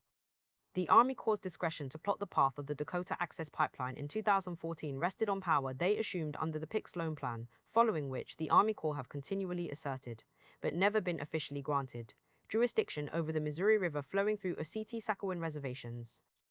This was a direct violation of the 1868 Fort Laramie Treaty, which delineated treaty territory as encompassing the entire channel of the river flowing through it, including the eastern shoreline. According to U.S. law, only Congress had the power to alter treaty boundaries or extinguish indigenous jurisdiction, and the Pick Sloan plan authorized the Army Corps to do neither. It merely authorized them to build dams on the reservations. However, the assertion of jurisdiction didn't just happen with the stroke of a pen. Rather, it arrived as a wall of water brought on by the dams, extinguishing life and indigenous jurisdiction along with it. And because reservation life had imposed starvation conditions on the Oceti-Sakowin in the earlier half of the 20th century, by the mid-20th century when the Pick Sloan dams were built, it was hard to assemble a formidable resistance against the Army Corps and its allied federal agencies. The results were nothing short of genocide by destroying the land, and with it the plants, animals, and water. The dams targeted and destroyed the very nations of people who reproduced themselves upon the soil. In this way, taking land and water also took away the possibility of a viable future. Pick Sloan also dovetailed with federal policies of termination and relocation, which liquidated federally recognized indigenous nations and removed people from the reservation to far-off urban centers. In 1953, Congress passed House Concurrent Resolution 108, which called for the immediate termination of the Flathead, Klamath, Menominee, Potawatomi, and Turtle Mountain Chippewa tribes, opening millions of acres of indigenous lands for privatization. The bill adopted a perverse logic. Only through the destruction of indigenous nations could they be freed from federal supervision and control from all disabilities and limitations. That same year, Public Law 280 authorized states to assume criminal and civil jurisdiction over native lands. Together, the bills promised to end federal trust protections and transfer payments guaranteed by treaties and agreements, extinguishing what little indigenous political authority remained after close to a century of genocidal policies. In tandem with this termination legislation, the Bureau of Indian Affairs began busing natives off reservations to cities like San Francisco, Denver, Chicago, Los Angeles, and Cleveland as part of the federal relocation program. Between the 1950s and 1960s, an estimated 750,000 native people moved off reservation. Termination, in the words of Edward Villandra, made legal the overthrow of native governments, the stealing of their lands, and the extermination of native peoples and cultures. Termination marked a dramatic shift in policy from the gains made during the Indian New Deal, which, despite its flaws, had ushered in a new era of tribal self-determination under the 1935 Indian Reorganization Act (IRA). The dramatic reforms overhauled years of collective punishment that the Indian Bureau had inflicted on whole nations held captive on reservations. the year of the Wounded Knee Massacre, the US Census concluded that the western frontier was officially closed.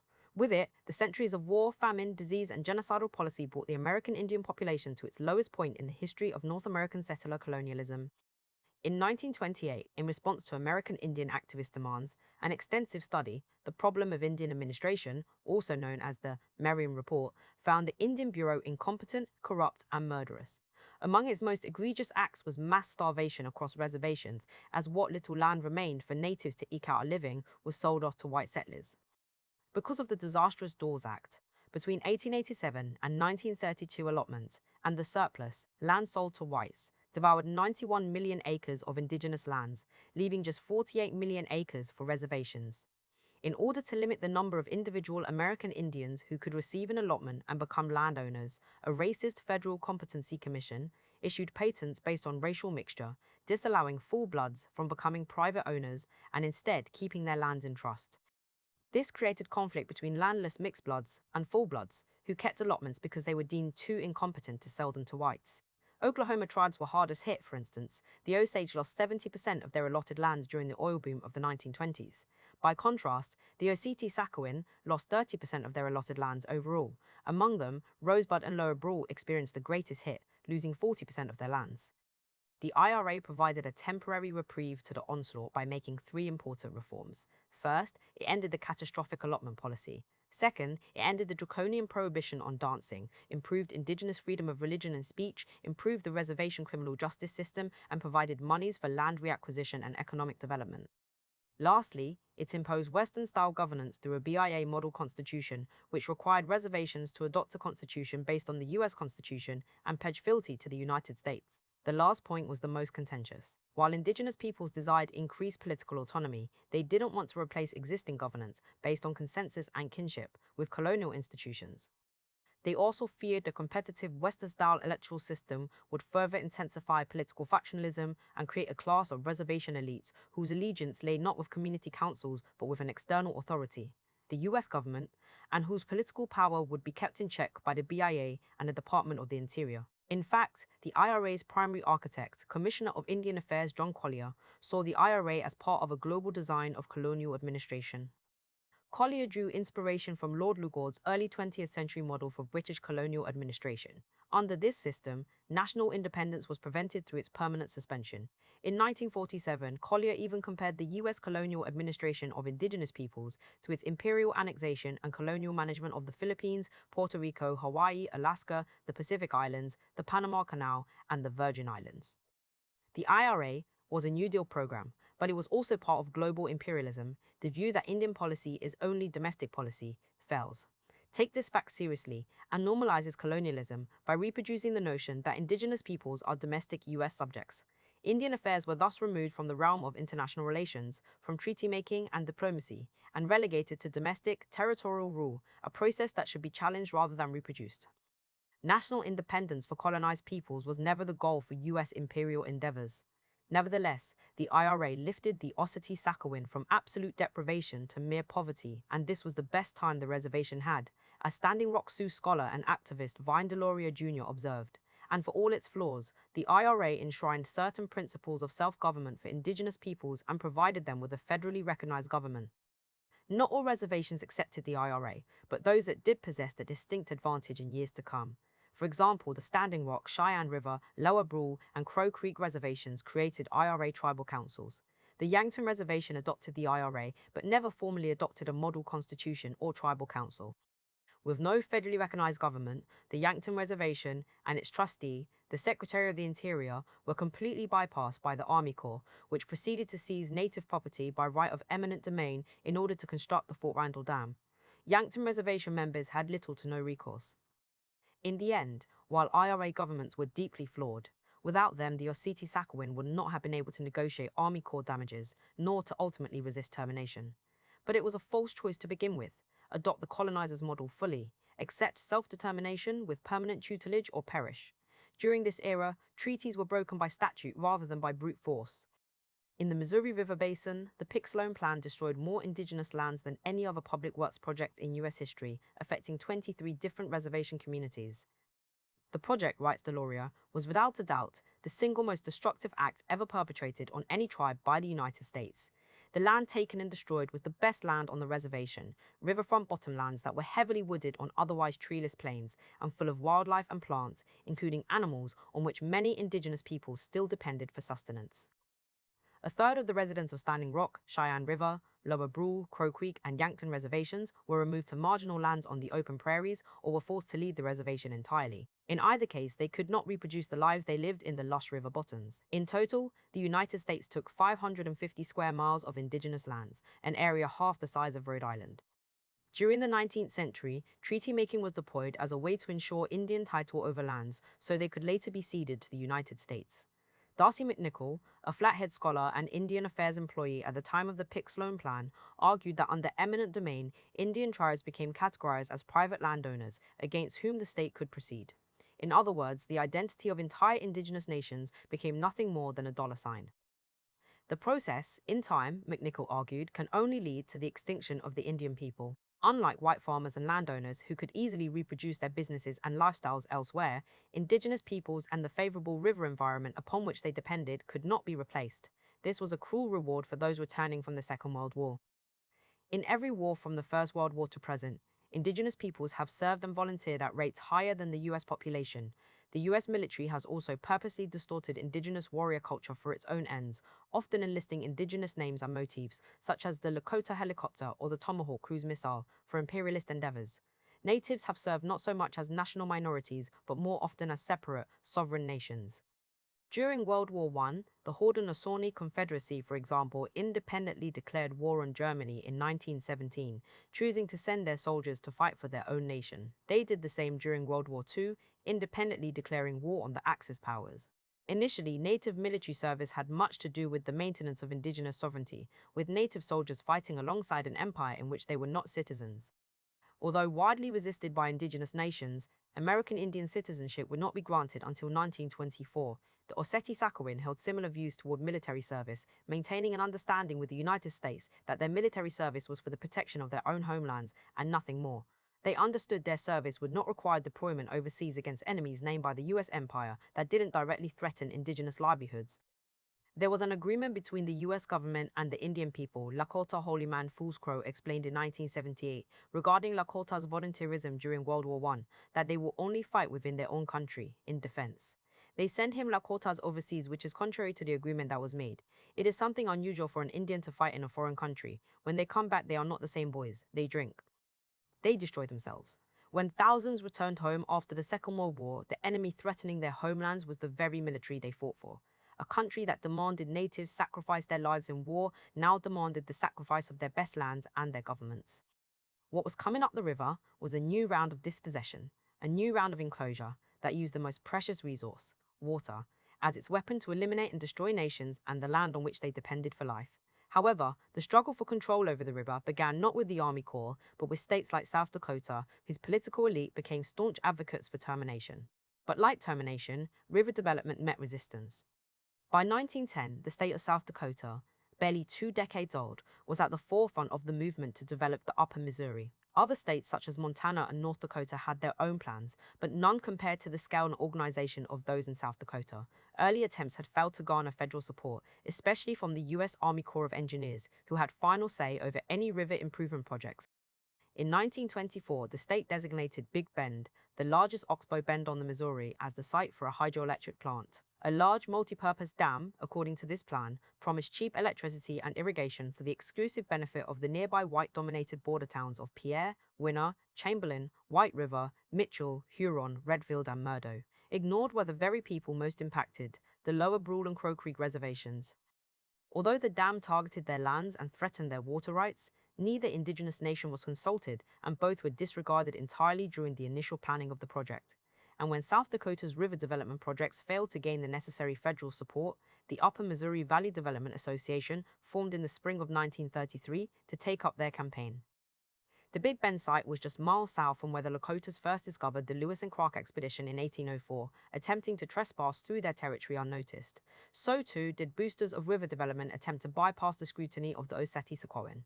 Like the expedition, their plan was soon discovered.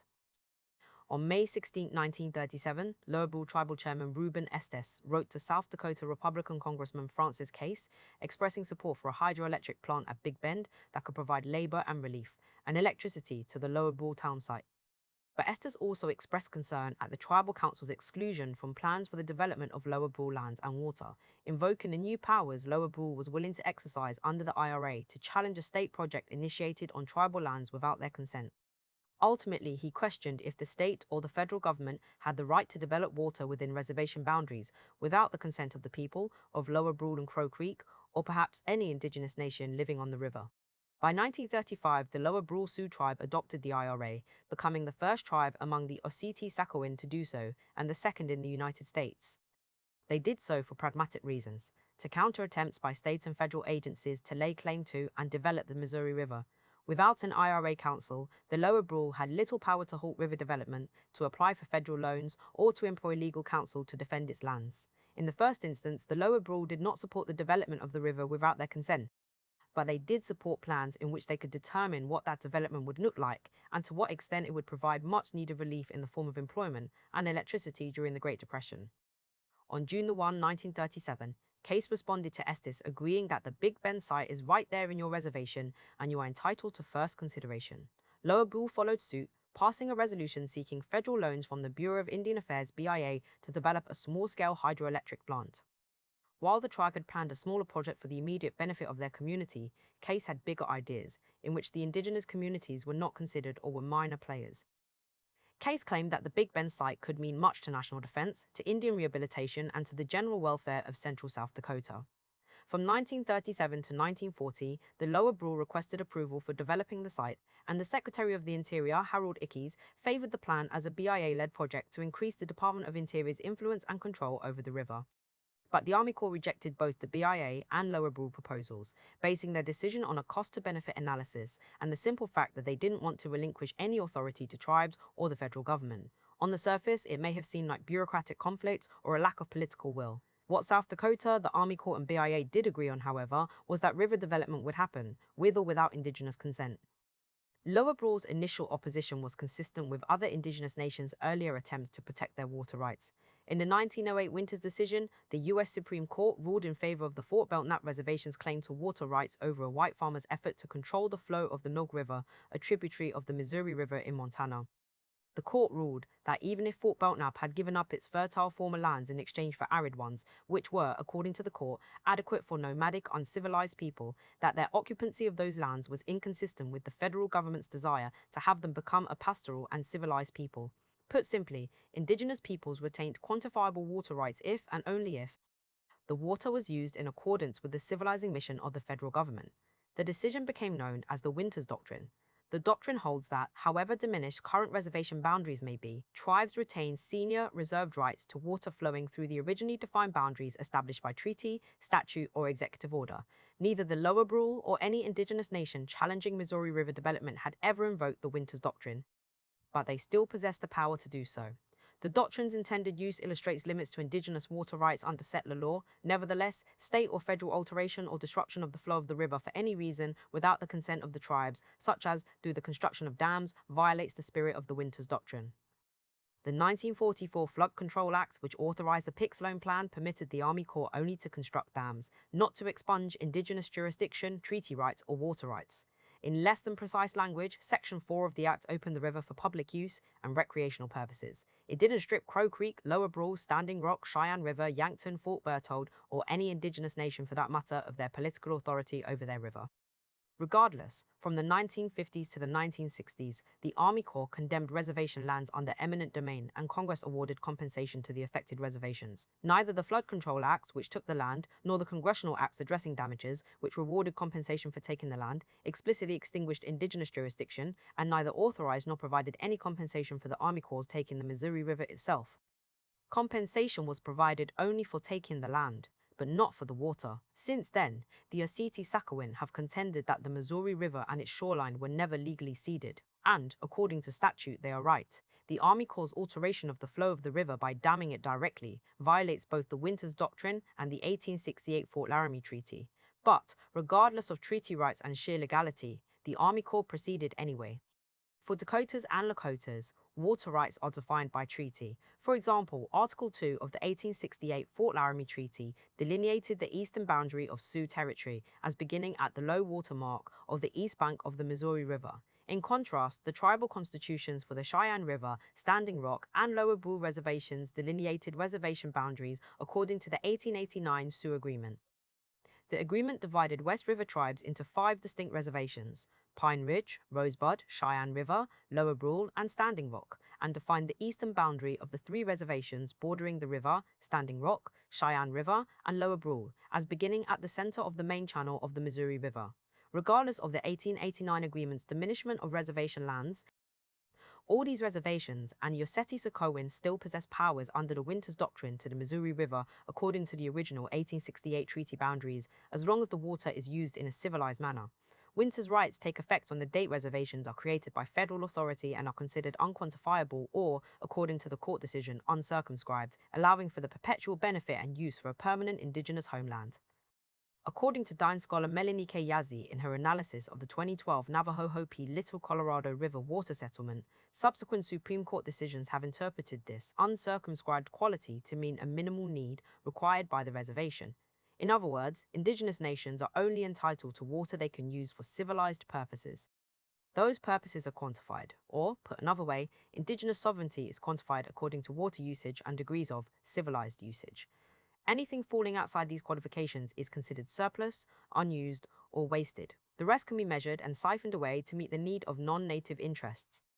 After each party quantifies their needs, water that flows through reservation or treaty lands is then, by no small feat of the imagination, not entirely owned by indigenous nations.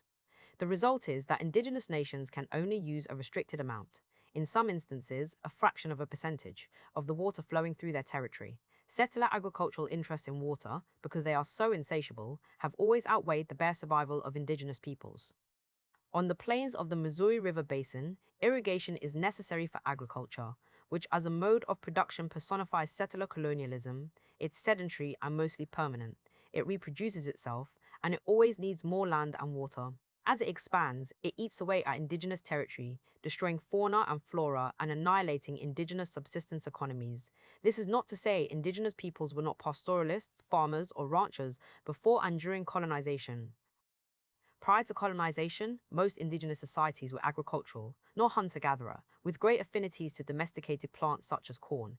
Indeed, by the time the Pix-Loan Plan was proposed, Missouri River indigenous nations had already developed successful native-run cattle ranching enterprises and small-scale agricultural projects, often reflecting communal practices. These small-scale economies allowed indigenous nations to resist and challenge the further diminishment of their reservation lands by preventing the need to sell it off to feed themselves. Lanico L. Lee, a Lakota writer and a citizen of Cheyenne River Reservation, remembers the river bottomlands before the floods. Drawing on memories of her childhood, she recalls what life was like before the Oahe Dam took her lands. I see a river shoreline of men and women, young and old, carrying water, picking berries, gathering firewood, fishing from the shore, wading in the sloughs, the cattail root, gathering teas of so many kinds, making toys for children from the fallen leaves and branches, telling stories of how we came to be a people, making furniture, women telling river stories to their grandchildren. Children learning the gifts of the river. I hear men singing. I hear women, old and young, singing as they work and live among the trees. I hear children's laughter too. Pick. Sloan's massive dam projects, for instance, quite literally snatched the food from the mouths of indigenous peoples. Indigenous sovereignty could be felt through the hunger in one's stomach, as was the case for the Osseti-Sakowin, who had their most productive lands taken. In this sense, indigenous sovereignty can be calculated according to their water rights, which, according to Yazzie, face unlimited limitations in federal courts. That is, settler law has never expanded the material basis of indigenous sovereignty, land and water. It has only eroded it by placing upon it endless restrictions. When it comes to water rights, it is not just the legal character of Indians that is defined. Settlers, too, become legal subjects with a vested interest in the taking of indigenous water.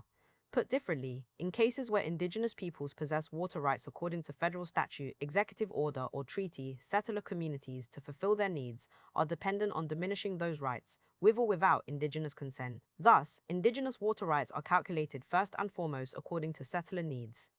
The undercurrents of the Pix-Loan Plan also originated from the centralization of the power of the federal government to imagine and enact theories of space through land policy. The practice began as early as the 1785 Land Ordinance and continued into the 19th and early 20th centuries as federal authorities worked to know, map, reorganize, and manage land as territory. Water management was vital to these policies, as westward expansion and the taking of indigenous lands confronted the problem of creating irrigation systems to make settler life possible in arid environments. After removing indigenous peoples, the first task was to induce colonization. Federal policies such as the 1862 Homestead Act encouraged agricultural settlement on dry western lands unsuitable for settler farming techniques developed in the East. Pushed by the railroad lobby to spur settlement, and therefore the need for railroads to transport agricultural goods, the 1877 Desert Land Act amended the Homestead Act and provided federal money for western irrigation projects. The Northern Pacific Railway, for example, also opened colonization offices in Germany, Sweden, Denmark, Norway, and England to entice European immigrants to settle the northern plains and, therefore, to create a demand for railroad transportation. Conservation policy, influenced by President Theodore Roosevelt at the turn of the century, led to the creation of the Bureau of Reclamation in 1902 to provide for the irrigation of arid lands in the West. Land policy was the legal justification for the sometimes unwilling shock troops of colonization, white European settlers. Settlement and settlers literally made legal and operational contemporary water law that depends so heavily on the theft of indigenous water. Public land for public good was a highly subsidized federal endeavor for private enterprise, racial exclusion, and indigenous elimination. 1.5 million white families gained title to 246 million acres of indigenous lands, an area nearly the size of California and Texas combined, under the Homestead Act with the added value of federally subsidized irrigation. A quarter of adults alive today in the United States are direct descendants of those who profited from the Homestead Act's legacy of exclusive, racialized property ownership and economic mobility, a legacy that categorically excluded Black, Indigenous, and other non-white peoples. Access to indigenous water was crucial for securing the ownership of indigenous lands and generating wealth from these lands over generations. Thus, a single land policy has had a profound, lasting political and economic legacy. It informs present disparities, which boil down to a single axiom: land is wealth and water is wealth. The Pick-Sloan Plan is part and parcel of this massive settler colonial agricultural machine that greases its gears with water. Today, agriculture in the western United States accounts for 3/4 of all water usage.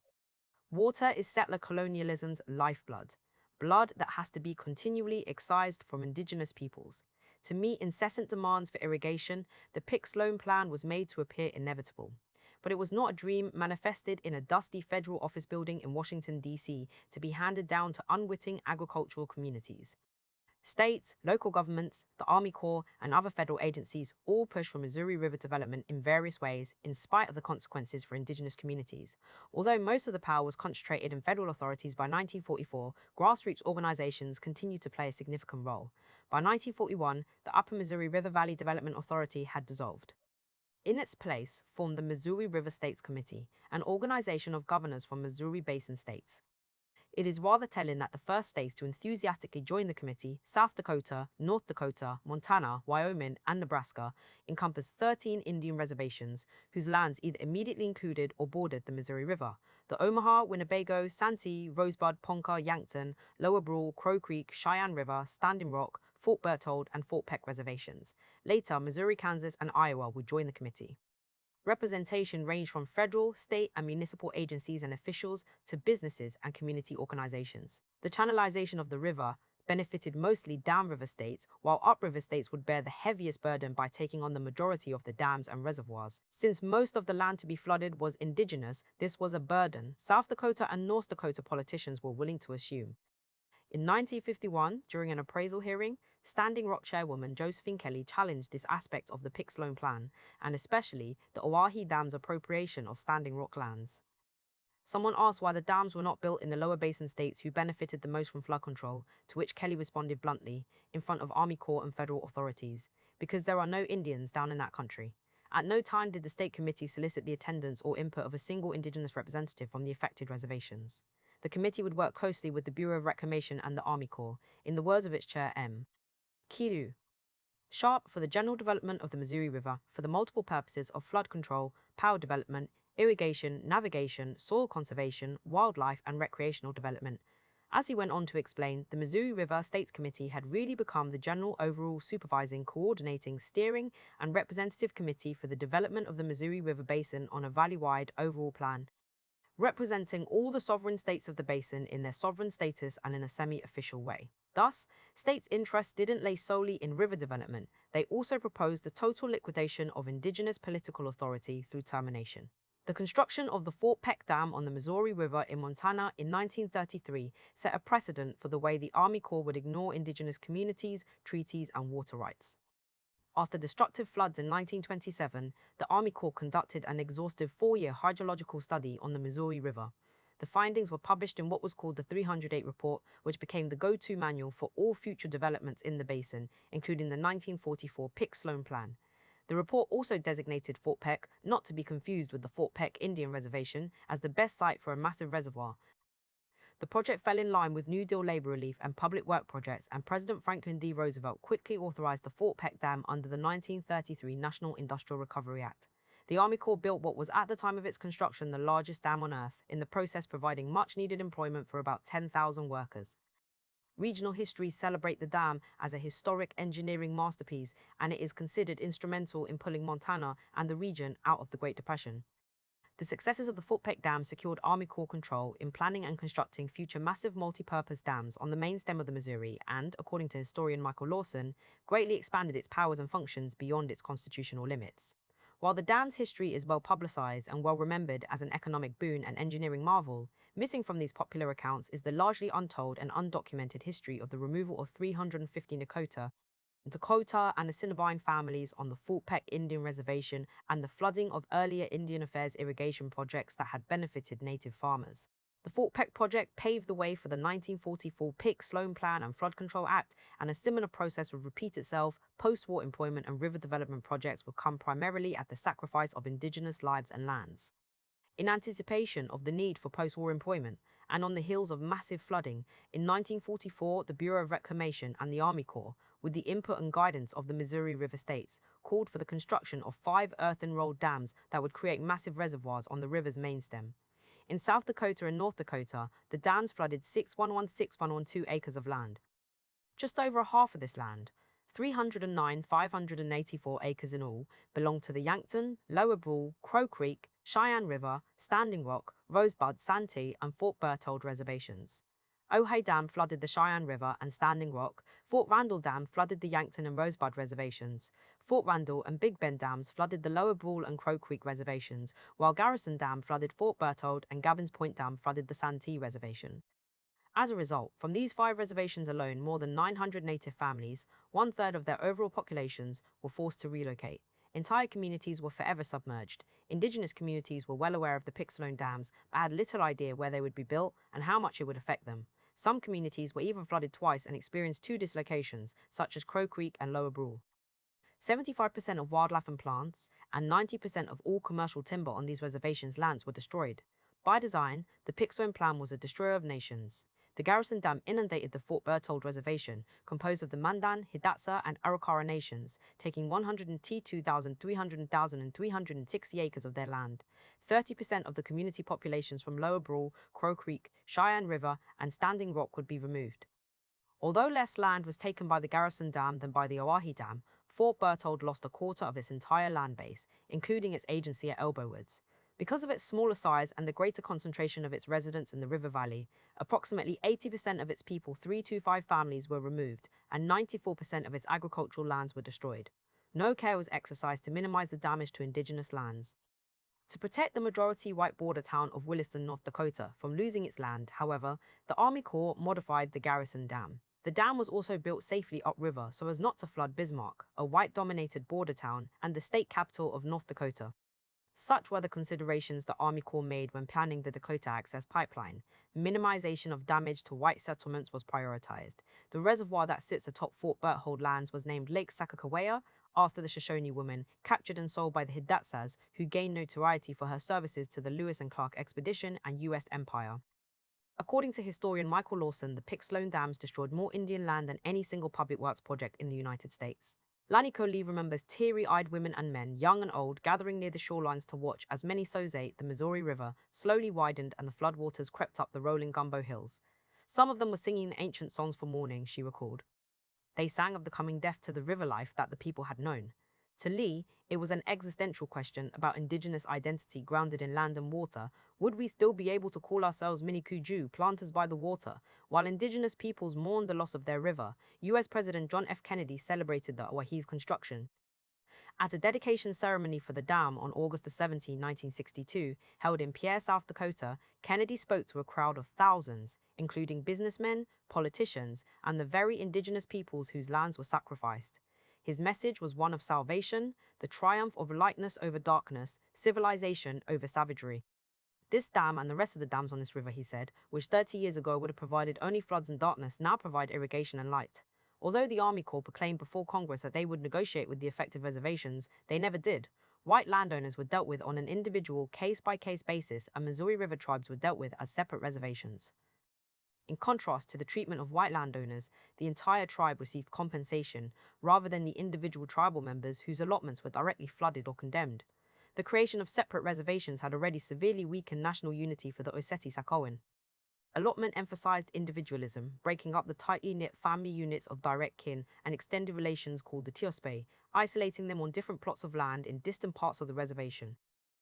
Tiospes were the fundamental political unit of Oceti-Sakowin governance, and they were where each family collectively selected its own representatives for general councils, though individuals once identified by political affiliation, for instance as Hunk Papapa or Sikangul, they now identified by reservation as Standing Rock or Rosebud.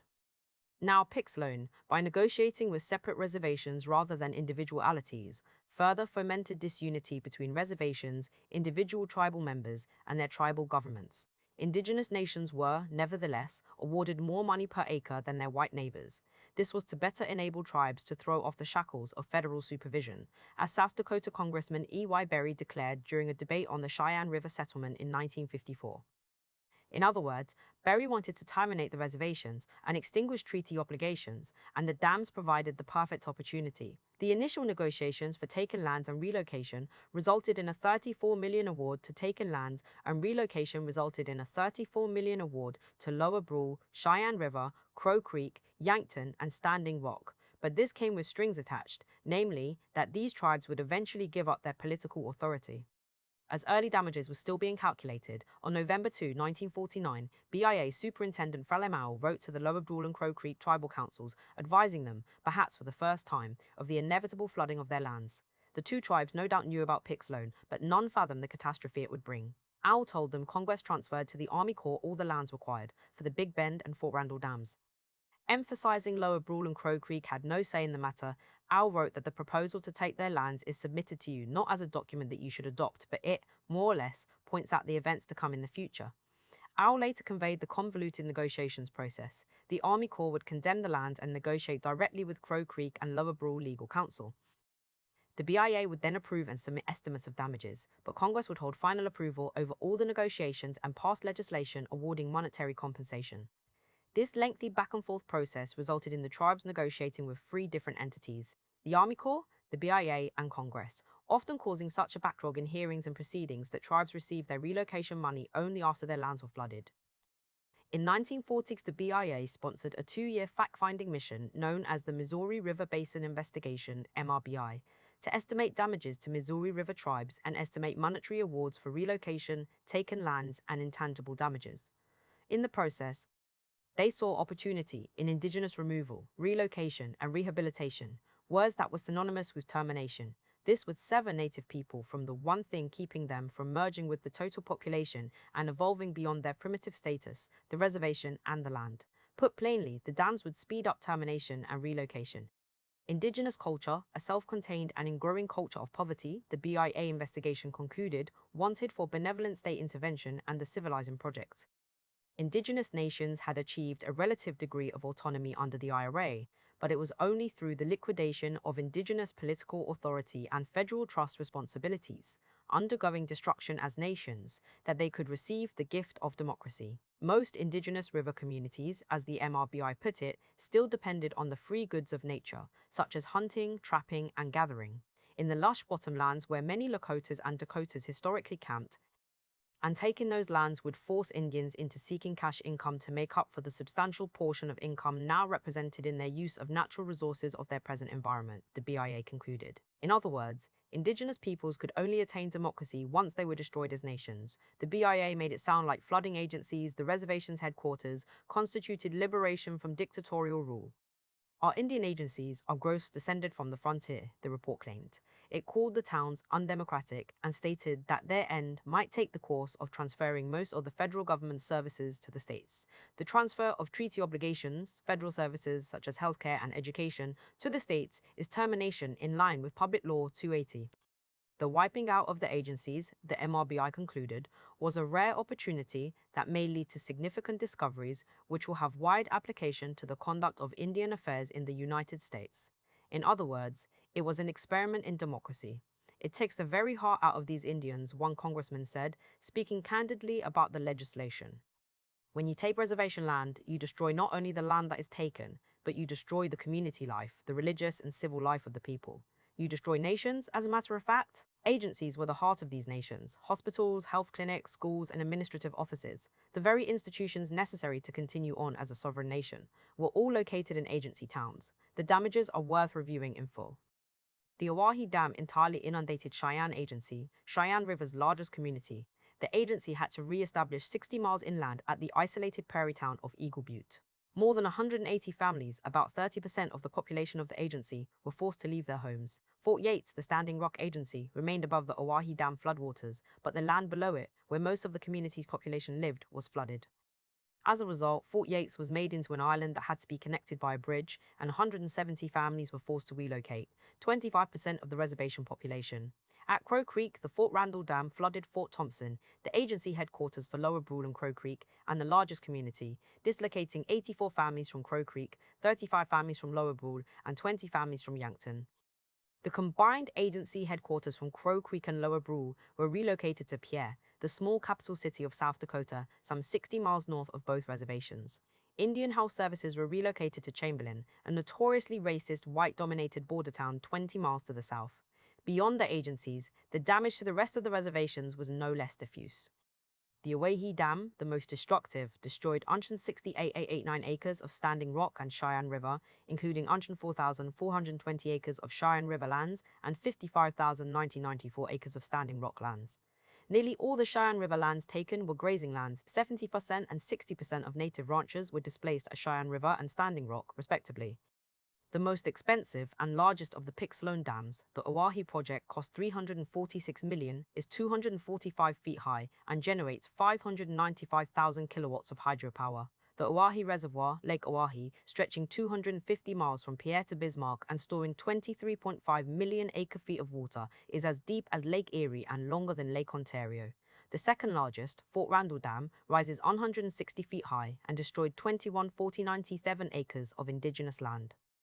Crow Creek lost 9,408 acres of land in the flooding and had 84 families removed. Lower Brule lost 7,997 acres and had 35 families removed. Yankton lost 2,851 acres and had 20 families removed. And Rosebud lost 1,001 acres of land.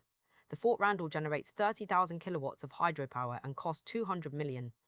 The reservoir it created, Lake Francis Case, named after a South Dakota congressman, an early river development advocate, is 107 miles long and has a storage capacity of 5.7 million acre-feet. In an incredibly stupid and cruel engineering calculation, the Big Bend Dam, the third largest of those constructed under Pick Sloan, flooded and dislocated Crow Creek and Lower Brule lands, to which communities had been already relocated from the previous Fort Randall flooding. Both reservations would have to relocate twice, 94 feet high and producing 468,000 kilowatts of power. The Big Bend Dam was built directly on the now inundated Fort Thompson town site and directly on Crow Creek and Lower Brule lands, flooding 2478 acres of each and destroying the Lower Brule agency headquarters. Lower Brule lost 14,029 acres and had 62 families, more than half its population, removed. Half the remaining Lower Brule farms not destroyed by the Fort Randall project were destroyed by Big Bend.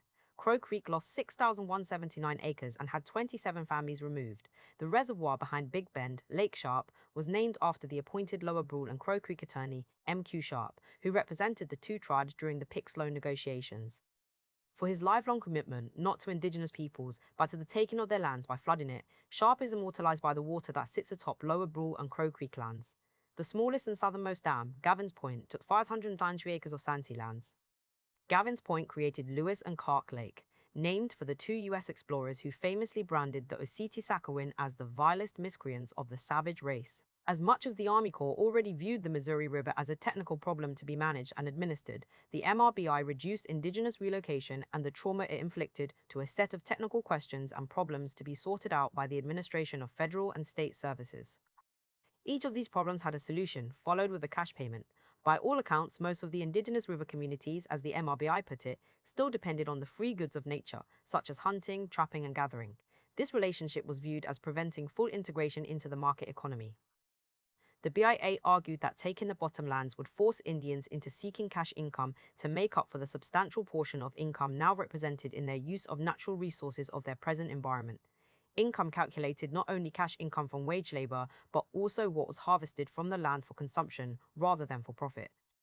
The assessment of intangible and tangible resources would force indigenous people to begin thinking in terms of the cash economy rather than relying upon goods that were otherwise considered free and, if properly managed, naturally replenishing. Substitutes for native products destroyed by the reservoirs will be commercial products acquired through cash payments, reasoned the MRBI. During a 1958 congressional hearing on the Oahe Dam, Standing Rock member Louis Thief compared the catastrophic impact of intangible damages to the delayed explosion of an atomic bomb, unfolding gradually over time and space rather than in a split second, forever destroying the land, and whose consequences could only be fully understood by future generations. The bomb killed the little things that had no market value, such as mice or mouse beans, which had prevented many indigenous peoples from starvation on the reservations. Mouse beans, or Makatomnica in Lakota, are ground beans that are highly revered in indigenous culture. Lakota and Dakota women would sing special songs in which they asked the mice for permission to take their beans, promising to leave appropriate gifts. The beans were a major source of protein for many families and today remain nearly extinct. Thief explained how the previous winter a man had dug up some of these mouse beans and had enough to tide him over 2 weeks and save his family from starving. The loss of wildlife and plant life and the gardens also had a deleterious health impact. Prior to the dams, there was no diabetes.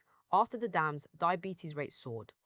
U.S. Department of Agriculture commodity foods, such as canned meats and vegetables, white flour, and white sugar, replaced healthy foods. Civilizing. The river landscape replaced a healthy diet of vegetables and lean meats with a high carb, sugar, and fat diet, causing generational health issues. Thief's testimony evoked the idea that Missouri indigenous communities were also energy sacrifice zones, a term that the Nixon-era National Academy of Sciences used to describe the Shoshone and Paiute lands that were taken for nuclear testing at the Nevada test site. With no small irony, the U.S. Department of Energy created a 1,360 square mile reservation where 928 nuclear bombs were detonated, making it the most heavily nuclear bombed area in the world. The only difference was that while the Nevada test site sought to transform atoms into nuclear energy, Pickstone sought to transform water into hydropower. Both made the landscapes uninhabitable. Despite MRBI attempts to calculate the cost of damage, the value of the land could never be replaced. Also at stake was the future realization of life that sustained indigenous lives, that kept families from starving to death. In this sense, the dams reached into the future to take human and non-human life and literally drowned its potential reproduction. Calculations were not for immediate damages, but future damages, demonstrating the MRBI's inability to realize relations with other than human life. For the Osseti-Sakowin, the attempt at compensation for taking their future was not a new phenomenon. During the illegal annexation of the Black Hills, a federal official offered Red Cloud and his people $6 million for the Black Hills. When Red Cloud refused, the official asked him the value of the Black Hills. "The Black Hills are worth 7 generations to me," Red Cloud responded. In other words, it was not about money, but about a viable future, something entirely unquantifiable. It was not merely about surrendering one's lands, but also surrendering one's future relations to that land. As Lower Brool Tribal Council member Richard LaRoche Jr. testified before Congress in 1955, "We doubt if any group of strangers to this land, even though they may have some skill as appraisers, could come onto it and find all of the real values of it and appraise them accurately. We who have lived with it and owned some of it and worked it all of our lives, we think, are better able to tell you its true value." The BIA, seeking to account for the loss of intangible, things like mice beans, wild plums, choke cherries, buffalo berries, wild game, plant medicines, and a bountiful timber supply, was estimating the value of wild products to be equivalent to the grocery of food to replace the loss of wild products. But many of the wild products lost also played central roles in seasonal ceremonial practices. One such practice involving women's coming of age required the use of buffalo berries, which would never again grow on Lower Brule land after inundation, thus ending the ceremonial practice. Laroche was outraged at having to explain this and place a monetary value on the loss of ceremonial rights. Well, the white man, he never cared about these things, he didn't even know what it was. In a 1958 congressional hearing on the Oahe Relocation and Rehabilitation Program for Standing Rock, Josephine Kelly, no longer the chairwoman, expressed disgust at the way the United States government and the Army Corps ran roughshod over treaties. Frustrated congressmen told her in patronizing tones that the settlement would provide agricultural and community development loans. "We don't want loans," Kelly shot back. The congressman compared the loan to a gift from Santa Claus, as if Kelly was an entitled child. "We have been Santa Clauses too, the Sioux Indians. We gave up our Black Hills and gave up our land," she replied. "And now we are down to bedrock, just like a bunch of beggars, and that is really sad, no matter." Human and animal life, BIA officials harshly explained, would have to re-establish on the open upland plains where a less hospitable and more rigorous climate prevails. And compensating land loss at fair market value was next to impossible because this sudden rise in demand for hospitable lands drove up real estate prices and market competition for prime ranch land. As a result, many families had to subsist on a monetary compensation that arrived only after their homes had been flooded, with the result that they run the real risk of ending up penniless and homeless, and many did. Michael Lawson describes an all too familiar scene that unfolded at Standing Rock, which was also experienced by the Lower Brule and Crow Creek reservations. In January 1960, when the Corps of Engineers finally delivered the settlement funds to Standing Rock, it also served the tribe with an immediate eviction order. In the midst of a fierce Dakota winter, with temperatures falling as low as 30 degrees below zero, tribal families who lived within the Oahe Reservoir taking area were forced to gather all their possessions and to leave their land. Because the federal government had not yet made funds available for either the construction of new homes or the relocation of old dwellings, these people were crowded into cold and cheerless trailer houses, which they had to maintain at their own expense until permanent housing could be prepared. Although the dams promised to hasten the death of indigenous nations by destroying the land, they failed to accomplish this task, thanks to the Oceti-Sakowins' ability to mobilize, unite, and defeat termination legislation not once but twice. However, it was an enormous task. During early PIC-SLO negotiations, most of the politicians advocating for the Oceti-Sakowin were also ardent terminationists and PIC-SLO supporters, like South Dakota Congressmen Carl Munt, E.Y. Berry, and Francis Case, the Lower Brule and Crow Creek Legal Counsel, M.Q. Sharp, and the Commissioner of Indian Affairs, Dylan Meyer. From the time Meyer took over as Commissioner of Indian Affairs, he was intent on overturning the progressive legacy of his predecessor, John Collier, who introduced the IRA. Meyer was also the perfect man for overseeing the overthrow of indigenous nations. Appointed by President Franklin Roosevelt as director of the War Relocation Authority, Meyer earned his credentials, imprisoning more than 100,000 Japanese and Japanese Americans in concentration camps during World War II. If facing imminent flooding were not a bleak enough situation for the Lower Brule and Crow Creek, they also had an enthusiastic PIC-SLO advocate and terminationist representing them in the negotiations process. In June 1951, the consolidated agencies of Lower Brule and Crow Creek appointed M.Q. Cubbo Sharp as their legal counsel because his law practice was located near the reservations and he had political connections in Congress and within federal agencies, and, above all, because he was the most affordable lawyer. Indian Commissioner Dylan Meyer had also refused to allow Crow Creek to hire separate legal counsel after they selected Lakota attorney Ramon Rubidoux. When the failure to select a legal counsel for both reservations delayed negotiations, Meyer intervened and made the decision for them. In the course of the negotiations, Meyer, as well as the South Dakota politicians, consistently tried to steer the conversation toward termination. The issue arose of relocating their agency headquarters, the seat of the tribe's IRA government, off the reservation to nearby white-dominated towns, a move which would fulfill the dual purpose of providing a model for termination while also beginning the process of indigenous relocation into surrounding white communities. Berry and Meyer claimed that the leaders of the white-dominated border town Chamberlain offered up their town as a potential site for Lower Brule.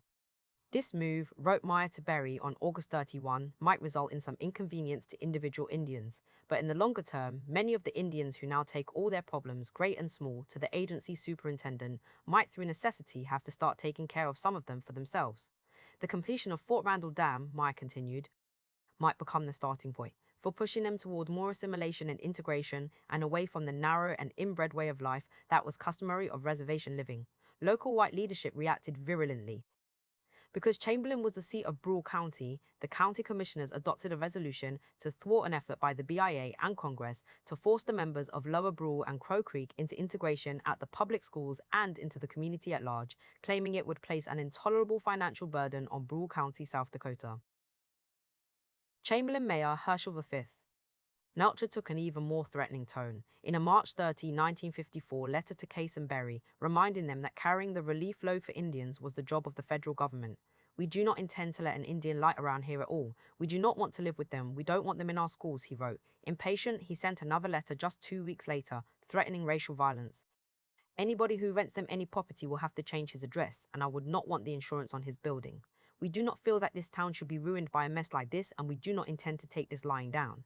Crow Creek and Lower Brule also opposed the proposed relocation, adopting a resolution that barred Commissioner Meyer from further obstructing the tribe's request for legal counsel and to open negotiations with Congress and the Corps of Engineers.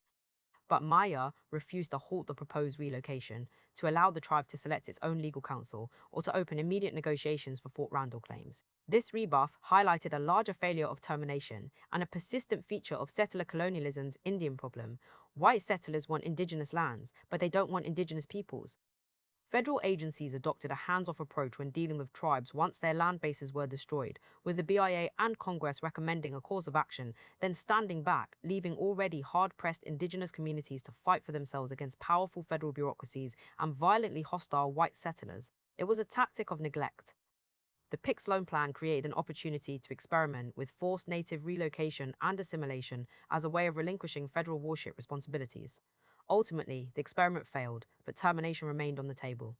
In 1957, the South Dakota legislature introduced a bill to assume criminal jurisdiction over Dakota and Dakota lands, but the Oceti-Sakowin fought back. The majority of the Lakotas and Dakotas whose lands were circumscribed by the state resoundingly rejected state jurisdiction in a 1958 reservation-wide referendum. But the victory was short-lived.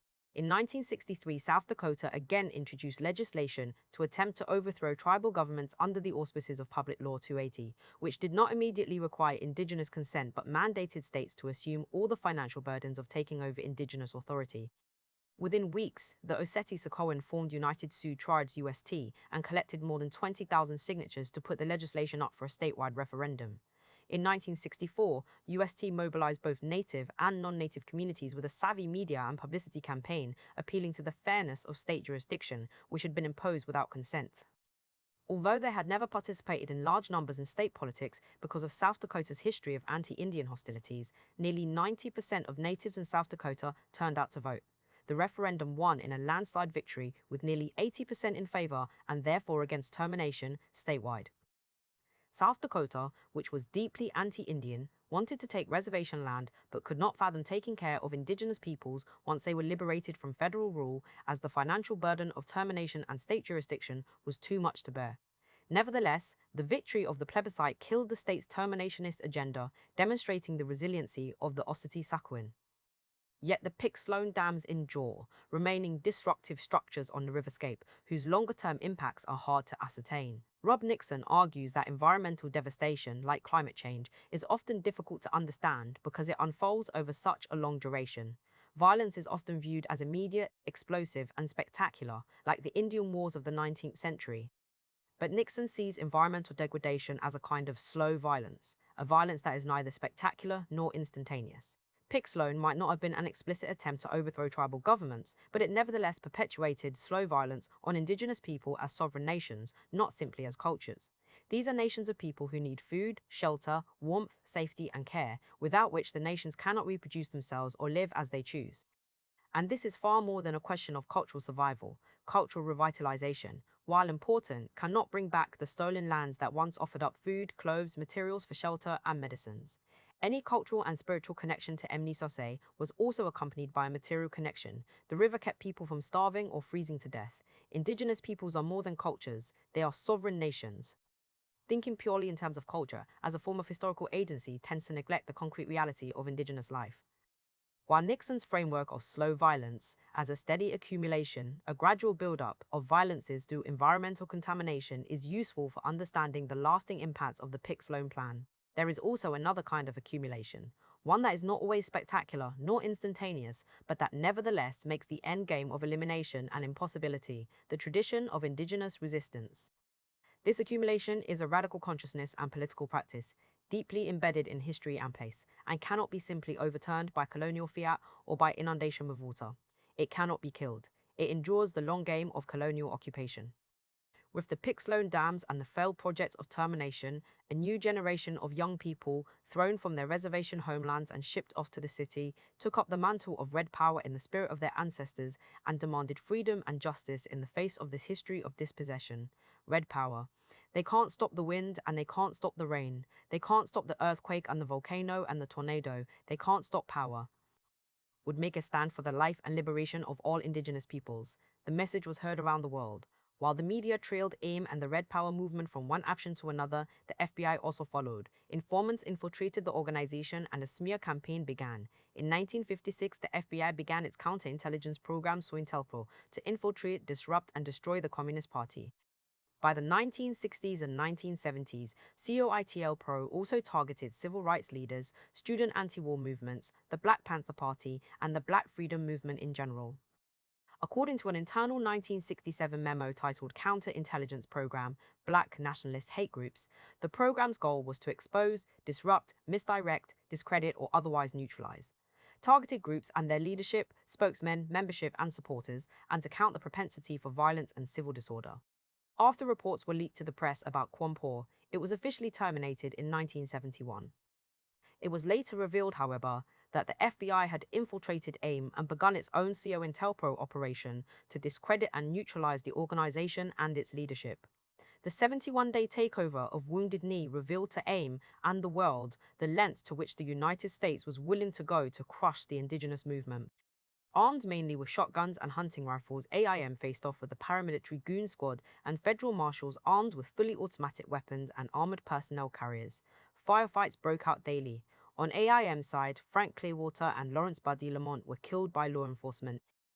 Despite the heavy-handed police tactics, AIM, OSCRC, and the Oglala traditional leadership declared the independent Oglala Nation under the authority of the 1868 Fort Laramie Treaty, and with it the need to end the colonial relationship between the United States and the Oceti-Sakowin and indigenous peoples. Coincidentally, the 5-year anniversary of the My Lai massacre occurred during the 1973 Wounded Knee takeover. It was hard to miss the similarities between Wounded Knee in 1890 and the US Army's wanton slaughter of hundreds of Vietnamese villagers. Military historian John Grenier defines what he calls the first way of war as frontier violence, from both military necessity and hands-on experience. Successive generations of Americans, both soldiers and civilians, made the killing of Indian men, women, and children a defining element of their first military tradition and thereby part of a shared identity. What Darcy McNichol in 1949 termed the Indian War that never ends, the perpetual conflict between natives and imperial dispossessors, clearly had global implications. It's been said that the war was brought home to America in the 1960s and 1970s, but it had always been home in occupied indigenous lands. The US empire's counter-revolutionary wars to crush the decolonization campaign, the Viet Cong in Vietnam, and Black Power and Red Power activists in the United States employed tactics first used in its irregular wars against indigenous people, the original enemies of empire. Vigilante murders and rampant police violence against indigenous peoples in border towns was simply the modern face of the military tradition of frontier homicide. AIM had painstakingly linked the everyday policing, surveillance, and criminalization of indigenous peoples in border towns to the global anti-colonial struggle and treaty rights. The takeover of Wounded Knee was the continuation of this struggle. For 71 days, Wounded Knee was an independent indigenous territory, attracting worldwide attention and the support of revolutionary movements. For the first time, American Indians had a captive and sympathetic international audience, the awareness of which attracted a harsh military and police response. In the aftermath of Wounded Knee in 1973, the FBI and Dick Wilson waged a dirty war against their opponents in Pine Ridge in what became known as the Reign of Terror. Dozens were murdered, hundreds were imprisoned. On June 26, 1975, 99 years after Custer, 2 FBI agents drove onto the Jumping Bull Ranch. The 2 FBI agents entered the property over a reported theft of a pair of cowboy boots.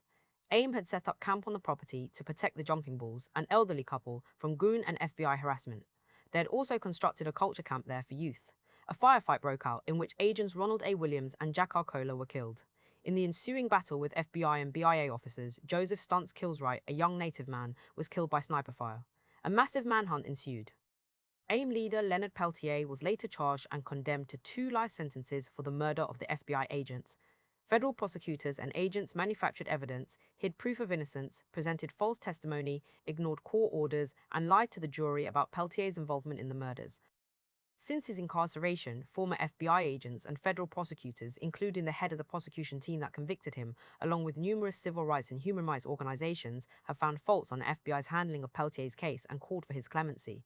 Twice Peltier's case has come close to presidential pardon or clemency. In both instances, the FBI led a smear campaign against AIM and Peltier, showing that the Indian war continues unabated. Most recently, President Obama denied Peltier's clemency application during the efforts to halt Dakota Access Pipeline at Standing Rock, after issuing more executive clemencies than the past 13 administrations. He could not let go of neither his commitments to the oil and gas industry nor to the continued imprisonment of an innocent indigenous freedom fighter. As a result of the loss of life at Wounded Knee in 1973, AIM has been blamed for the murderous crackdown and the increased deprivations of indigenous communities that followed. The dirty war that came after in Pine Ridge left 45 unsolved homicides of AIM leaders and organizers. Among the more well-known was the execution of Anna Mae Aquash, a Mi'kmaq activist whose murder resulted in the conviction, years later, of 2 native men associated with AIM.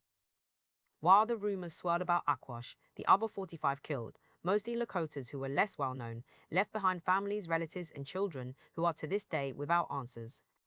While Red Power attracted a heavy response from the state, historian Jordan Camp notes that those focusing on the criminalization of street protest rarely connect it to the everyday and routine policing, surveillance, and criminalization of the racialized poor. In other words, those struggles, whether on the part of AIM or the Black Panthers, seek to undo the state violence inflicted on them each day. AIM's Border Town campaign, which confronted rampant police and vigilante violence head-on, is a case in point. Pervasive anti-AIM sentiment persists, especially in places like South Dakota, where state politicians, including William Janklow, have made careers out of arresting and demonizing indigenous activists. In 1974, after being elected Attorney General on a wave of anti-Indianism, Janklow remarked, "The only way to deal with the Indian problem in South Dakota is to put a gun to the AIM leaders' heads and pull the trigger." But instead of killing AIM members, in 2003, the 2-time state governor and South Dakota senator killed a white man, Randy Scott, with his Cadillac. Janklow subsequently resigned from politics, serving 100 days in jail for manslaughter, and died in disrepute in 2012.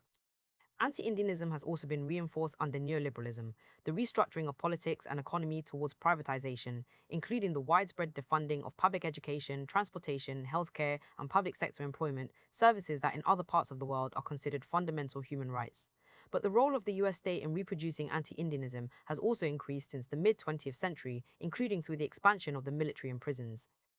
For example, the prison population increased from about 200,000 in the late 1960s to 2.4 million in the 2000s. As of 2018, there are 6.9 million adults in jail, in prison, or on probation or parole. Most are non-white and poor. In South Dakota, incarceration rates are among the highest in the nation. In spite of an overall decrease in crime nationally and statewide over the last 2 decades, South Dakota's imprisonment rate is 10 times higher than the national average, growing over 500% from 1977 to 2012. Native inmates make up over 30% of the total population, while only constituting about 9% of the state's population. The rise in incarceration rates directly correlates with increased Native political activity in the 1970s. The historical process of elimination as a tool for political repression, removing natives from the land and imprisoning them, has taken the new form of mass incarceration. The Indian problem was thus solved not through granting treaty rights, such as access to healthcare, employment, education, and social welfare, but through the use of police and prisons. Today, in Rapid City, South Dakota, a city located in the cosmological and political center of the Lakota universe, Hisapa, the Black Hills. Natives, mostly Lakotas, make up 12% of the urban population, yet more than half of the native population lives below the poverty line, a rate higher than in most reservations. 3/4 of the city's homeless are native. Natives also make up half the city's jail population and are 5 times more likely to get arrested or receive traffic citations. These statistics reveal a general pattern of police violence against natives in the United States. According to The Guardian's The Counted, an online database of police killings, 2016 was a particularly deadly year for natives. Police killed 24 natives, more than they had the previous year, and at a rate higher than any other group. Almost all the killings were at the hands of non-reservation law enforcement. Police are the instrument employed to manage the political, social, and economic crisis that is indigenous life, especially off-reservation. The intense police violence directed against the Tree Nod Dapple movement at Standing Rock was no aberration. Most, if not all, arrests of water protectors protesting the pipeline were at the hands of non-native, off-reservation law enforcement agencies. From the perspective of the United States, it has been more realistic to increase incarceration and law enforcement budgets than it has to uphold the basic tenets of treaties, international agreements, made with indigenous nations. Despite the violent backlash, AIM and Red Power turned their sights elsewhere, as noted earlier in this chapter, to the United Nations, to let the world judge the United States for its criminal behavior.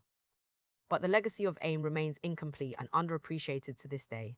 In 1981, Nisqually activist Janet McLeod, yet Cy Blue, noted that AIM's brave and daring effort to uplift the lives of their people, to challenge a powerfully hostile enemy, and to promote a better social order for all Indian people, inspired not only native people, but the oppressed of North Vietnam, Northern Ireland, the peasants of southern France, and the Aboriginal peoples of Australia and Africa. But the greatest beneficiaries of the American Indian movement are the tribal council leaders, who are always quick to seize opportunities created by the movement and to claim unwarranted credit for the positive social changes won for Indian people. Yet many others benefited too. Native youth who enjoy new cars, live longer, have better health, are better educated, have well-paid jobs, she said.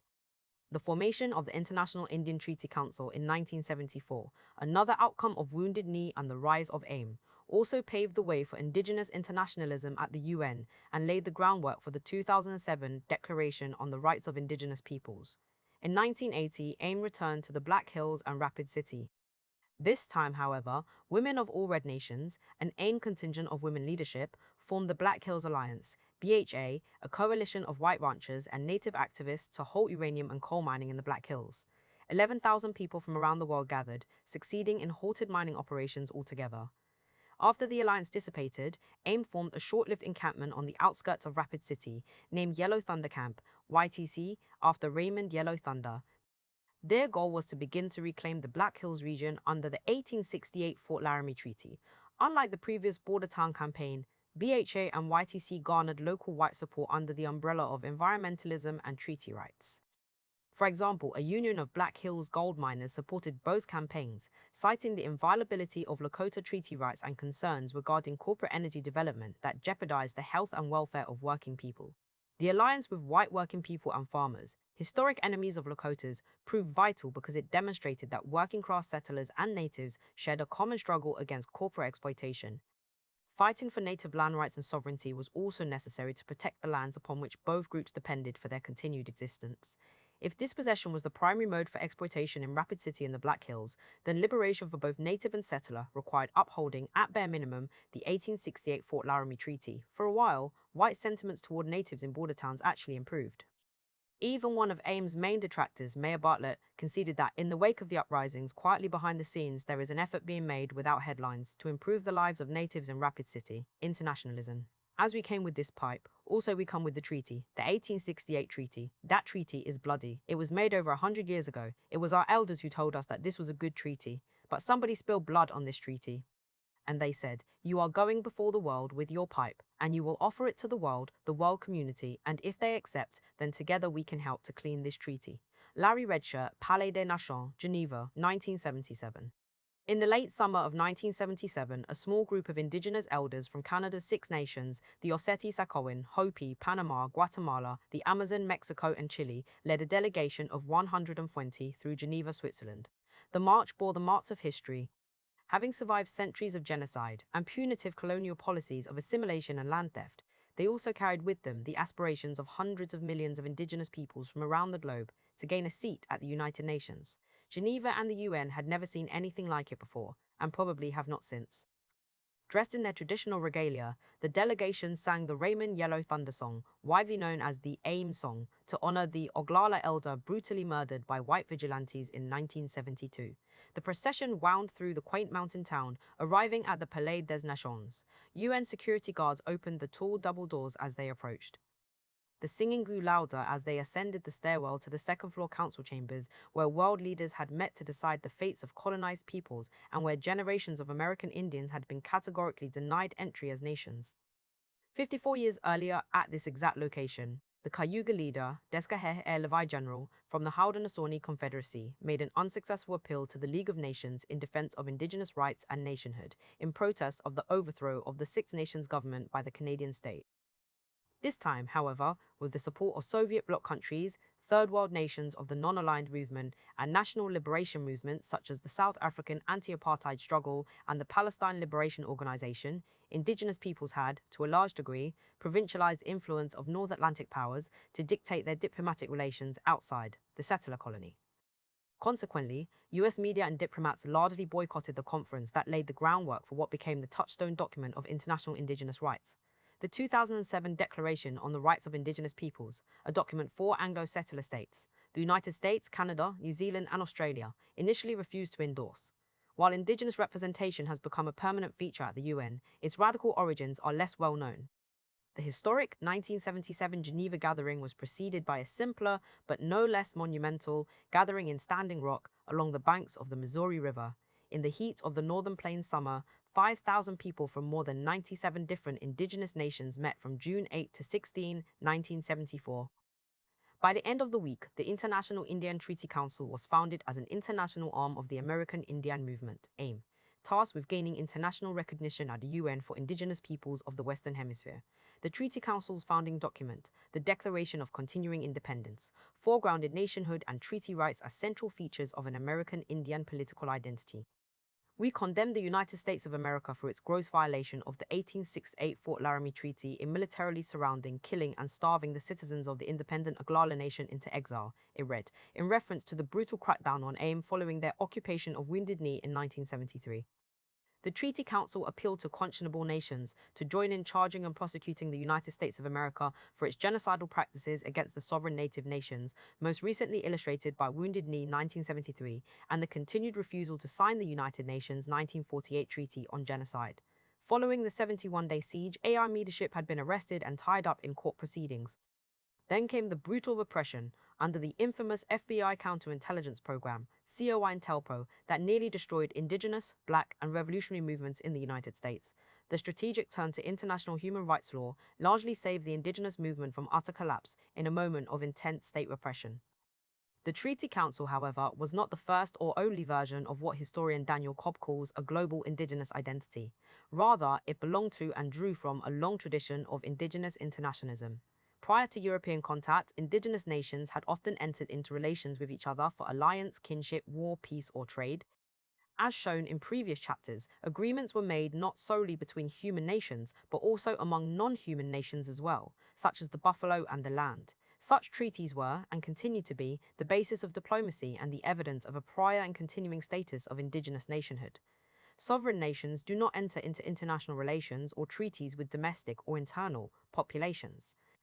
On the contrary, the very basis of sovereignty is the power to negotiate relationships between those who are seen as different between other sovereigns and nations. But concepts of sovereignty and nation possess different meanings for indigenous peoples than for their European-derived counterparts, and they are not entirely consistent either with the aspirations for a nation-state that came to define decolonization movements in the Third World. While doing important defensive work, on face value, these Western and Third World concepts only partially reflect traditions of indigenous resistance. Far beyond the project of seeking equality within the colonial state, the tradition of radical indigenous internationalism imagined a world altogether free of colonial hierarchies of race, class, and nation. This vision allowed revolutionary indigenous organizations such as the Treaty Council to make relatives, so to speak, with those they saw as different, imagining themselves as part of Third World struggles and ideologies, and entirely renouncing the imperialism and exceptionalism of the First World while still living in it. They were in the First World, but not of it, much like American Indians are in, but not entirely of, the United States. Indigenous peoples across North America and the world have fought, died, and struggled to reclaim, restore, and redefine these powerful ideas. Their goal has been to take their proper place in the family of nations. Radical indigenous internationalism, however, predates AIM and the Treaty Council. Contemporary pan-indigenous movements were a result of more than a decade of Red Power organizing that began in the early 1960s, nearly a decade before the creation of AIM. Earlier, in the 1950s, Flathead scholar and writer Darcy McNichol and the National Congress of American Indians had explored a similar intellectual and political terrain of internationalism. And before that, the Society of American Indians advocated for a seat at the table during the 1919 Paris peace talks and representation at the League of Nations. Each distinct instance posed a similar question. If indigenous peoples are nations, why are they not afforded the right to self-determination? Two strands of thinking about self-determination for the colonial world prevailed following the First World War. In the first, US President Woodrow Wilson argued for self-determination with a limited set of rights that would not radically upset the colonial order. Such liberal internationalism, however, glaringly omitted indigenous peoples, as they understood themselves as nations that existed prior to the formation of settler states. Rarely were Wilson's principles applied to North America or the United States, nor were they ever intended to extend to indigenous peoples. A second, more radical vision put forward by communist revolutionary V.I. Lenin argued for the right of colonized nations to secede and declare independence from their colonial masters. This view was echoed by the Third World decolonization movement as part of a global socialist and communist revolution, and it has frequently been applied in the Asian, African, and South American context. But this view remained almost entirely absent in North America, except among radical indigenous, Black, Asian, Caribbean, and Shikanat national liberation movements. The Treaty Council advocated indigenous nationhood as part of this global anti-colonial movement and in line with Third World liberation movements. After decades of experiencing land loss, enduring bare survival, attempting to work with federal programs, filing court cases, defeating termination legislation, and facing mass relocation, an assertion of Ossetee-Sakoan sovereignty went from ambition to prescription. Few avenues remained other than the pursuit of international treaty rights. Treaties made with the United States were proof of nationhood, but what legal institution would uphold this position if the United States refused to? If the goal was to reverse the unjust occupation of an entire continent, the advancement of indigenous rights through the very legal and political systems that justified that occupation in the first place had proven limited in some instances and hopeless in others. To survive, AIM and the Treaty Council therefore had to look elsewhere to make their case, beyond the confines of the most powerful political construct in world history, the nation-state. Prior to and during colonization, indigenous nations had self-organized into deliberate confederacies, alliances, and governments. The nation of the Seven Council Fires, the Ossetee-Sakowin, for instance, is a confederacy of 7 different nations of Lakota, Dakota, and Nakota, speaking peoples in the Northern Plains and Western Great Lakes. They are hardly unique. In North America alone, there are the Creek Confederacy in the southeast, the Haudenosaunee Confederacy of 6 nations in the northeast, the Council of 3 Fires, made up of Ojibwes, Odawas, and Potawatomis in the Great Lakes region, the United Indian Nations in the Ohio River Valley under the Shawnee leadership of Tecumseh, the All-Indian Pueblo Council of the Southwest, and the Iron Confederacy of the Northern Plains. Many other political confederacies also flourished prior to, alongside, and in spite of settler states in North America, and their legacies are hardly relegated to the primordial past. Modern Ossetee-Sakowin internationalism, for instance, traces its origins to the early 20th century, an era generally viewed as a low point for indigenous activism and resistance. In North America alone, an estimated pre-colonial population of tens of millions of indigenous peoples had been reduced to about 300,000. And for Flathead historian Darcy McNichol, writing in 1949, 2 processes contributed greatly to this decimation: the institution of private property and the destruction of indigenous governance that once held land in common. Indigenous nations at the time also possessed little in the way of either collective property or political power, as indigenous territory had been drastically diminished and the reservation system had overthrown or almost entirely dissolved customary governments.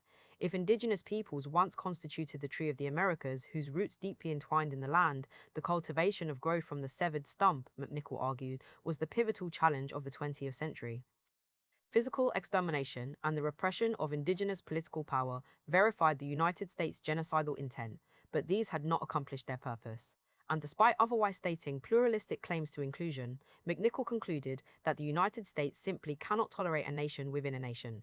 If natives were to be assimilated, they would be assimilated as individuals and not as nations. In the popular imaginary, natives disappeared into the wilderness of history, were never truly nations, and had been overpowered by a superior civilization. If they were nations, they were eclipsed and replaced by the real nation, the United States. Such erasure notwithstanding, vibrant indigenous political traditions persisted. But to the untrained eye, nothing was awry. From the severed stump began to regrow the tree of life, the tree of resistance that would blossom into revolt decades later. 2 Dakota activists of the early 20th century stand out as forebearers to current indigenous internationalism, but they are by no means the only ones. The first was Ohiyesa, or Charles Eastman, a Madeira Canton I medical doctor born and raised in Buffalo High Tippis in his Dakota homelands.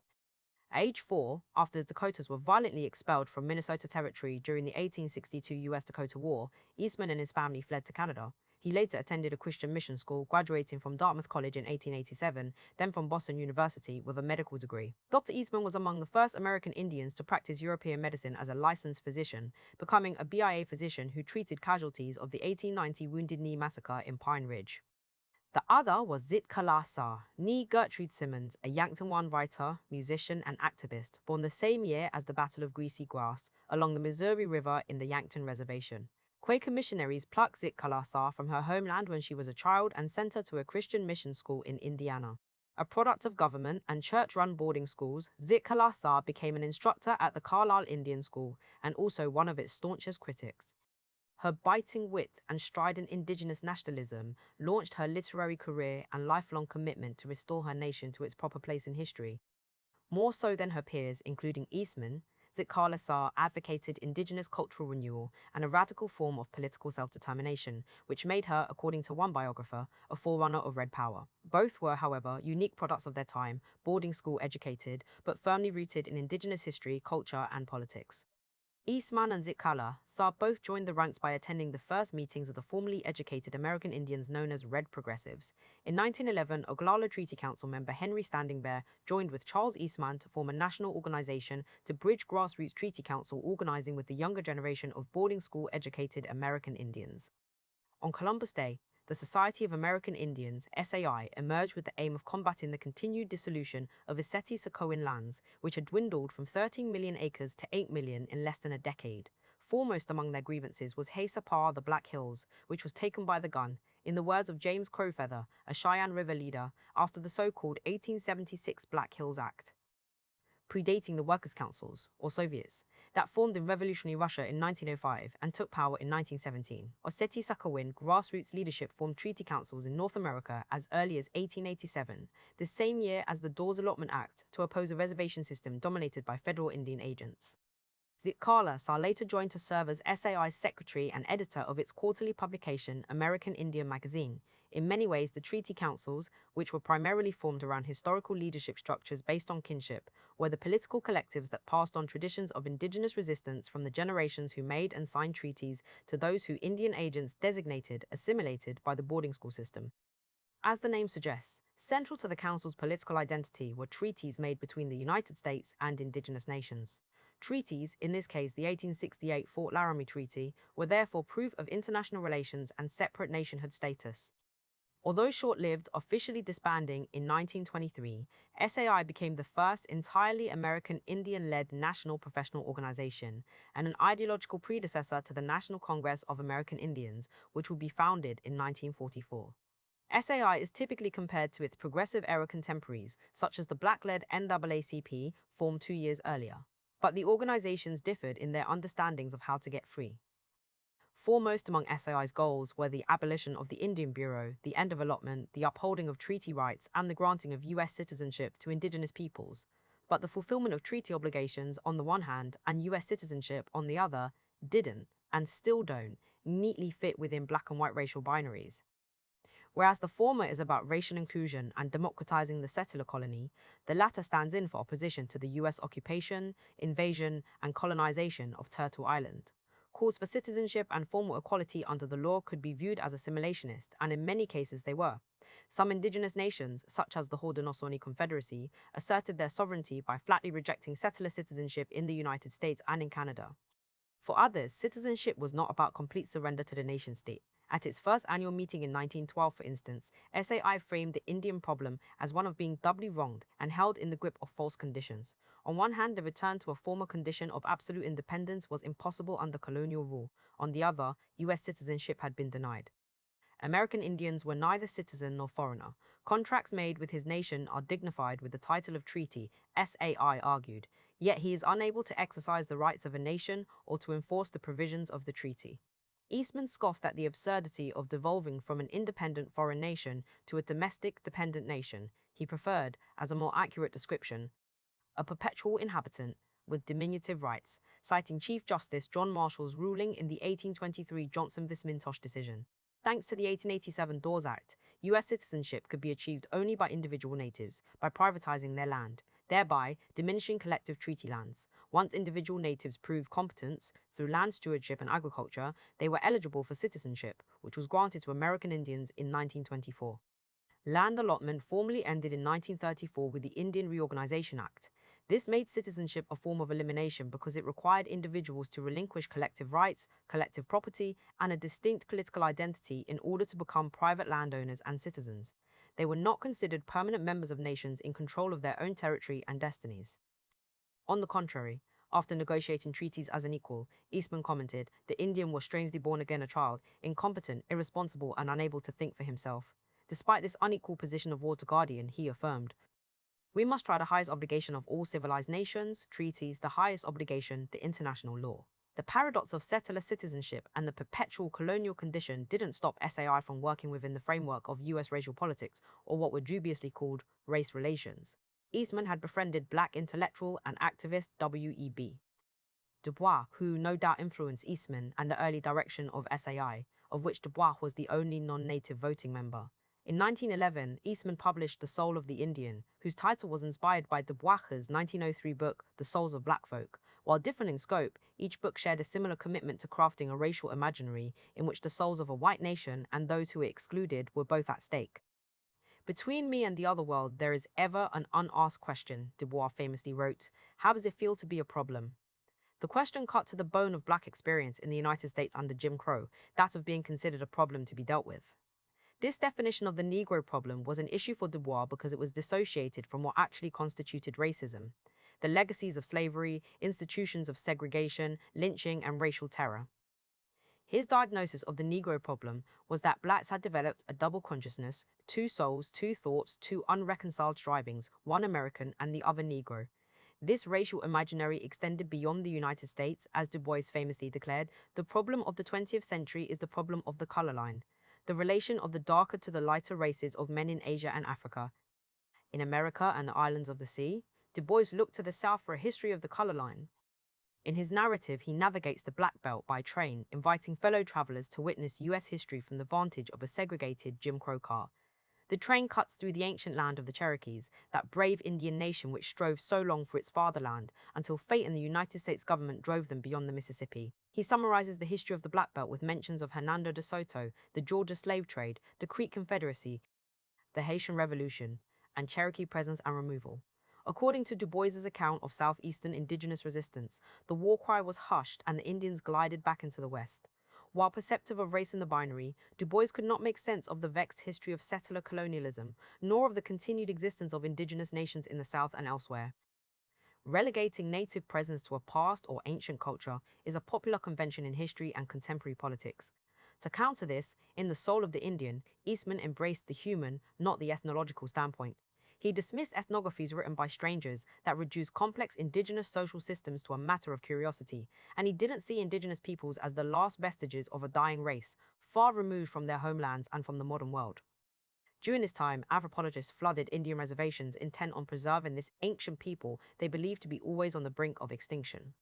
Knowledge of this vanishing race had to be extracted through their stories and by digging up their remains in what amounted to little more than grave robbery under the guise of archaeology. In contrast, Eastman aimed not to pile up more bones, but to clothe them with flesh and blood. Put simply, indigenous peoples were humans with rights, and Eastman desired to engage the world on terms of cultural integrity and self-determination. He compared native religion against Christianity, emphasizing the fallacy of Europe's impulse to civilize, which was merely the lust for money, power, and conquest so characteristic of the Anglo-Saxon race. Under the moral authority of their god, the United States made treaties with indigenous nations that were promptly and shamelessly broken. Indigenous history could not be simply grafted onto black-white racial dynamics. It missed what Eastman characterized as not only the anger, but contempt for earlier crimes and ongoing colonialism. Such erasure is not Du Bois's alone, and it still persists today. Despite his conceptual shortcomings, Du Bois himself was more ally than antagonist to American Indian rights. As race progressives, Eastman and Du Bois didn't confine their activism to just US audiences. In 1911, the same year, SAI formed, Eastman was chosen to represent American Indians at the Universal Races Congress in London, held from July 26 to 29. He was the only indigenous person invited from the Western Hemisphere. According to conference proceedings, the gathering proposed to address the problem of the contact of European with other developed types of civilization. Most discussion, however, focused on East-West binaries, as though colonization and imperialism were happening everywhere other than North America. The debates were framed as ethical and barred any presentations of a political character or any particular scheme for reforms. In London, Eastman presented during the same session as Du Bois. In his talk, Eastman attempted to establish racial identity for natives as a way to be counted among the minorities of the world. But he was quick to note the pauperizing effect of the reservation system as a miserable prison existence.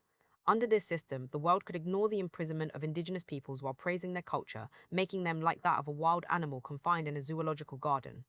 His solution to the Indian problem was not a return to the past. US citizenship and the abolition of the Indian Bureau were all that prevented the fulfillment of treaty rights. But citizenship and equality didn't imply becoming the same as the settlers. Rather, indigenous identity could be simultaneously American and distinctly Indian. But identity was as far as Eastman ever went. His vision was one of spiritual awakening and a reconciliation of the native identity with the modern world.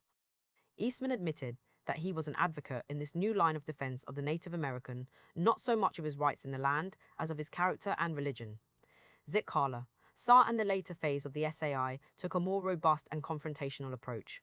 When the United States entered the First World War in 1917, SAI began adopting the language of nationalism, internationalism, and anti-colonialism. Natives volunteered for military service at rates far surpassing any other group, even though most were not considered US citizens, circumstances much like those of other colonized people serving in white Europe's bloody civil war. An astounding 25% of all adult native men served in some capacity, compared to 15% of men in the US overall.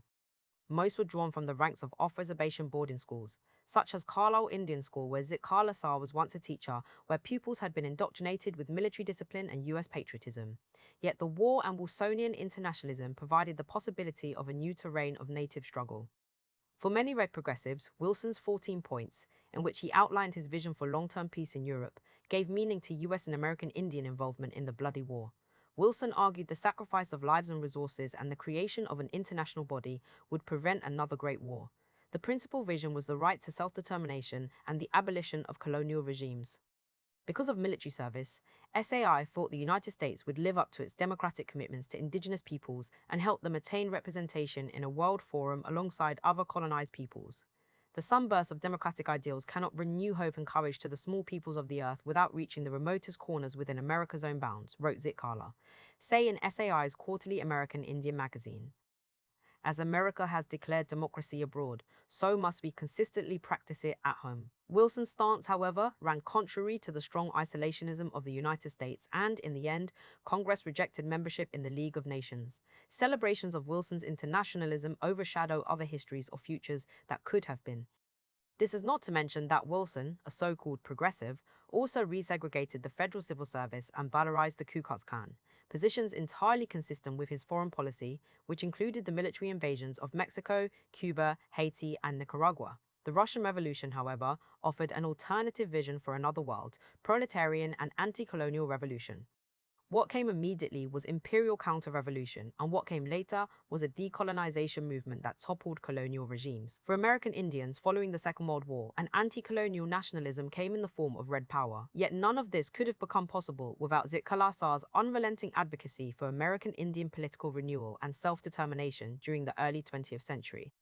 The war, and with it the draft, was also a turning point in the political direction of SAI. How could a country conscript those it did not consider citizens? Apache medical Dr. Carlos Montezuma, a former SAI member who left the organization as his politics became more radical, argued that a native draft was morally wrong. Intensely suspicious of the Indian office and the federal government, Montezuma became a strident opponent of forced conscription. The Indian office keeps us Indians from our rights, Montezuma wrote in 1917, the year the Selective Service Act was passed. It tells the country that we are competent soldiers but are not competent citizens. We are nothing but wards. We are not citizens and we are without a country in this world. The wards are called upon to protect their protectors. His fiery rhetoric and activism attracted the attention of the US Bureau of Investigation, which would later become the FBI. That same year, the Espionage Act made anti-war activity a criminal offense punishable by imprisonment, while the 1918 Sedition Act did the same for those using disloyal, profane, scurrilous, or abusive language toward US institutions such as the Indian Bureau or national symbols such as the flag.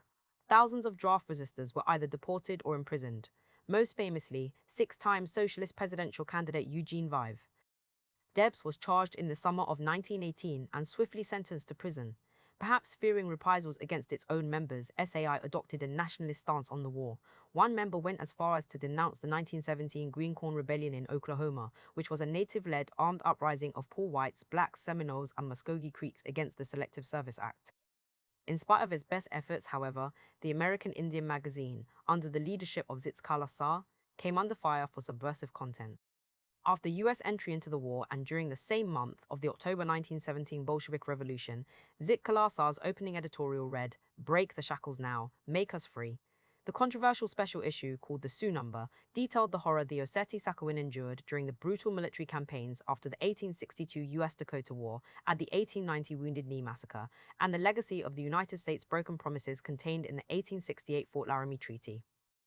The editors also called for the abolition of the Indian Bureau, the creation of a comprehensive program that allowed individual indigenous nations to opt for or against U.S. citizenship, and the upholding of treaty rights, especially the 1868 treaty.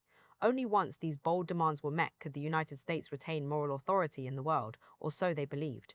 The special issue also targeted U.S. military aggression, a sarcastic play on the patriotic anthem, "My Country, 'Tis of Thee," Zitkala. Say penned a rebuke of U.S. nationalism in her poem, The Red Man's America. She changed the verse, "Land where my fathers died, land of the pilgrim's pride from every mountainside, let freedom ring," to "Land where our fathers died, whose offspring are denied, the franchise given wide to hark while I sing." In another poem, A Sioux Woman's Love for Her Grandchild, she depicted the courage of a grandmother who refuses to leave her grandchild behind as they are overrun by U.S. soldiers, noting the courage of the Osseti-Sakowin and the tyranny of the military. Other contributors joined her in condemning militarism. Why proclaim the sacredness of a treaty or cry shame to the German invasion of Belgium? Eastman asked, attacking the hypocrisy of U.S. military intervention in Europe, when the U.S. continually violated the 1868 treaty, among others. This brutal honesty unnerved policymakers and allies with unmixed horror. Critics accused Zitkala Sar of becoming the rankest Bolshevik who had descended into Apacheism, a derogatory term for criminal gangs. "If we were severe," Zitkala Sar reminded critics, "the faults we saw were still more severe." She clarified her position in a 1919 editorial titled The Black Hills Council. In it, she argued that if the Sioux were good enough to fight and die for world democracy, then they were worthy of full American citizenship and the protection of the law under our Constitution. The eagerness of Congress to send non-citizens to war but to ignore their legitimate grievances over treaty rights infuriated Zitkala Sar. While they sent their sons overseas to fight and die, Osseti-Sakowin Treaty Council leaders, all respected elders, pleaded their case before Congress and drafted bills that would allow them to take the Black Hills claim to court. One after another, these bills failed passage by Congress, she recalled, while access to the Court of Claims to all other Americans was comparatively easy. Types of men like the IWW, the Industrial Workers of the World, and the Bolsheviks were not accepted. Clearly referencing the attacks on SAI and its magazine, Zitkala Sar spoke a simple truth. Even the anarchists, socialists, communists, and draft resistors, all considered enemies of the state, had their day in court, national headline, and some protections under the law. But any talk of indigenous treaties, stolen land, genocide, the Black Hills, or citizenship was rejected as treasonous or simply ignored. Those issues could not even be entertained in a courtroom because the United States refused to recognize its own criminal behavior, and it refused to recognize the Osseti-Sakowin as either citizens or their own nation. Small wonder that immortal justice must be blindfolded upon her marble pedestal lest her tranquility be marred by the red man's dilemma, Zitkala Sar remarked. But SAI offered other possibilities beyond the United States, as the promise of a new political order arose at the conclusion of the Great War. As peace approached, SAI members, including Eastman, Zitkala Sar, and Montezuma, were undeterred by Congress's stubbornness and seized upon Wilson's principles to defend native rights. Under the new sun, an epoch is being staged. Little peoples are to be granted the right of self-determination, exclaimed Zitkala Sar in 1919. Montezuma was more critical. There is no picture as black as the history of our race. You may speak about abuses and mistreatment received by the Belgians, Bohemians, Poles, Serbians, and other nations of the old country. Their Greece and wild kings are no comparison to the treatment of the Indians at the hands of the American government, he wrote in a 1918 piece, provocatively titled Another Kaiser in America. Eastman, however, echoed Zitkala Sar, arguing that the scourge of wardship was thoroughly undemocratic, stunted the renewal of indigenous autonomy, and ran counter to Wilson's principles of self-determination. The whole system reminds of the story of Two-Face in the Sioux legend. He stole a child to feed on his tender substance, sucking his blood while still living, and if anyone protested or aroused by the baby's screams, attempted a rescue, he would pat it tenderly and pretend to caress it, he wrote. A vampiric Indian bureau, if not stopped, would continue to wither away indigenous life and land. But Eastman cautioned, "We do not ask for territorial grant or separate government. We ask only to enjoy with Europe's sons the full privileges of American citizenship." Despite their best efforts, Eastman, Zitkala, Saar, and SAI could not break the mold that cast them. Conservative factions within prevented SAI from petitioning President Wilson to attend the peace conference. Non-native supporters viewed SAI as novelty, rather than a serious political organization. Slowly, the organization descended into obscurity, officially disbanding in 1923, a year before the passage of the Indian Citizenship Act, which unilaterally imposed citizenship upon all individual indigenous peoples without consent. The criticism leveled at the Indian Bureau did, however, result in a sweeping investigation and report of its practices.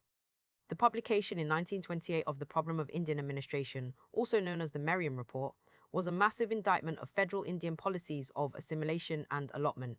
Whether as an intentional or unintentional outcome, the report found natives lived in destitution, poverty, and misery, and they had access only to highly deficient education and health services. The Indian Bureau became the focus of a massive reform under the Indian New Deal, which ended allotment, along with some bans on native cultural and religious ceremonies. SAI's ideas, especially those of Zitkala, Saar around cultural and political renewal, were taken up by John Collier, who is often credited with envisioning the 1934 Indian Reorganization Act. It is clear that many elements of the IRA drew inspiration from SAI, but none of its members received credit. Having failed to gain entry to the Paris peace talks and the League of Nations, and likewise failed to garner support for the treaty claims, despite overwhelming numbers of American Indian servicemen, Zitkala penned a final rebuke of the United States in 1923, the year SAI collapsed. It were better to slay this greedy octopus for a museum exhibit before it sucked all the lifeblood of helpless Indian victims, she scathingly wrote of the Indian Bureau in an unpublished tract called Our Sioux People. In spite of all the efforts to segregate and differentiate the human family by color and a sea of names, she continued, at heart they are all the same. It was the white man who, with his Bible under one arm and gunpowder under the other, had excluded himself from any true claim to humanity. The Sioux had not been militarily defeated but subdued by starvation, forced to surrender lands filled with the stench of putrefying carcass of buffalo herds wantonly killed by paid sharpshooters, the outcome of the white man's broken promises to the Sioux, weeping over little cold lifeless bodies in their weak arms, their little darlings dead from hunger and fever. After relentless imperial expansion, the Sioux were driven into smaller reservations, out of which they were never to go again without a pass, never again as free men. Segregated by reservations, the course of their evolution, determined by their own initiative and according to their own philosophy, has been interrupted. Yet those who held most tightly to their political traditions, those of the treaty councils, were rendered criminal and the most backward. The treaty councils, nevertheless, were the most helpful because of their reluctance to cast aside our native culture. This fact didn't necessarily prevent American Indians from taking part in society.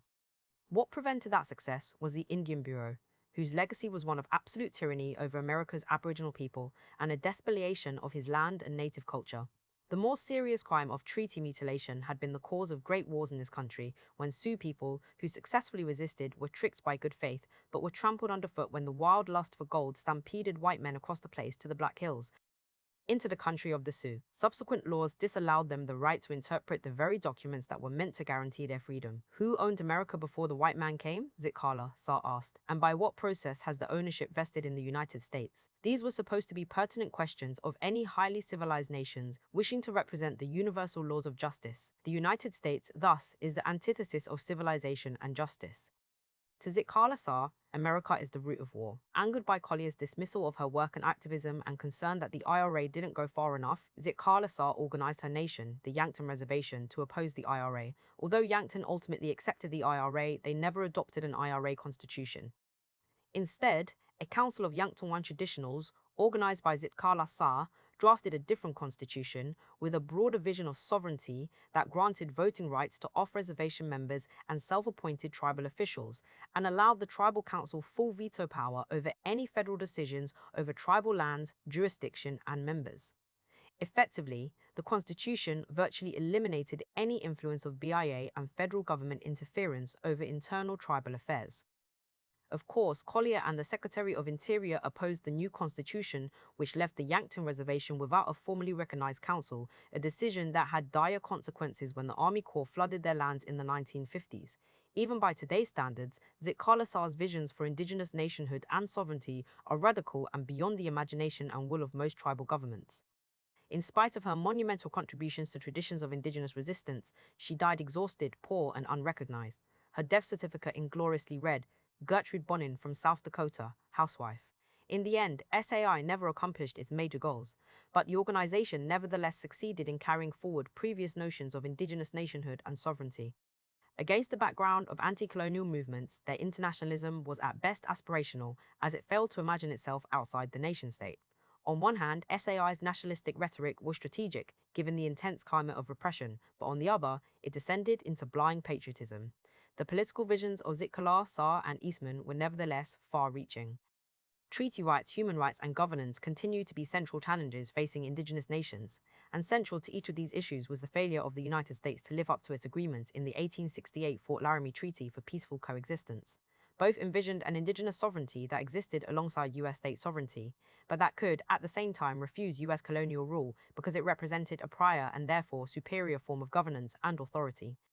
Those bold visions, however, would not come to fruition for the Oceti-Sakowin in the international arena until the 1970s, with the creation of the International Indian Treaty Council. After the SAI failed to accomplish its goals of attending the 1919 Paris Peace Talks and gaining the recognition of the League of Nations, in 1923, Haudenosaunee Hereditary Chief Descaher Revi General took his nation's grievances against the United States and Canadian governments to the League of Nations.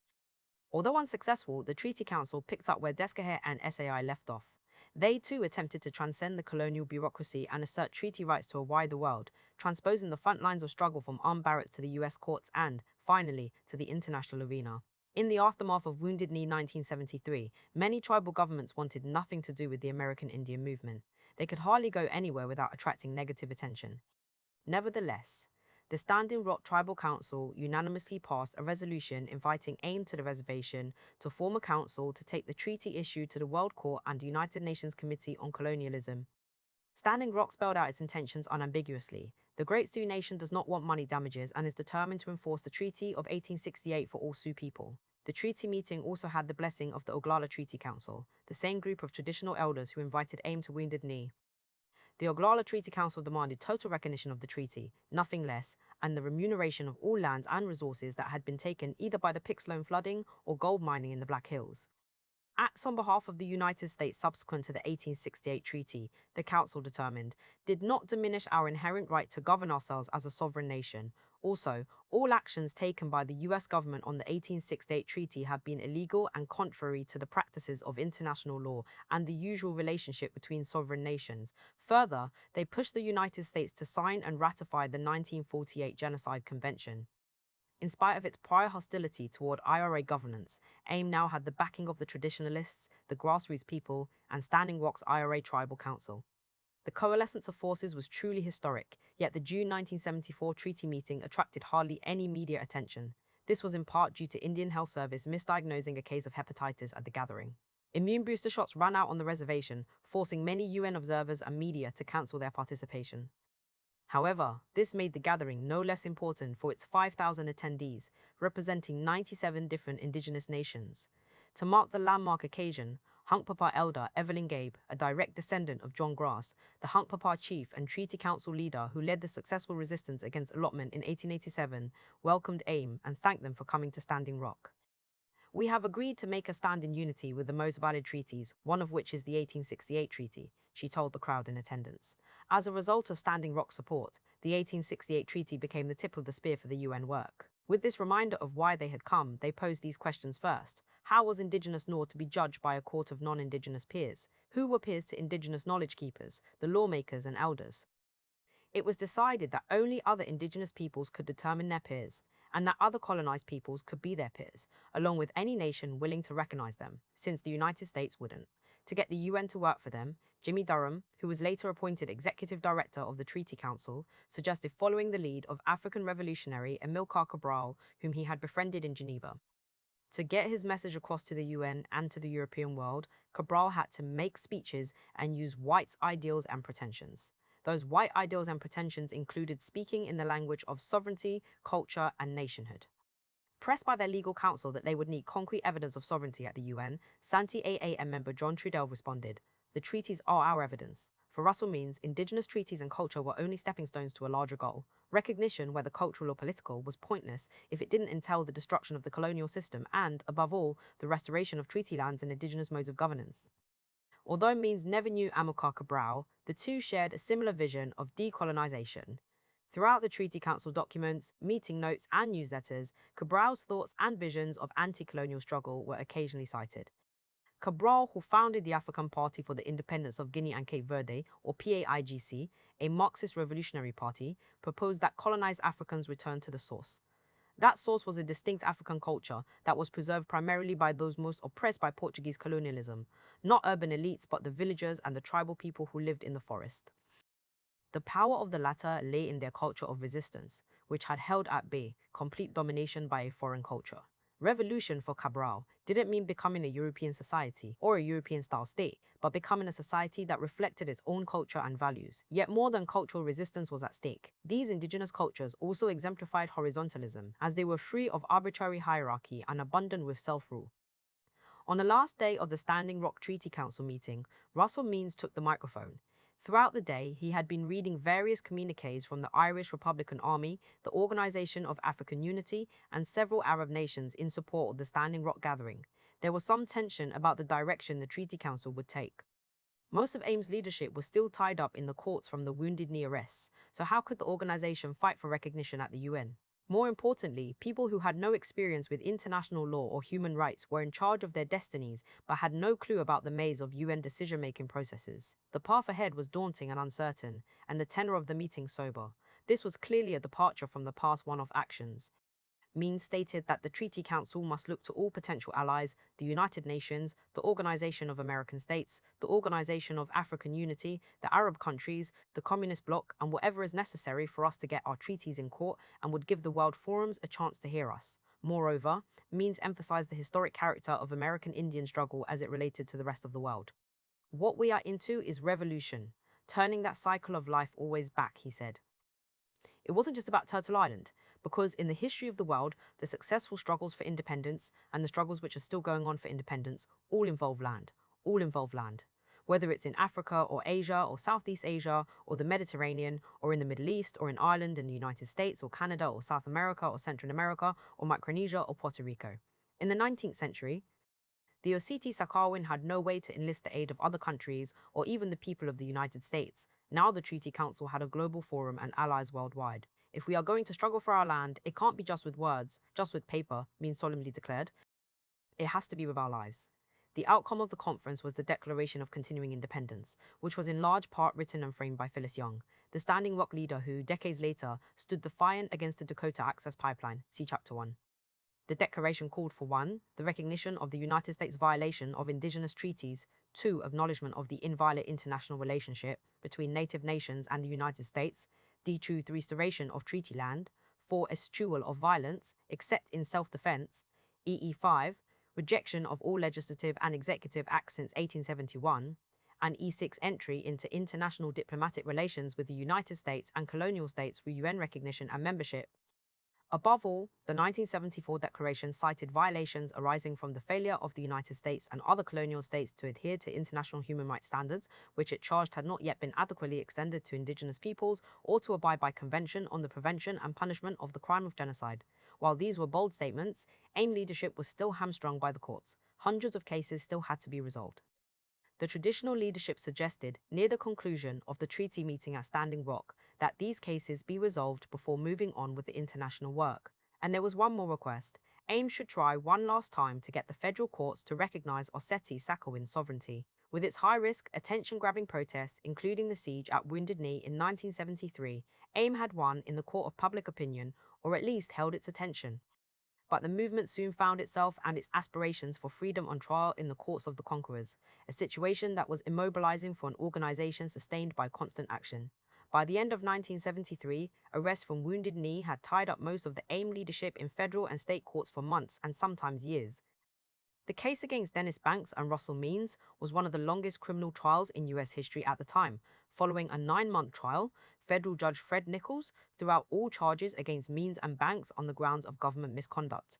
After the tanks rolled away from Wounded Knee, a team of volunteer lawyers rolled in, forming the Wounded Knee Defense Offense Committee, led by attorney Ken Tilson, to represent the 100-plus AIM members. 5 defendants initially cooperated with federal prosecutors, pleading guilty in exchange for the dismissal of the other 100-plus cases. However, the Justice Department would have none of it, and the trials continued on for nearly 2 years. The U.S. lawyers came down heavy. Nevertheless, for all their efforts, only 2 of the 5 AIM members who took the plea deal served any jail time.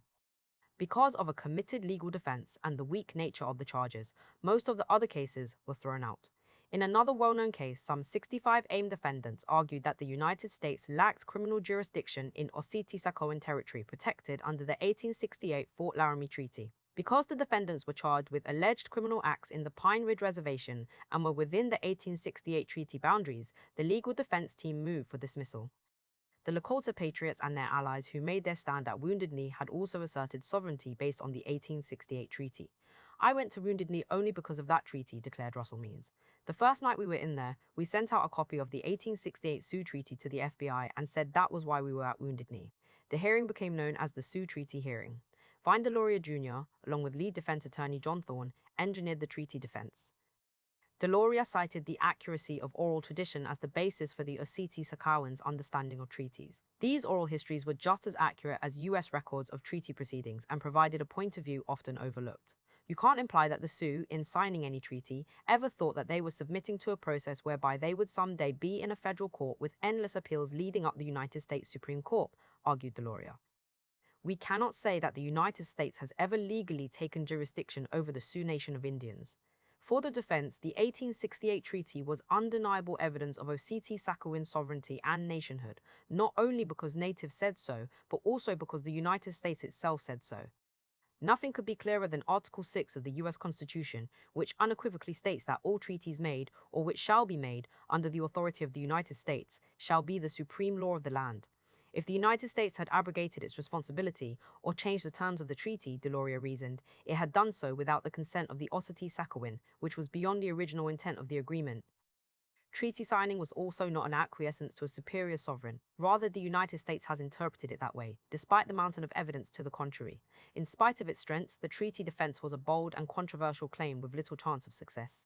Questions of indigenous survival were of pressing concern during the 13-day hearing. In December 1974, in a Lincoln, Nebraska courthouse, federal judge Warren Urbam listened attentively to the testimony from Lakota and Dakota elders, scholars, and activists. The hearing was unique and groundbreaking. Among the 49 expert witnesses on the defense's witness list were historians, anthropologists, activists, and indigenous elders and traditionalists. The list was the who's who, not just of AIM, but of the entire indigenous movement and its organic and new intellectuals, including Leonard Crodog, Vine Deloria Jr., Roxanne Dunbar, Ortiz, Russell Means, Dennis Banks, Edith Bullbear, Beatrice Medicine, Emma Bearstott, Savette Youngbear, Alex Chasing Hawk, Evelyn Gabe, Francis He Crow, Gladys Bissonette, Robert Yellowbird, Frank Kills-Enemy, Ted Means, Nellie Red Owl, Faith Traversey, Matthew King, and many more. Breaking with tradition, witnesses could swear to the truth over the Canupa, a Lakota ceremonial pipe, rather than the Bible. Because the hearing didn't require a jury, Lakota and Dakota elders and traditionalists filled the empty jury box. For the first time in a U.S. court of law, as Roxanne Dunbar Ortiz contends, it was the great Sioux Nation sitting in judgment on America, not the reverse. The issues presented, treaty rights, sovereignty, colonialism, and genocide, were matters of survival for all indigenous peoples, not just the Osseti-Sakowin. While a sympathetic U.S. public expressed concern for the abuse of native peoples and the heroic patriots of Wounded Knee 1973, they tended to, and to a large extent still do, view indigenous issues as just another civil rights movement. But the testimony threw into question the very legitimacy of the United States' control of the continent, positioning the Osseti-Sakowin, and by default all indigenous peoples, in the camp of other colonized people unjustly subjected to US and European colonialism. It was a long shot.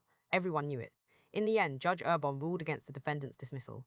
The Osseti-Sakowin, Urbam decided, were once fully sovereign people. They are not now and have not been for a long time. Whether they ever will be again is dependent upon actions of the Congress and the President of the United States and not of the courts. While not the desired outcome, the hearing forced Urbam to confront the inherent conservative nature of his profession, especially when it came to indigenous peoples. US law, and the entire Western legal tradition for that matter, is conservative, and not in the binary political sense of liberal versus conservative. Western court law is conservative because in the absence of good legislation, it frequently draws from crude and archaic expressions of its own past to determine justice in the present, therefore setting precedent for future cases. Only congressional or executive action can redirect the course of law away from its inherent conservatism, avenues that have provided little relief for indigenous peoples. Otherwise, as is often the case for major Indian court decisions, a bad decision becomes doctrine. By following its own legal traditions, the arc of the Western moral universe never bends toward indigenous justice. At best, it ignores it. At worst, it annihilates it. To justify conquest, enslavement, and genocide under European law, indigenous peoples and the darker nations have been categorically excluded from the realm of humanity, a principle that has been little challenged. For example, in his ruling, Urban questioned but reaffirmed the basis of federal Indian law as defined by Chief Justice John Marshall in the early 19th century when the United States was a fledgling nation. Every lower federal court is bound by Marshall's assertion in the 1823 Johnson v. McIntosh decision, he argued. In that decision, Marshall held that under US law, indigenous nations cannot be considered fully sovereign because prior to European contact, indigenous peoples were fierce savages whose occupation was war and whose subsistence was drawn chiefly from the forest. To leave them in possession of their country was to leave the country a wilderness, and only civilized people can be fully sovereign. Such logic virtually mandates settler colonialism to civilize fierce savages and their wilderness landscape. Nevertheless, every court is expected to uphold this view, even if it has never been factually true, and even if the world no longer views it as legitimate. Urban was merely keeping with tradition. All was not lost, however. The defense viewed the decision as a partial, if not significant, victory. While he dismissed the main jurisdiction claim, Urban agreed that the 1868 treaty was proof of an international relationship between the Oseti-Sakowin and the United States, a relationship no US court had the authority to resolve. To the casual observer, this may not seem important, but it was why AIM members risked their lives at Wounded Knee against the US government, and why North America's poorest people faced off with the greatest military power the world had ever known. In his fiery closing statement, defense attorney John Thorne compared the Oseti-Sakowin's aspiration for international recognition to that of other oppressed nations like the Palestine Liberation Organization, Northern Ireland, Black South Africa under apartheid, and within the United States, the Black Panther Party, La Raza, and the United Farm Workers. They talk about oppression, and they talk about a better life. They move and they act. In response, we build bigger and better prisons, appoint more and more judges, more police officers, and make more arrests, said Thorne to Judge Urban. I want you to be bound by moral law. Whence comes my authority? Asked Urban. To do what? To do anything. I'm a judge. Where did I get my authority? Urban shot back. Exactly the same place that the 1868 treaty between the United States and the Sioux Nation gained its state and the Sioux Nation gained its state as a solemn agreement, Thorne reminded the court. Feeling what was wrong does not describe what is right, Urban reasoned, as if the colonial reality were in the past. Anguish about yesterday does not alone make wise answers for tomorrow. Urban spoke as if the indigenous elders who had for 2 weeks stood before the judge sharing their stories had walked out of a history book. Nevertheless, the defendants had gotten what they came for, admission that indigenous treaties were rooted in international law. The next step was to take the struggle to the world. Indigenous nationhood is often misunderstood as an exclusive project, the sole aspiration of just indigenous peoples, or as confined within narrow definitions of the nation-state. This is similar to the way the Indian problem is treated as solely an Indian problem.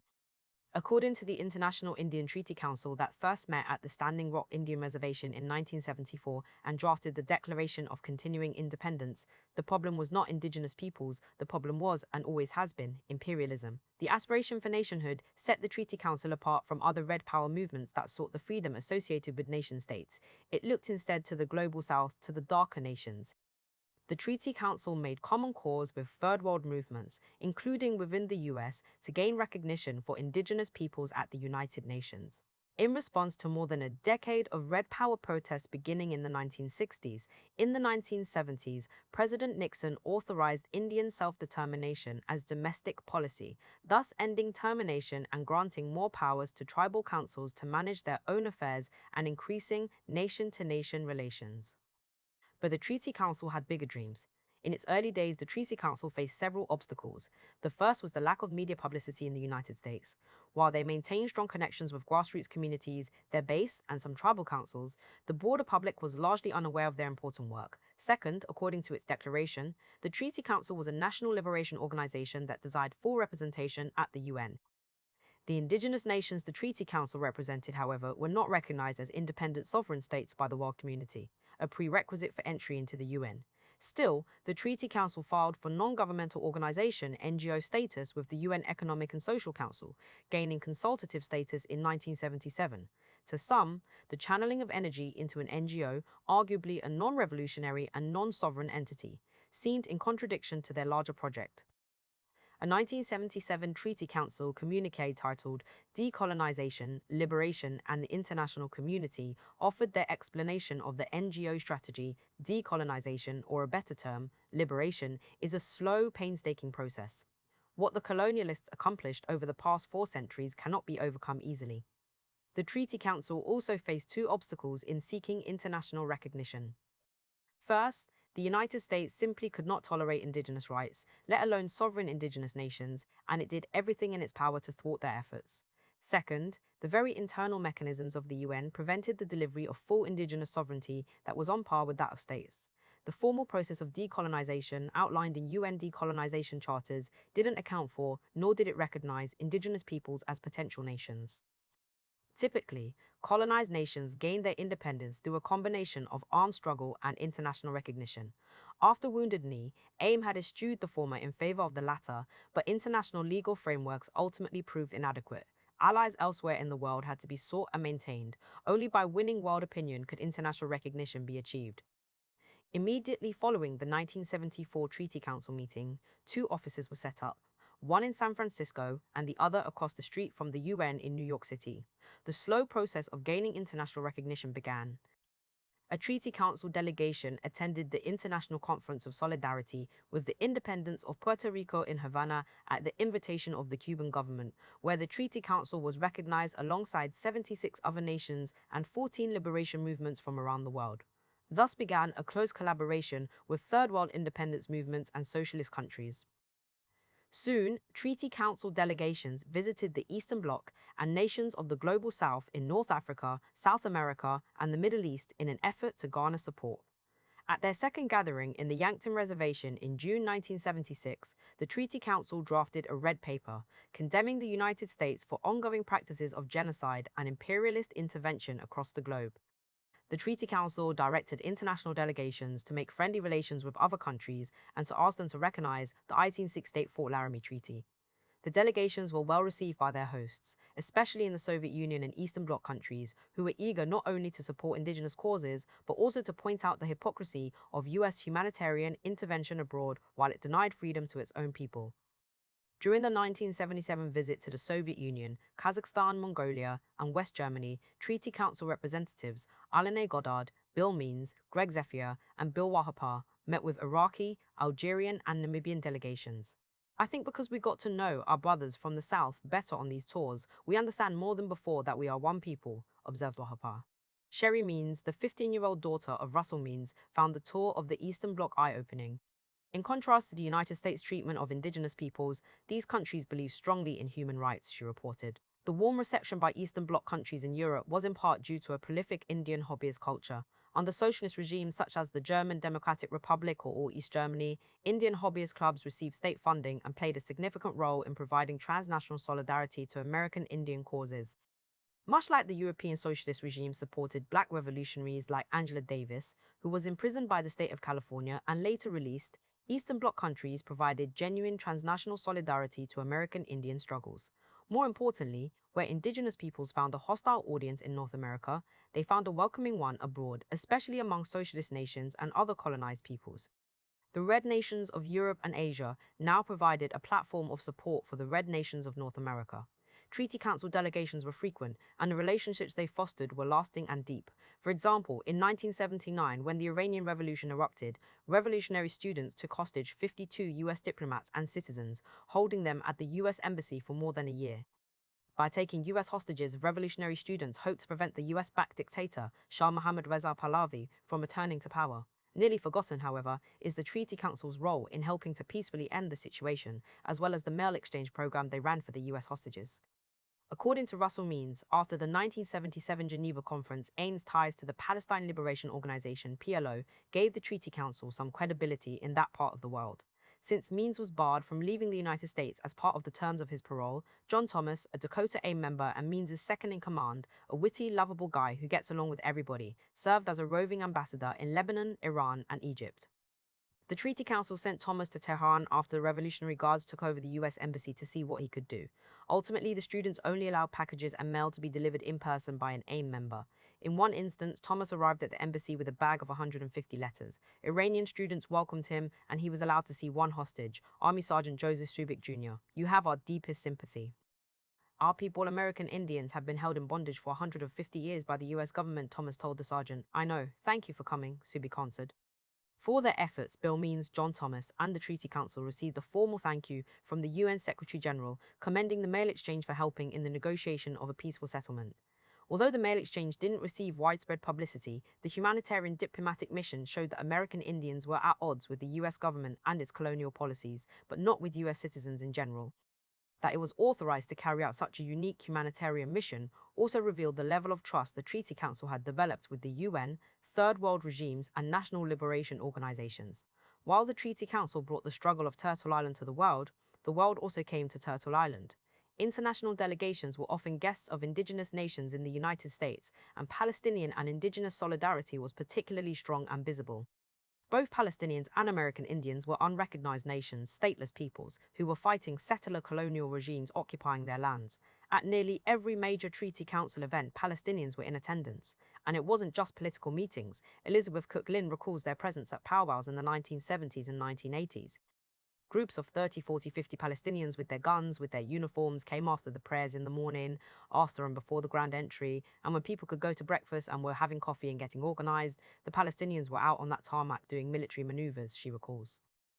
They were invited there by our tribes. While American Indians sometimes referred to themselves as the Palestinians of North America, in the sense that they had been invaded and were being replaced by a foreign occupying power, not all Palestinians saw themselves as American Indians. To some, American Indians were a fait accompli, a lesson to Palestinians that they could end up stateless, unrecognized, in exile, or permanently placed on reservations if they did not overturn occupation.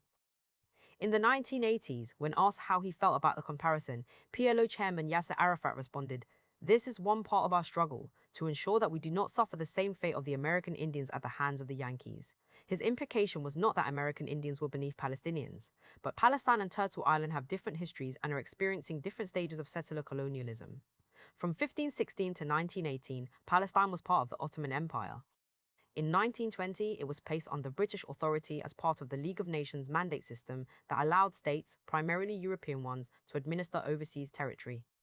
In 1948, Israel became a Jewish homeland, and their expulsion of more than 700,000 Palestinians, around 85% of the Arab population, from their homes became known as the Nakba, the catastrophe. Israel soon attacked surrounding Arab states, leading to three major wars in 1956, 1967, and 1973, resulting in the Israeli occupation of eastern Jerusalem, the West Bank, the Gaza Strip, and the Golan Heights. In other words, Palestinians were still engaged in direct combat with Israeli settlers at this time, much in the same way that Osseti-Sokoan had fought to repel settler invasion a century earlier. Like the tens of thousands of Osseti-Sokoan who were displaced by military occupation, flooding, and industrial development, today there are around 6 million Palestinian refugees who do not have the right of return to their homeland. Palestine, with a landmass the size of New Jersey, smaller than some Indian reservations, was like a microcosm of 19th century settler colonialism in North America. So, in some ways, Arafat was correct. Indigenous peoples of North America were the evidence of the advanced stages of settler colonialism, today making up less than 1% of the total population and possessing less than 3% of their original land. Yet Palestinians had something American Indians didn't have in the 19th century: access to the UN, an international body founded in 1945, partly to end colonialism, where they could attempt to change world opinion. At the height of their physical elimination and removal, American Indians didn't have an international institution to which they could bring their grievances. They couldn't even enlist the aid of US citizens who were benefiting from and actively participating in their elimination. Not all American Indian activists supported this close relationship with Palestine. A common trope used to explain the existence of indigenous peoples in the Americas, since the Bible made no mention of them, was that they were a lost tribe of Israel. Many American Indians, having been indoctrinated into Christianity, accepted as a matter of biblical doctrine the legitimacy of the State of Israel as a Jewish homeland, much in the same manner the United States has commonly called itself a Christian nation. Vine Deloria Jr. stands out during this time as a promoter of this view of Zionism, an ideology, on par with Manifest Destiny, that calls for the re-establishment and the protection of a Jewish nation, Israel. In his 1974 book, Behind the Trail of Broken Treaties, Deloria predicted the rise of the international indigenous movement, but he argued that full indigenous sovereignty and autonomy wouldn't radically threaten the political and territorial sovereignty of the United States. Israel and Zionism, he asserted, were prime examples of how traditional historical claims to specific territory as the sovereign heritage of a particular people could become legitimate. If the US is capable of recognizing Jewish rights to sovereign land in Israel, it must be capable of acknowledging a similar right for American Indians in the US. The opposite was true, however, and Deloria's views were entirely out of step with radical indigenous internationalism at the time. Palestinian American scholar Stephen Salater argues that the Israeli Zionist project was not so much a departure from US manifest destiny as it was an extension of it. The dog, the US, wags its tail, Israel, not the other way around. Both were different versions of what he calls a Holy Land in transit, the usage of biblical references and imperial ideologies to map a European Old World onto a native New World of Turtle Island and Palestine, and to erase the histories and presence of both native peoples. Tellingly, Israel, like the US at this time, sided with the white supremacist South African apartheid regime when the rest of the world condemned it. Israel also adopted settler colonial tactics similar to those of the United States in order to expel, remove, contain, and ultimately eliminate Palestinians. At the same time, the United States has politically, economically, and culturally backed the Israeli occupation of Palestine, effectively making the colonization project an extension of US domestic and foreign policy and intervention in the Middle East. In this way, each struggle was bound to the other. And this view wasn't unique to American Indians. Scholar Alex Lubin, for instance, describes the interconnection of global struggles as geographies of liberation. The Black Panther Party's concept of intercommunalism, which resembled radical indigenous internationalism at the time, also moved away from efforts to win equality within the nation-state. In this way, Lubin argues, these disparate struggles all sought to imagine a world that was fundamentally different, one absent of class, race, national, and colonial hierarchies. In its publication, Oyate Wikaho, Voice of the People, Dakota AIM frequently published interviews, short stories, poetry, and reports from Palestinians resisting Israeli occupation, even referring to Palestinians as relatives. Indigenous internationalism, as Means spelled out in his 1974 speech at the First Treaty Council meeting, was bound to the struggles of those fighting for the emancipation of their lands. And in the end, these alliances with the Global South and national liberation organizations proved the most productive for the Treaty Council. When the world turned its back on AIM after Wounded Knee, the world's colonized reached out and helped launch indigenous peoples' rights to the international level.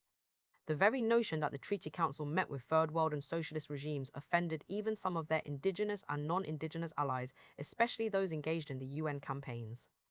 Other organizations, such as the World Council of Indigenous Peoples and the Indian Law Resource Center, chose to ally themselves with the North Atlantic states, the traditional imperial powers, and take money from their own colonial governments, both moves that AIM and the Treaty Council vehemently eschewed, but the alliances made sense, pragmatically and ideologically. And there was also the issue of funding. To avoid being beholden to private or government donors, the Treaty Council depended mostly on donations from church groups to exert autonomy from settler states. The Treaty Council also faced a greater challenge. There were no appropriate working definitions of indigenous peoples under international law. Until then, the UN categorized indigenous peoples as internal populations.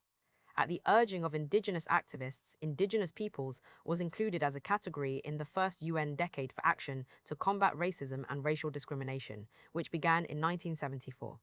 The corresponding UN resolution also called out South African apartheid and Israeli Zionism as forms of racism. For this reason, US presidents from Jimmy Carter to George W.S. Bush boycotted both the first and second iterations of the UN Decade Program, spanning from 1974 to 1993. The crucial event, however, was the 1977 International NGO Conference on Discrimination Against Indigenous Populations in the Americas at the UN headquarters in Geneva, Switzerland, from September 20 to 23. The Treaty Council initiated the conference, and the NGO Subcommittee on Racism, Racial Discrimination, Apartheid, and Colonialism organized it. At the invitation of the Treaty Council, more than 100 indigenous representatives from across the hemisphere attended, including indigenous delegates from Argentina, Bolivia, Ecuador, Mexico, Canada, Chile, Costa Rica, Guatemala, Panama, Paraguay, Peru, Suriname, Venezuela, and the United States. Representatives also joined from Australia, Cuba, France, Iraq, Mongolia, Syria, and Yemen, among others. Notable NGOs and international organizations in attendance included Amnesty International, the World Alliance of YMCAs, and the Muslim World League. The conference was a monumental achievement and was covered widely by the international press. Unsurprisingly, the US press boycotted the entire affair. In all-night sessions, the indigenous leaders hammered out a collective document called the Draft Declaration of Principles for the Defense of the Indigenous Nations and Peoples of the Western Hemisphere. It contained 13 principles defining the parameters of indigenous nationhood under international law, the right to indigenous independence and autonomy, the upholding of treaties and other agreements with colonizing nations, indigenous legal and territorial jurisdiction over their lands and members, a process to settle disputes with colonizing states, rights to environmental protection, and the rights to define indigenous membership. The first principle urged that indigenous people shall be accorded recognition as nations if they possess the requirements of nationhood under international law, namely, a permanent population, a defined territory, a government, and the ability to enter into relations with other states. The Estes by this point had long since checked all the boxes for nationhood status. These points built upon the 20 points of the 1972 Trail of Broken Treaties that demanded the return to indigenous treaty relations, that is, international relations, with the United States. The indigenous movement came full circle. Roxanne Dunbar, Ortiz argues that the draft declaration may be the fundamental political document of the international indigenous movement, but it would not be until 4 decades later, in 2007, that the UN adopted the Declaration on the Rights of Indigenous Peoples. In 1987, under mandate from the UN, Cuban Special Rapporteur Miguel Alfonso Martinez led a 10-year investigation into the status of the treaties and agreements.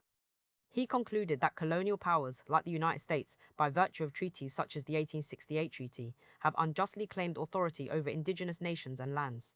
Martinez calls this the domestication process, whereby indigenous nations were removed from the sphere of international law and placed squarely under the exclusive competence and internal jurisdiction of settler states. In spite of continued US aggression toward indigenous nations, Martinez argues that treaty rights have ongoing effective status under both domestic and international law. Verifying his claim, some legal decisions have in fact come down on the side of the Oceti-Sakowin. In 1980, the US Supreme Court confirmed the Oceti-Sakowin's claim that the Black Hills had indeed been stolen.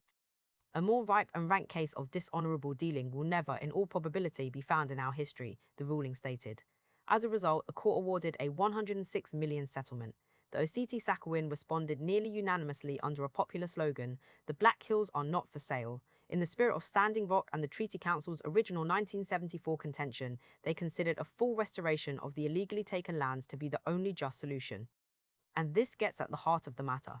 The Oceti-Sakowin's struggle for its land is not about getting reparations, apologies, or reconciliation. It is about justice and ending the settler colonial system. Still, many settlers cannot imagine the return of lands, or, for that matter, future peaceful coexistence of the more than 500 distinct indigenous nations.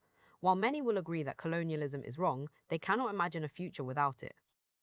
During a 1999 Civil Rights Commission hearing in Rapid City, South Dakota, renowned Lakota environmentalist Charmaine Whiteface reflected upon the fact that when the US Supreme Court issued its ruling on the 1868 treaty, many of South Dakota's non-Indian people feared losing their land.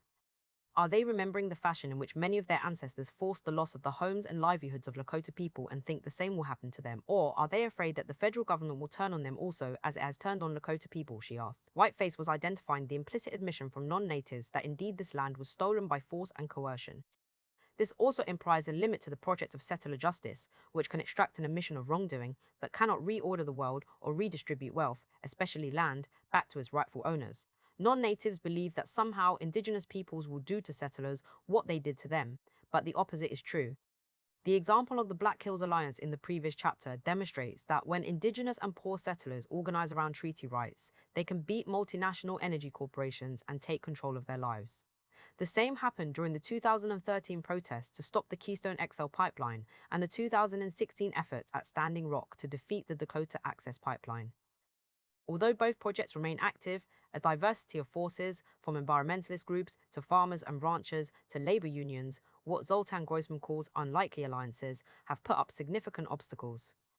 Renowned Pawnee jurist Walter Echo Hawke sees contemporary native nations as simply coasting under the Indian self-determination policy initiated by President Nixon in 1970, suggesting that they have failed to adequately address indigenous conditions, problems, or rights in over 35 years. but the much-lauded accomplishment of the 2007 United Nations Declaration on the Rights of Indigenous Peoples, UNDRIP, is testament to Indigenous internationalism's commitment to seeking self-determination beyond nation-state solutions. The non-aligned movement, the Eastern Bloc, and the Soviet Union provided a check to Western aggression. The decline of each hindered the work of the radical indigenous internationalist movement as they lost allies at the UN. Where visions of indigenous freedom had eclipsed the confines of the imperial nation-state, they were now forced once again to seek recognition and rights from the colonizer. Even though the United States, Canada, New Zealand, and Australia voted against UNDP's passage, all three states have reversed their decisions, a possibility because of the non-binding aspect of UN declarations. More troubling, however, was what accompanied the United States' 2010 decision to reverse its vote against UNDP, an official apology resolution as part of the 2010 Defense Appropriations Act. In 2009, Congress approved the largest and most expansive defense appropriations bill in world history. Defense expenditures totaled $683.2010 billion for fiscal year 2010. This exorbitant sum has served as a benchmark that continues to justify the US-led war on terror, which has extended covert military actions abroad and increased national security and surveillance programs domestically. Buried in the 2010 Department of Defense Appropriations Act, which Obama signed into law in 2010, is an official apology to Native peoples of the United States, what has been called the world's quietest apology. More importantly, the apology stipulated, nothing in this section, 1, authorizes or supports any claim against the United States, or 2, serves as a settlement of any claim against the United States. Within a single bill, billions of dollars were devoted to policing the world, but not a cent went toward upholding the original treaties, the original promises, made with North America's First Nations. In a 2012 report, The Situation of Indigenous Peoples in the United States of America, the UN Special Rapporteur on Indigenous People, James Anaya, discusses the general lack of awareness of the 2010 Apology Resolution. Moreover, Anaya links the lack of concrete action on outstanding indigenous land claims to devastating social realities such as poverty, domestic and family violence, youth suicide, and lack of education or adequate healthcare. Chief among the Oceti-Sakowins' outstanding claims is the Black Hills, of which the 1868 Fort Laramie Treaty is the emblematic and visible reminder of their loss. The theft of indigenous lands and the subjugation of indigenous nations is an essential part of global imperialism. Recognizing this, the international indigenous movement continues its work today, though often quietly. This is necessary because the Indian Wars have never truly ended. The Treaty Council saw its sacred duty as ending imperialism abroad by ending it at home, and at Standing Rock in 2016, this spirit of internationalism was visible once again as a parade of indigenous nations from around the world showed up in solidarity. Liberation. At Greasy Grass on June 25, 1876, Lakotas, Cheyennes, and Arapahoes blew out the birthday candles a week before the United States celebrated its 100 years of liberty. The Plains Indigenous Alliance annihilated Custer and 268 of his men. Custer had launched the surprise attack on the large encampment to kill Indians and force them back onto reservations in a perfect expression of the settler state's death culture. The indigenous encampment was, in contrast, a life culture, celebrating the annual renewal of life with the sun dance, a humble ceremony in which dancers sacrifice their bodies by fasting without food or water for 4 days in order for their nation and the world to live. Indigenous peoples from reservations had slipped away to join their relatives at the camp and enjoy a brief taste of freedom. US history books and popular culture typically depict the battle as Custer's last stand. The very earth seemed to grow Indians. Colonel Marcus Reno later reported, running toward me in swarms and from all directions. Put simply, they were surrounded. In their book, The Undercommons, Fugitive Planning and Black Study, Fred Moten and Stefano Harney draw from Michael Parenti's anti-imperialist study of Hollywood films, which always portray colonization upside down, invasion looks like self-defense, and the settlers hiding in their militarized forts are the real victims of an encircling native aggression. Such a reversal of roles, in which aggressor becomes victim, is a make-believe national narrative that began when settlers first invaded indigenous lands in North America and repeats itself every time the United States invades or bombs another country in its overseas imperial project. Yet, Moten and Harney argue it is simultaneously very much true that the settler is, in a way, surrounded and outnumbered. While indigenous peoples have been rendered a statistical minority within their own homelands, the power of indigenous lifeways and resistance has always surrounded settlers in North America, along with their tenuous claims to land ownership. The perpetual threat of indigenous nations is that they are a reminder of the settlers' own precarious claims to land and belonging. Ancestors of indigenous resistance didn't merely fight against settler colonialism, they fought for indigenous life and just relations with human and non-human relatives and with the earth. When Custer and his men descended on the sun dance at Greasy Grass, the ancestors were dancing, as they have since time immemorial, to make the tree of life in Blackout's vision bloom and to ensure the rebirth of their people and the earth. In 2016, as construction of the Black Snake, the Dakota Access Pipeline, began, they danced again, this time on the shores at Oseti Sakowin Camp and at Sacred Stone, to protect Manisoze, the Missouri River, and Unsimaka, Grandmother Earth.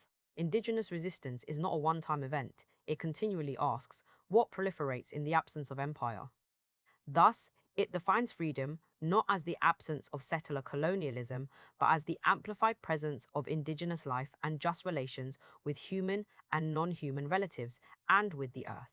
To invoke the Kanawha K Mohawk scholar Audra Simpson, the refusal to accept the impossible condition of banishment and disappearance from one's homelands, and outright dispossession, structures the indigenous political practice of return, restoration, and reclamation of belonging and place.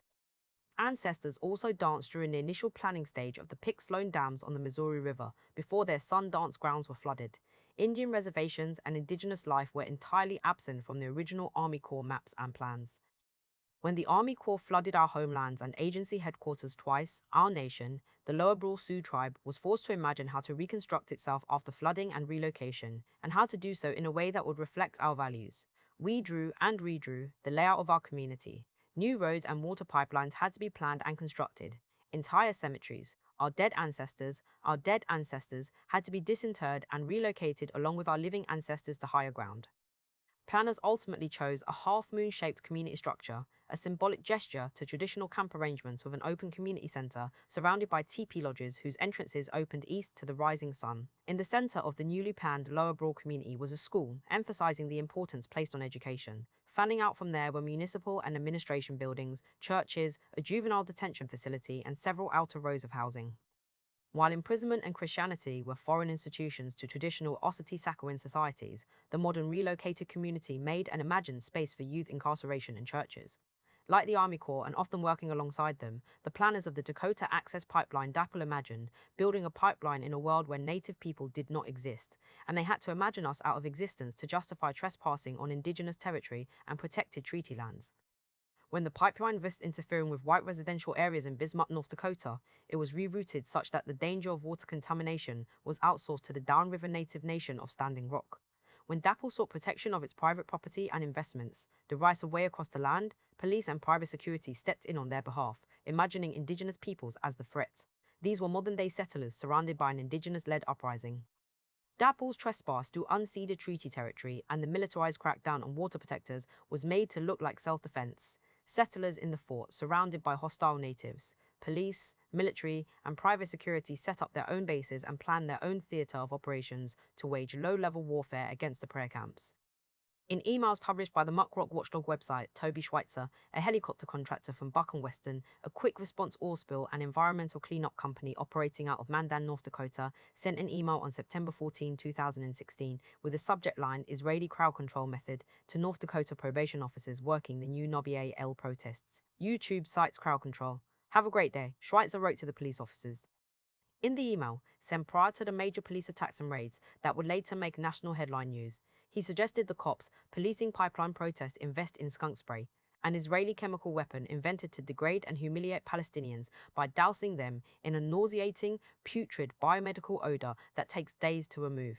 Forget the wall, he wrote. Just put sprayers all along the southern border with sensors. Might have saved lots of storefronts in Baltimore and Ferguson. The US needs to get some of this for the looters in any out-of-control demonstrations. Israelis' crowd control method. Now WER talking. Brilliant. Skunk spray. Such comments add insult to injury for Palestinians defending their homes against demolition or protesting the killing of loved ones. In other emails, officers shared a Federal Emergency Management Agency Field Force Operations Manual, which guided police officers in correct crowd control methods, pain compliance techniques, and application of riot control agents, including chemical weapons and projectiles such as rubber bullets and beanbag rounds. These non-lethal weapons were deployed against unarmed protesters with ritualistic brutality, taking 2 individuals' eyesight and 1 woman's arm, while wounding and traumatizing countless others. The connections were clear. local law enforcement and private security imagined themselves participating in a global counterinsurgency against civilian populations that extended from Palestine to Baltimore, Ferguson, the US-Mexico border, and now Standing Rock. The war was against Black life, Palestinian life, migrant life, and native life. The tactics employed by Tiger Swan, the murky mercenary security contractor hired by DAPL, were also confirmation that this was a global war. The security company had cut its teeth in the United States' never-ending war on terror, in which it was deployed to run counterinsurgency operations against civilians in Iraq and Afghanistan. Tiger Swan now applied the same techniques to water protectors. The Intercept reports that security personnel frequently referred to water protectors as terrorists, planned prayer actions as attacks, and the camps as a battlefield. They also tracked the presence of water protectors of Middle Eastern descent, noting specifically the presence of Palestinians in the camps. Tiger Swan went so far as to describe the indigenous uprising as a jihadist insurgency. When Tiger Swan briefed local law enforcement on the camp activities, they frequently referenced aerial photography, which they used to monitor the growth and movement of the camps. In one situation report, an image of a gorilla is superimposed atop the camp. This was Harambe, the gorilla killed at the Cincinnati Zoo when a black child fell into his cage. On one hand, white supremacists have used the killing of Harambe to mock black people online, charging that the gorilla had to be killed because the black parents are careless. On the other, the comparison of black people to monkeys and gorillas is a well-established racist trope. Now, Tiger Swan was evoking this anti-black history to racialize, mock, and degrade water protectors with tropes of primitivism. To DAPL and law enforcement, the camps were a place of death, a place to be destroyed, a place that threatened to expose the illegitimacy of settlement. In the orientation pamphlet for new camp arrivals at the Node DLTL camp was a hand-drawn map of the site. Roads had been named for indigenous revolutionary heroes, such as Red Cloud and the Red Warrior Society. Indigenous nations had set up their own camps on site, and their locations were also shown. The map indicated where to find camp security, who were tasked, in part, with keeping out drugs and alcohol. It also showed where to get food, medical care, and camp supplies. This reflected the values of the new community, that indigenous peoples not merely survive, but thrive. Eno DAL offered a brief vision of what a future premised on indigenous justice would look like. For all its faults, there is something to be learned from the treaty camps at the confluence of the Missouri and Cannonball rivers. Free food, free education, free healthcare, free legal aid, a strong sense of community, safety, and security were guaranteed to all. Most reservations in the United States don't have access to these services, nor do most poor people. Yet, in the absence of empire, people came together to help each other, to care for one another. The no DAPL camps were designed according to need, not profit. There were no prisons or armed bodies of the state. That's what separated them from the world of cops, settlers, and oil companies that surrounded them. Capitalism is not merely an economic system, but also a social system. And it was here abundantly evident that indigenous social systems offered a radically different way of relating to other people and the world. Drawing from the Black radical tradition, Ruth Wilson Gilmore calls the creation of this kind of world a form of abolition geography that starts from the homely premise that freedom is a place. Indeed, indigenous freedom was and is a place, and for a moment it took shape in the form of the no-day PL camps. The no-day PL camps didn't just imagine a future without settler colonialism and the oppressive institution of the state, but created that future in the here and now. They were a resurgent geography that reconnected indigenous peoples with the land. Unlike the cynical and exclusive world of the settler, who had removed, confined, erased, and dispossessed indigenous peoples from place, this place capaciously welcomed the excluded while also centering the core of an indigenous life world, relationality. At its center was the resurgence and reunification of the Osseti Sakowin. Marked like the first Palestinian Intifada, anti-colonial resistance began by delinking the community from the settler state. From 1987 to 1993, Palestinians built alternative economies, popular education models, healthcare services, and women's committees. Palestinian women also used the revolution underway to challenge heteropatriarchy, which was as anathema to Palestinian liberation from Israeli occupation. During the Nod Apple camps, women, LGBTQ, and Two-Spirit activists challenged settler colonialism and did so according to their own customs, calling on cis indigenous men to recognize that heteropatriarchy was just as untenable as the US occupation, or as the destruction of land and water. Beyond the Dakota Access Pipeline, a growing international movement is fighting the expanding network of pipelines across North America. The Kinder Morgan, Keystone XL, Enbridge Line 9, Bayou Bridge, and TransCanada Energy East, among a whole host of others, connect indigenous nations and frontline communities. The appearance of each new flashpoint of struggle indicates a growing anti-colonial resistance led by indigenous peoples against settler colonialism and extractive capitalism. New pipelines are creeping across the continent like a spiderweb, with frightening speed, but in the process, they are also connecting and inciting to action disparate communities of the exploited and dispossessed. Each pipeline exists in relation to other pipelines, and while DAPL technically only extends from North Dakota to Illinois, it is fundamentally a transnational project, interlinking with other pipelines and infrastructure to ship oil to a global market, crossing the boundaries of settler states and trespassing through indigenous territory. A vast array of solidarity networks supported the DAPL struggle. Black Lives Matter, Palestinian justice organizations, religious groups, military veterans, and many more from other social locations and movements galvanized support for the indigenous-led resistance from far beyond the physical geography of the Standing Rock Indian Reservation. No DAPL was reminiscent of other allied struggles that have enriched the indigenous struggles in the past, including the International Indian Treaty Council and indigenous internationalist movements of the 20th century. Countering settler colonialism's own physical infrastructure, trade routes, railroads, dams, and oil pipelines is the infrastructure of indigenous resistance, its ideas and practices of solidarity. The resistance camps may have been temporary, but the struggle for native liberation continues and the fort is falling. Given that the western frontier of U.S. expansion closed in 1890, the 19th century Indian Wars fought and won. Indian citizenship was imposed in 1924, a formal apology was issued in 2010, the tribal self-determination era was inaugurated by Nixon in 1970, past wrongs were settled under the recent Cobell lawsuit, and nation-to-nation rhetoric and policies increased under Obama, along with the placement of indigenous leaders in key roles within his administration. Why was there the need to create a new movement?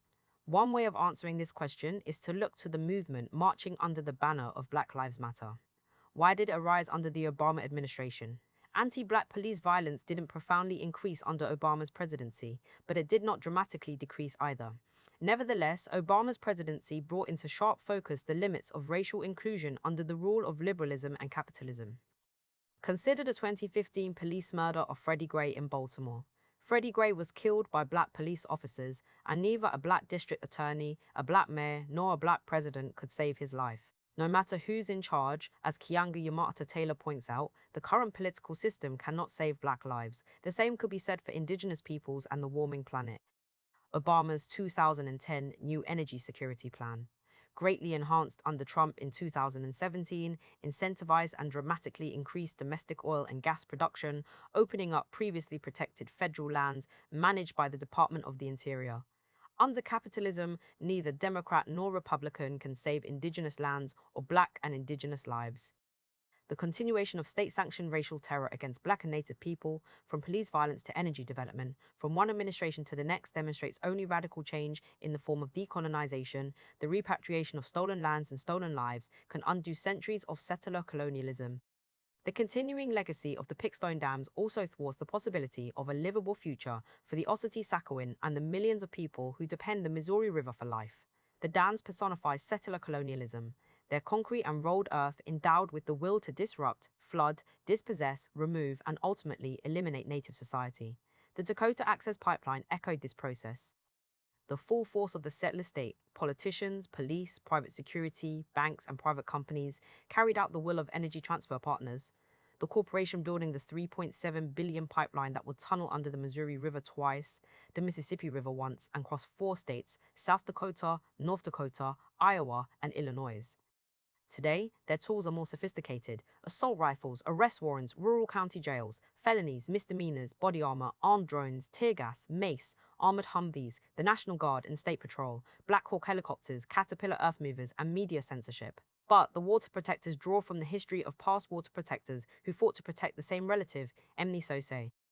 While corporations take on legal personhood under current US law, water protectors personify water and enact kinship to the water, the river, enforcing a legal order of their own.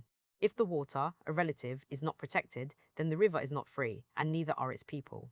Many Wiconi, as much as it reaches into the past, is a future-oriented project. It forces some to confront their own unbelonging to the land and the river.